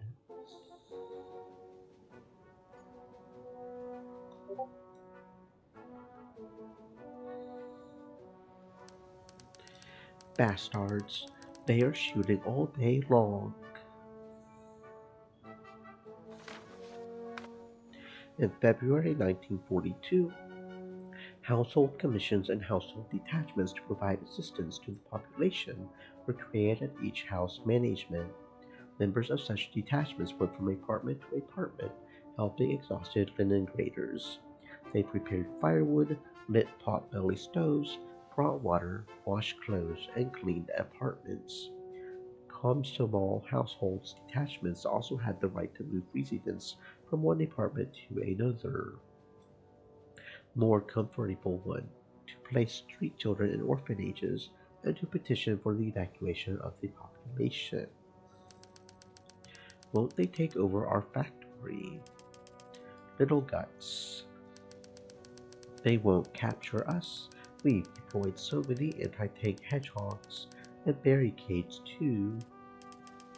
It's a pity they don't let me shoot back at the Krauts. I would give them a hard time. You are not short on courage. If you are afraid of every fascist, you can lose the war. And we have no right to lose.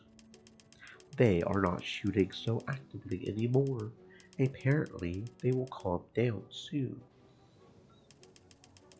Let's go to work. Where are you going in such a hurry? We must wait for the foreman. They already stole 2 hours of work from us. Besides, we need to see if everything in the factory workshop is intact. Well, is everyone alive? No one was hurt, Andrei Semyonich. And Venya didn't even wake up. The imperturbable boy is growing up. Venya is fast asleep under shellfire, it's true. Let's go to the workshop already. We need to catch up on schedule. Let's go.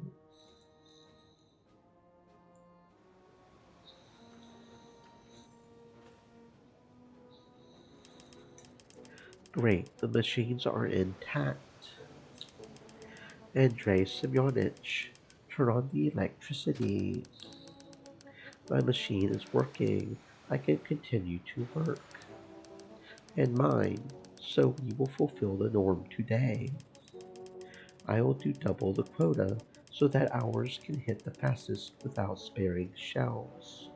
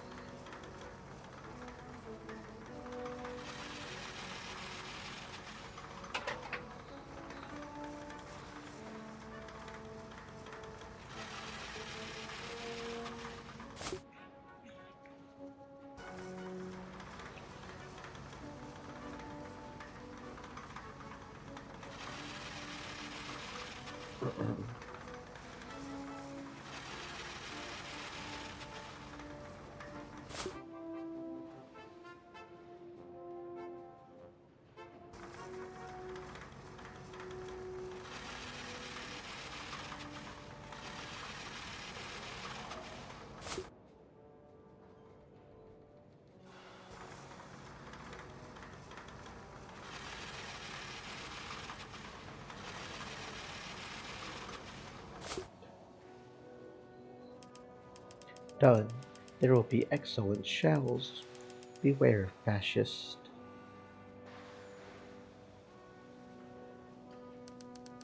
How are you coping, my heroes? Yes, received my job, Andrei Semyonich. I did 4. Well done, Alexander. Keep it up. And I have 3, but I don't want to fall behind Sasha. Isn't it time to take a tea break, Andrei Semyonich? The hero should gain strength. Have you baked some pies, a Latina? You are hopeless. Well, we will do without pies then. The tea is ready. Let's go. I'm not tired yet. I don't want any break. Necessary. I don't need a break. I would rather make another box of shells. Make him rest, Andrei Semyonovich. He has no mercy for himself. I can't force him, but I highly recommend taking a break. Okay.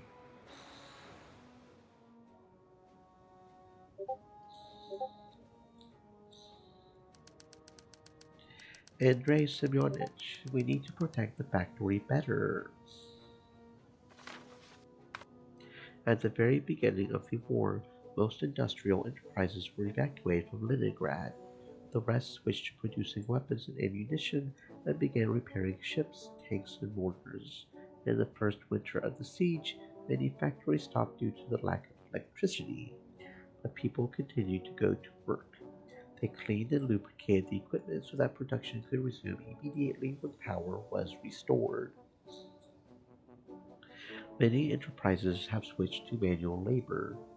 The situation was aggravated by the fact that there was no light or heating in the premises.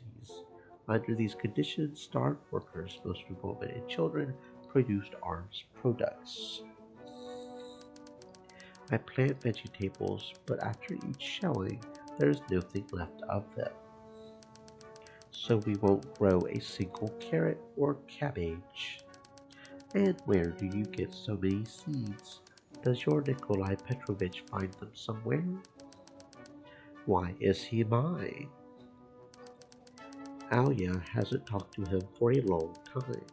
Isn't that right, Alia? And I won't. He was arrested in the winter, and they did the right thing. You can't steal other people's rations from the canteen. I bought seeds at the market. I sold my coat. I will go to Vitya. He probably wants to eat.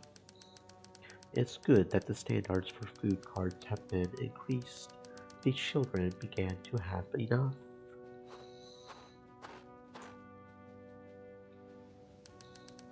Enjoy your tea, comrades. Hello, Yakov Ilyich. Hello, Alexander. It's as if you never leave the factory at all. Whenever I come, you are always here. My shift will end when we defeat all the enemies. You are right about that. Our front is here, our Kirov plant. How are things in Chelyabinsk? Any news? Yes, our fellow countrymen challenged all Soviet tank builders to a socialist competition. Listen, for all of us there is no greater honor, no greater happiness than selfless work for the needs of the front in the name of the complete defeat of bestial fascism. Strong words, proud of our people. Where was this published? In Izvestia on May 9th, right on the front page. They called the competition and won. But that's not all you came with. Let's go to the meeting now, and you will find out the rest. Alexander, do me a favor. Bring my drawing tube. I want to show some thoughts to my colleagues. It should be in the red corner. I will be right back. Oh, okay. Oh, okay. So do we actually have to find it? I don't feel well. What's wrong with you? How can I help you? That's all right, Sasha. It will pass. It's a weakness. Now I will take my breath a little and it will pass. No, that won't do any good. We must fight weakness. You don't have enough vitamins. Take pine extract. Our neighbor bought some spruce branches for my mother, so she did it, just for such cases. Have a drink. It will immediately give you strength. No need. She prepared it for you. You need it much more now. Take it. Thank you, Sasha. And rest a little. Read something. Look how many books.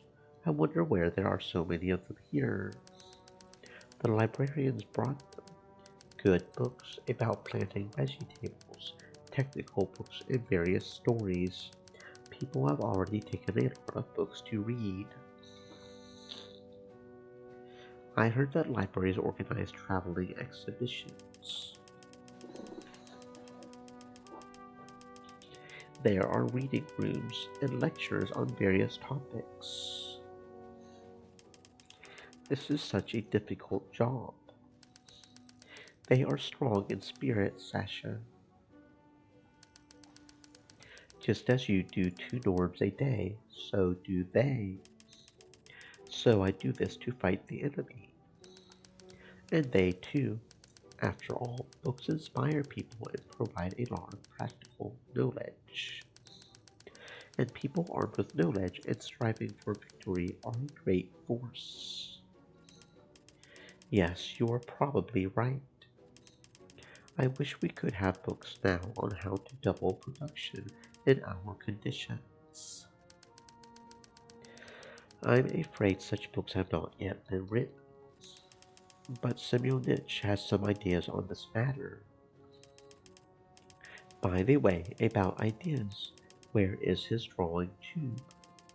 What a mess the crowds have created here with their shelling, and you won't find anything. I should clean it up. Okay, so we're cleaning it up.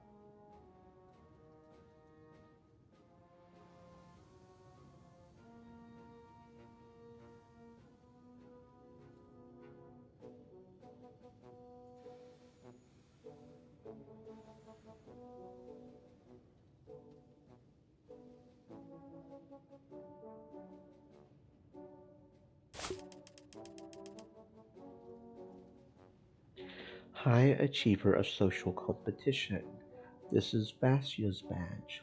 He was a great and reliable friend, and he was killed during artillery shelling. It's a pity. With the beginning of the war, the priority of industrial enterprises was to increase the production of military goods for the front. Under the conditions of the blockade, parts of the Leningrad front could only rely on Leningrad plants and factories. In May 1942, the all-Soviet Union Socialist Competition in Industries was announced, in which Leningraders also participated. Despite hunger and extremely difficult working conditions, many young workers were awarded the High Achiever of Socialist Competition badge. And here are Semyonich's thoughts. Again, he came up with some improvement in the process. A true master.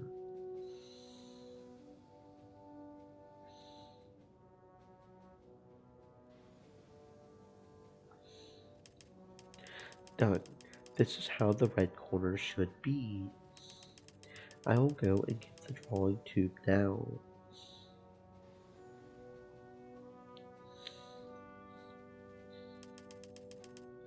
Andrei Semyonich, here is your drawing tube. Thank you, Alexander. Well, Andrei Semyonich, let's go. Yakov Ilyich, can I ask? Ask.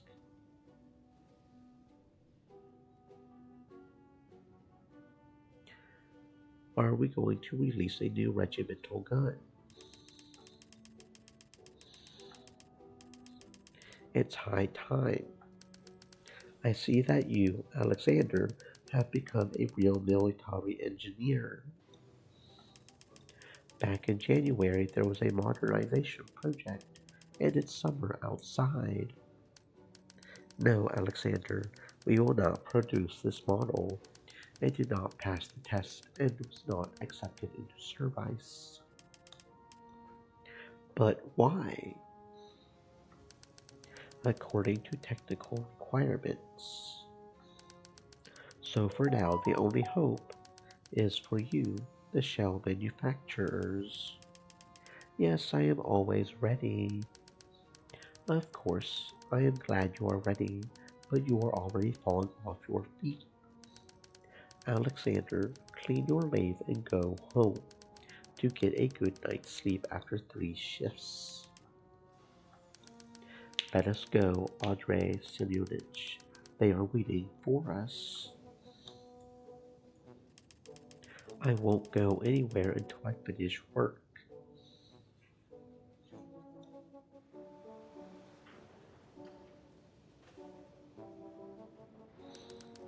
Why did you come back? Andrei Semyonich told you to go home.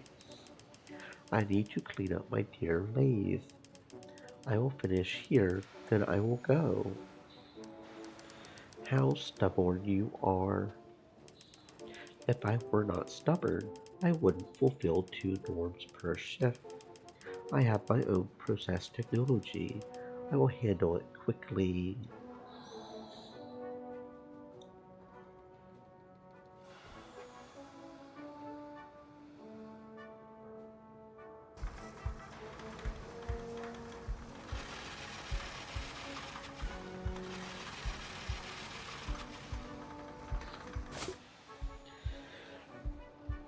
Uh-oh. Bro's overworking himself. Bro is overworking himself. Oh shit.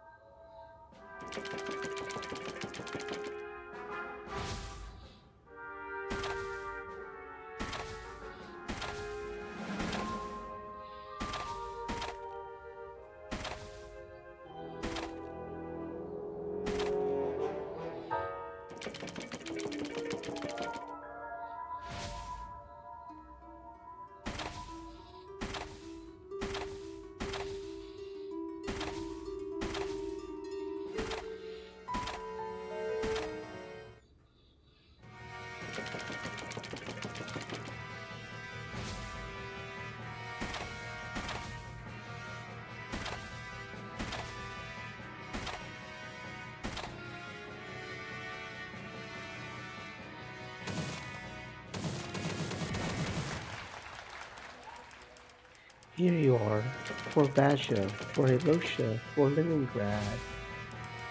Victory!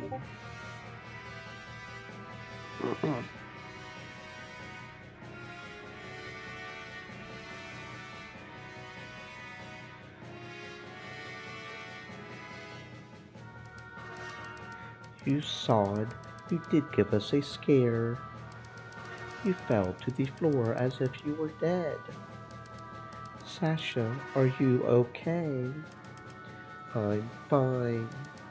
But I told you, you have to obey Andrei Semyonich. You shouldn't worry about me. Okay, if anything happens, I'm nearby. Hello, comrades. I would like to find the foreman. Who are you? On what issue? This is an operational task, one might say. So I will find him now.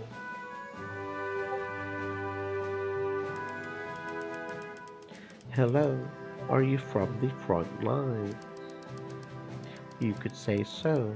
I was there recently. How are we doing at the front line? Will we win soon? It's hard for us. The Germans captured Sevastopol. This is terrible. It cannot be. This is war. Anything is possible.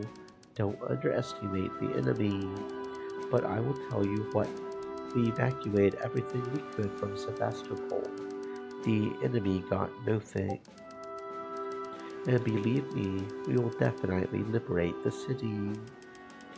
100%. What task did you come to us with? Should we make any new weapons? Weapons, just not quite what you imagine. The instrument needs to be repaired to carve a small but very necessary part for the violin. What does a violin have to do with weapons? Music is a huge force that can inspire our people to heroic deeds and break the morale of the enemy. And this is very important in the matter of victory. Pal. Glacia says so too, flutist for the Leningrad Orchestra. I know her. I can say hello from you. A big hello. So, what about the tuning peg? Can you make the same one? This is delicate work. Andrei Semyonovich's hands are not suitable for it. His fingers were frostbitten in the winter, but here you need to feel. And I will do it. Please, there is less than a month left before the concert. Rehearsals every day. A very responsible performance. Don't worry, everything will be as it should be.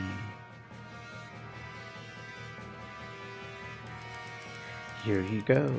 Now your violin will be the best.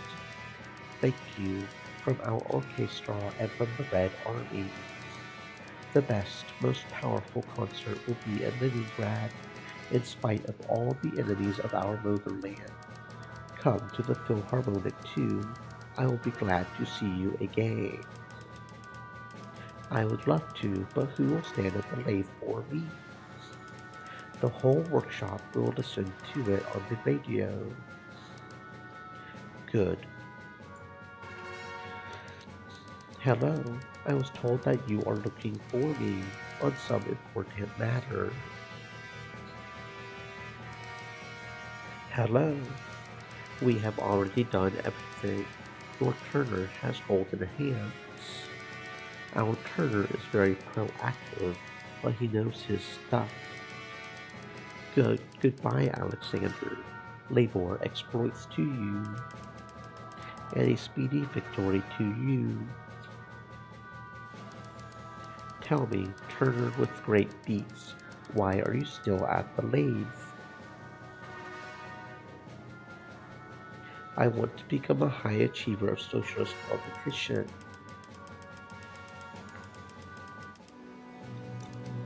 Of course, the goal is good, worthy. It only turns out that at the same time you decided to help the enemy. Not true. I would never. The enemy is waiting for us to be left powerless and be unable to resist him. And you bring yourself to such fatigue that you faint. Well, nice support for your comrades. But I helped the violinist and saved the concert from failure. You know how priceless music is for people now. I had to help fix the violin. This violin is needed for the orchestra. Andrei Semyonich, do you understand? It is not every day that people come to us with a request. Radio Committee Orchestra. I have a friend who is a flutist. She is also from there. They are now rehearsing a new symphony. Symphony is good. This is very good. So I helped. I turned a tuning peg for the violin. Well done. But go home anyway, now, and get enough sleep. Okay, Andrei Semyonich, I'm leaving.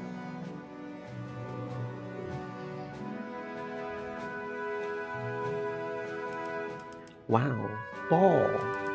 It would be great to play. Like in May, the Dynamo team is leading, attacking, a goal. With a score of 6-0, Dynamo wins the match. It was great. A whole day of sports competitions. It's a pity that I did not get to the stadium. Hi, footballer. Do you want to play a little? Are you kidding? Oh, no jokes. I miss football terribly. Before the war, I played for the technical school team. Come on, Bagsy, I'm a striker. Prepare for thumping. It's too early to boast. It's a game I wish two can play.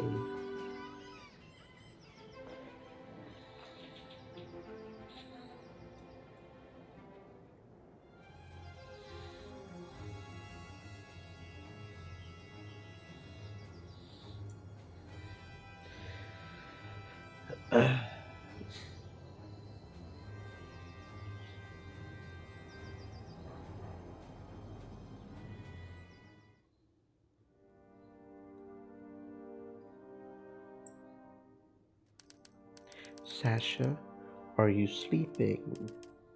No, Mom. What happened? Something at the factory. Matveich died.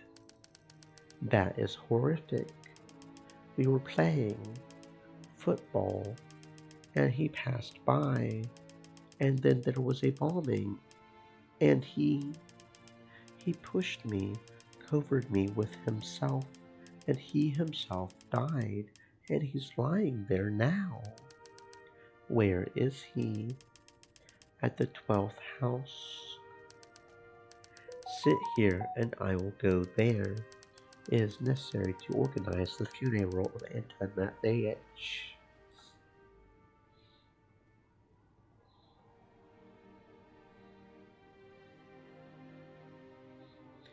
Matveich saved me from the bomb, and he himself died. Damn fascist.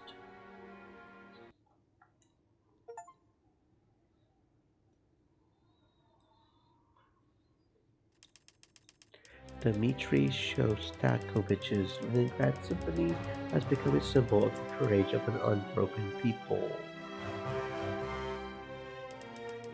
On August 9, 1942, the symphony was performed by the Leningrad Radio Committee Orchestra at the Leningrad Philharmonic. All residents of the city listened to music on the radio and loudspeakers. And all this time, the German guns were forced to remain silent. The commander of the Leningrad front, L.A. Govorov, gave the order to suppress the actions of enemy artillery.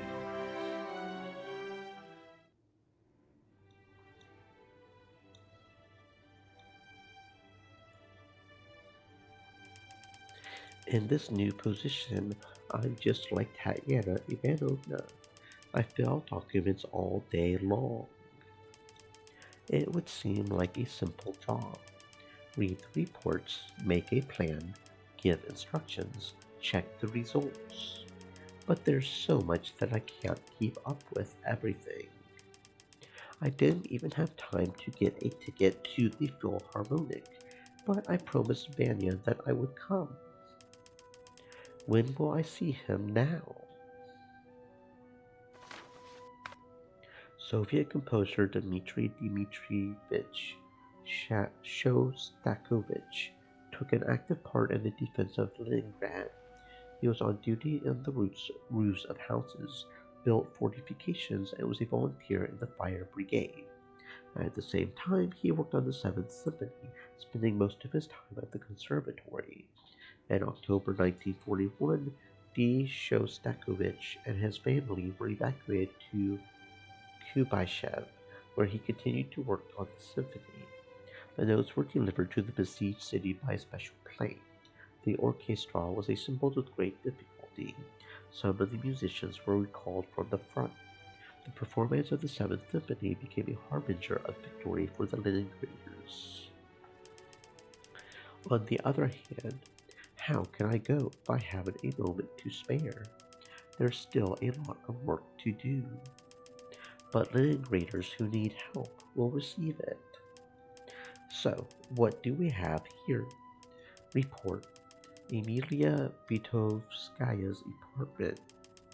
Emilia is a refugee who works in the same workshop with Sasha. The apartment is empty, not tidy. According to the neighbor, Emilia is rarely at home, although she has a small child. I ask you to provide assistance to Comrade Vitovskaya by the forces of the household detachment and conduct an explanatory conversation with her. An important question. I will take care of it today. Who is there? Hello again, Valia. Look who your girls brought me. He was found in an apartment with a dead woman. This is my mom, Vera. How terrible. I think he should be sent to an orphanage. We must first take him to our kindergarten, to Elena Alexandrovna. She will tell us what to do next. Valera, do you remember me? Will you come with me to the kids in kindergarten? I want to go home to my mom. A teddy bear is waiting for you in the kindergarten. Will you come with me? I want to see my mom. Can't go to your mother anymore. You'll have to stay with me. You and I will go to the kindergarten to see the teddy bear and the children. They missed you so much. That Auntie is swearing there. She won't scold anyone, I promise you. Well, do you want Tatiana Ivanovna to take you there? I'll go with you. That's a smart girl. Let's take a walk and visit the teddy bear. You are good at getting along with children, educator by vocation. It's difficult for us now, and it's even worse for the children. Our task is to help them cope with the grim realities of war. Val, Ira, and I will go to kindergarten. Tatiana Ivanova. If anyone asks me, I will be back in maybe 2 hours. Look, Valyera, how lucky we are. We met children on a walk. Elena Alexandrovna is with them. Valia, hello, and Valyera is with you. What a pleasant meeting. And we are coming to you, Elena Alexandrovna. What's happened? I will tell you everything later, and I will bring the documents too. Take Valera with you for now. He can't be left alone. Of course, I will keep an eye on him. Valera, will you go to the children's group? We just took a walk and are going to eat. What about Valia? I will come to you later. I have one important thing to finish. But you said that I would stay with you. And now I entrust you with an important task, to visit the teddy bear. I promise he is not a pet. Feed and play with him. And then shall we go home? Then we will decide where we will go. Okay? Stay with the children for now. And wait for me, okay? Just come back quickly. Of course, I will come back. We miss you, Thalia, with your skills, and the children get bored and ask where you are. Do you want to come back to us? Or is it easier in the new position? I don't even remember the word easier. It is difficult to work with so many documents. It was much simpler to be on duty on the roofs. But who will perform these tasks instead of me? And Maria Ilyinichna's trust must be justified. After all, she recommended me. Well, we will always be glad to see you. Thank you, Elena Alexandrovna. Take care of Valera, okay? And you, Valera, obey and wait for me. Agreed?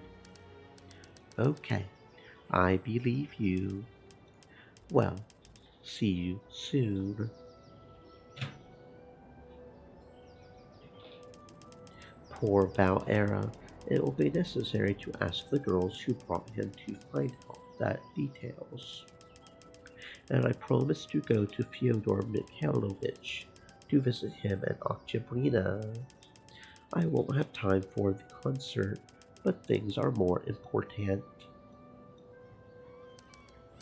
Valia, it's so good that I met you. I am coming to you with a request. You work with household detachments, don't you? That's right. You know, I have a small child and I work at a factory, 2 shifts in a row. As he grew up, it became difficult for me to wear him, and it's dangerous at the factory. We are often fired upon, and there is no one to leave him at home with. Let me send a girl to help you, Zina Matvieva. She gets along great with children. When will you be home? Tomorrow morning, and then I will have to go to the factory. So wait for your assistant tomorrow. I think you'll become friends with her. Thank you very much, Valia. You are so sensitive and responsive. Well, contact me if you need anything. Go to your baby. He's probably tired of waiting for you. Goodbye. Today is a difficult day. Well, now I will go to the professor.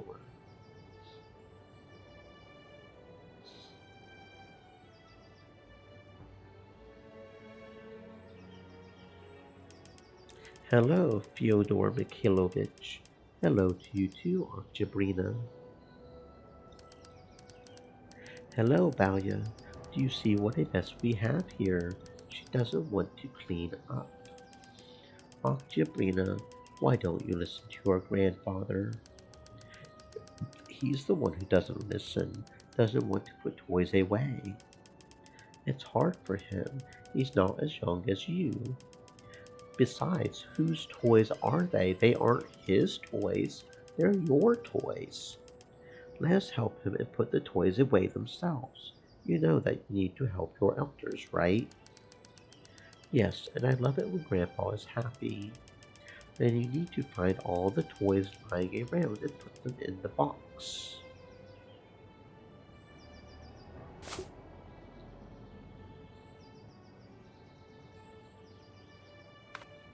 Almost all theaters were evacuated in the summer of 1947.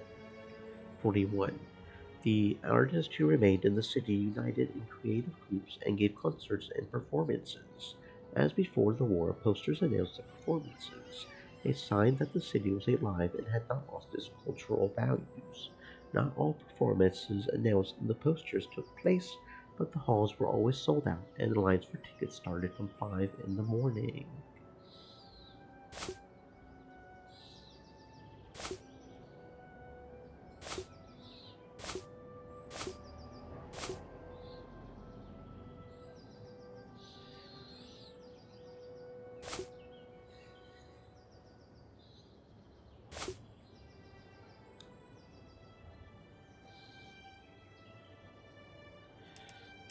Well, Occhiprina, we helped your grandfather. Thank you, girls. I couldn't have done it without you. Now I will always help my grandfather. Okay, don't forget about this promise. Fyodor Mikhailovich, do you need any more help? Thank you, Valia. We can handle the rest. Valia, will you mend a postcard for me? It broke accidentally. Well, let's try to fix it. How this is not an accident. This is a ripped up post. This is not an accident. The fuck you mean why would you rip up a postcard? Don't lie to us, girl. Us adults aren't mostly not that stupid. I mean, mostly I sometimes am if we're being honest, but this is obviously torn up, bruh.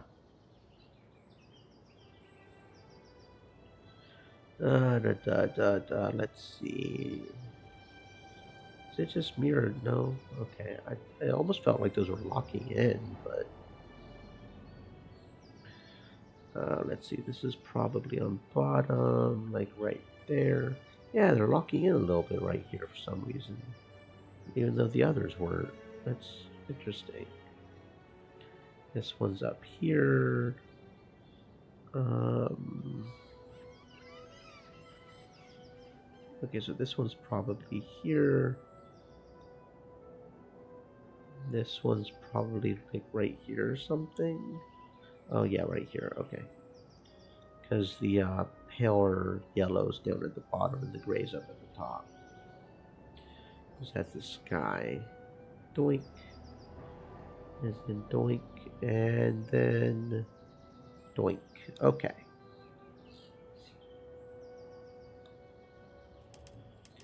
Well, here's your postcard. As good as new. Yes, Palace Square is not the same as it was a year ago. This is Uritsky Square, Fyodor Mikhailovich. I know, many things have been renamed, but the main thing is not the name, but that this is still the place of a great museum. Grandpa, can I give the postcard to Valia? Of course, if you want. Take it, Valia, before I rip it up again, because I'm an honored luggage. This is for you. Thank you, I'm very pleased.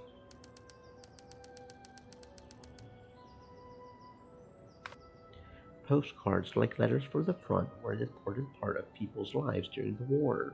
They maintained morale and helped fight the enemy. Victory scenes and humorous sketches were often depicted on the front side. There were also postcards with images of Leningrad. For example, the postcards of the artist Nikolai Pavlov depict the restoration of the city.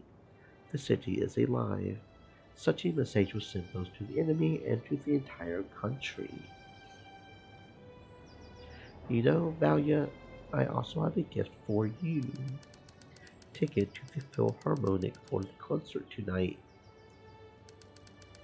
If you hurry, you will be in time for it. The Theater of Musical Comedy operated in Leningrad throughout the blockade. In December 1941, a bomb hit the house next to the theater, and the theater building was also damaged. But the next day, the performance was performed on the stage of the Pushkin Theater, which was empty after the evacuation. The actors had to play in winter in halls where the temperatures dropped below zero. Performances continued even during bombings, sometimes interrupted up to 9 times per evening. There was not a single section of the front that the concert group of the Leningrad Musical Company had not visited. More than 1,000 concerts were given on the front lines in hospitals and factories. Fyodor Mikhailovich. That same concert where Vanya is. What about you?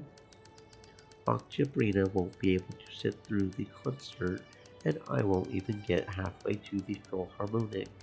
We would rather listen to it on the radio. Thank you so much. That's great. Hurry up. Don't waste time. Joy awaits you.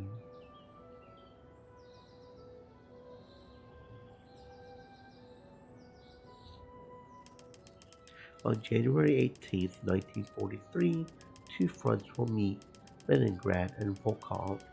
A siege of Leningrad will be broken. And although there are still many difficult war days ahead, the Seventh Symphony became an important chord of victory. She instilled in people an undying faith in the triumph of life. And I don't know how to read Russian, so that is, yeah, no idea what that says.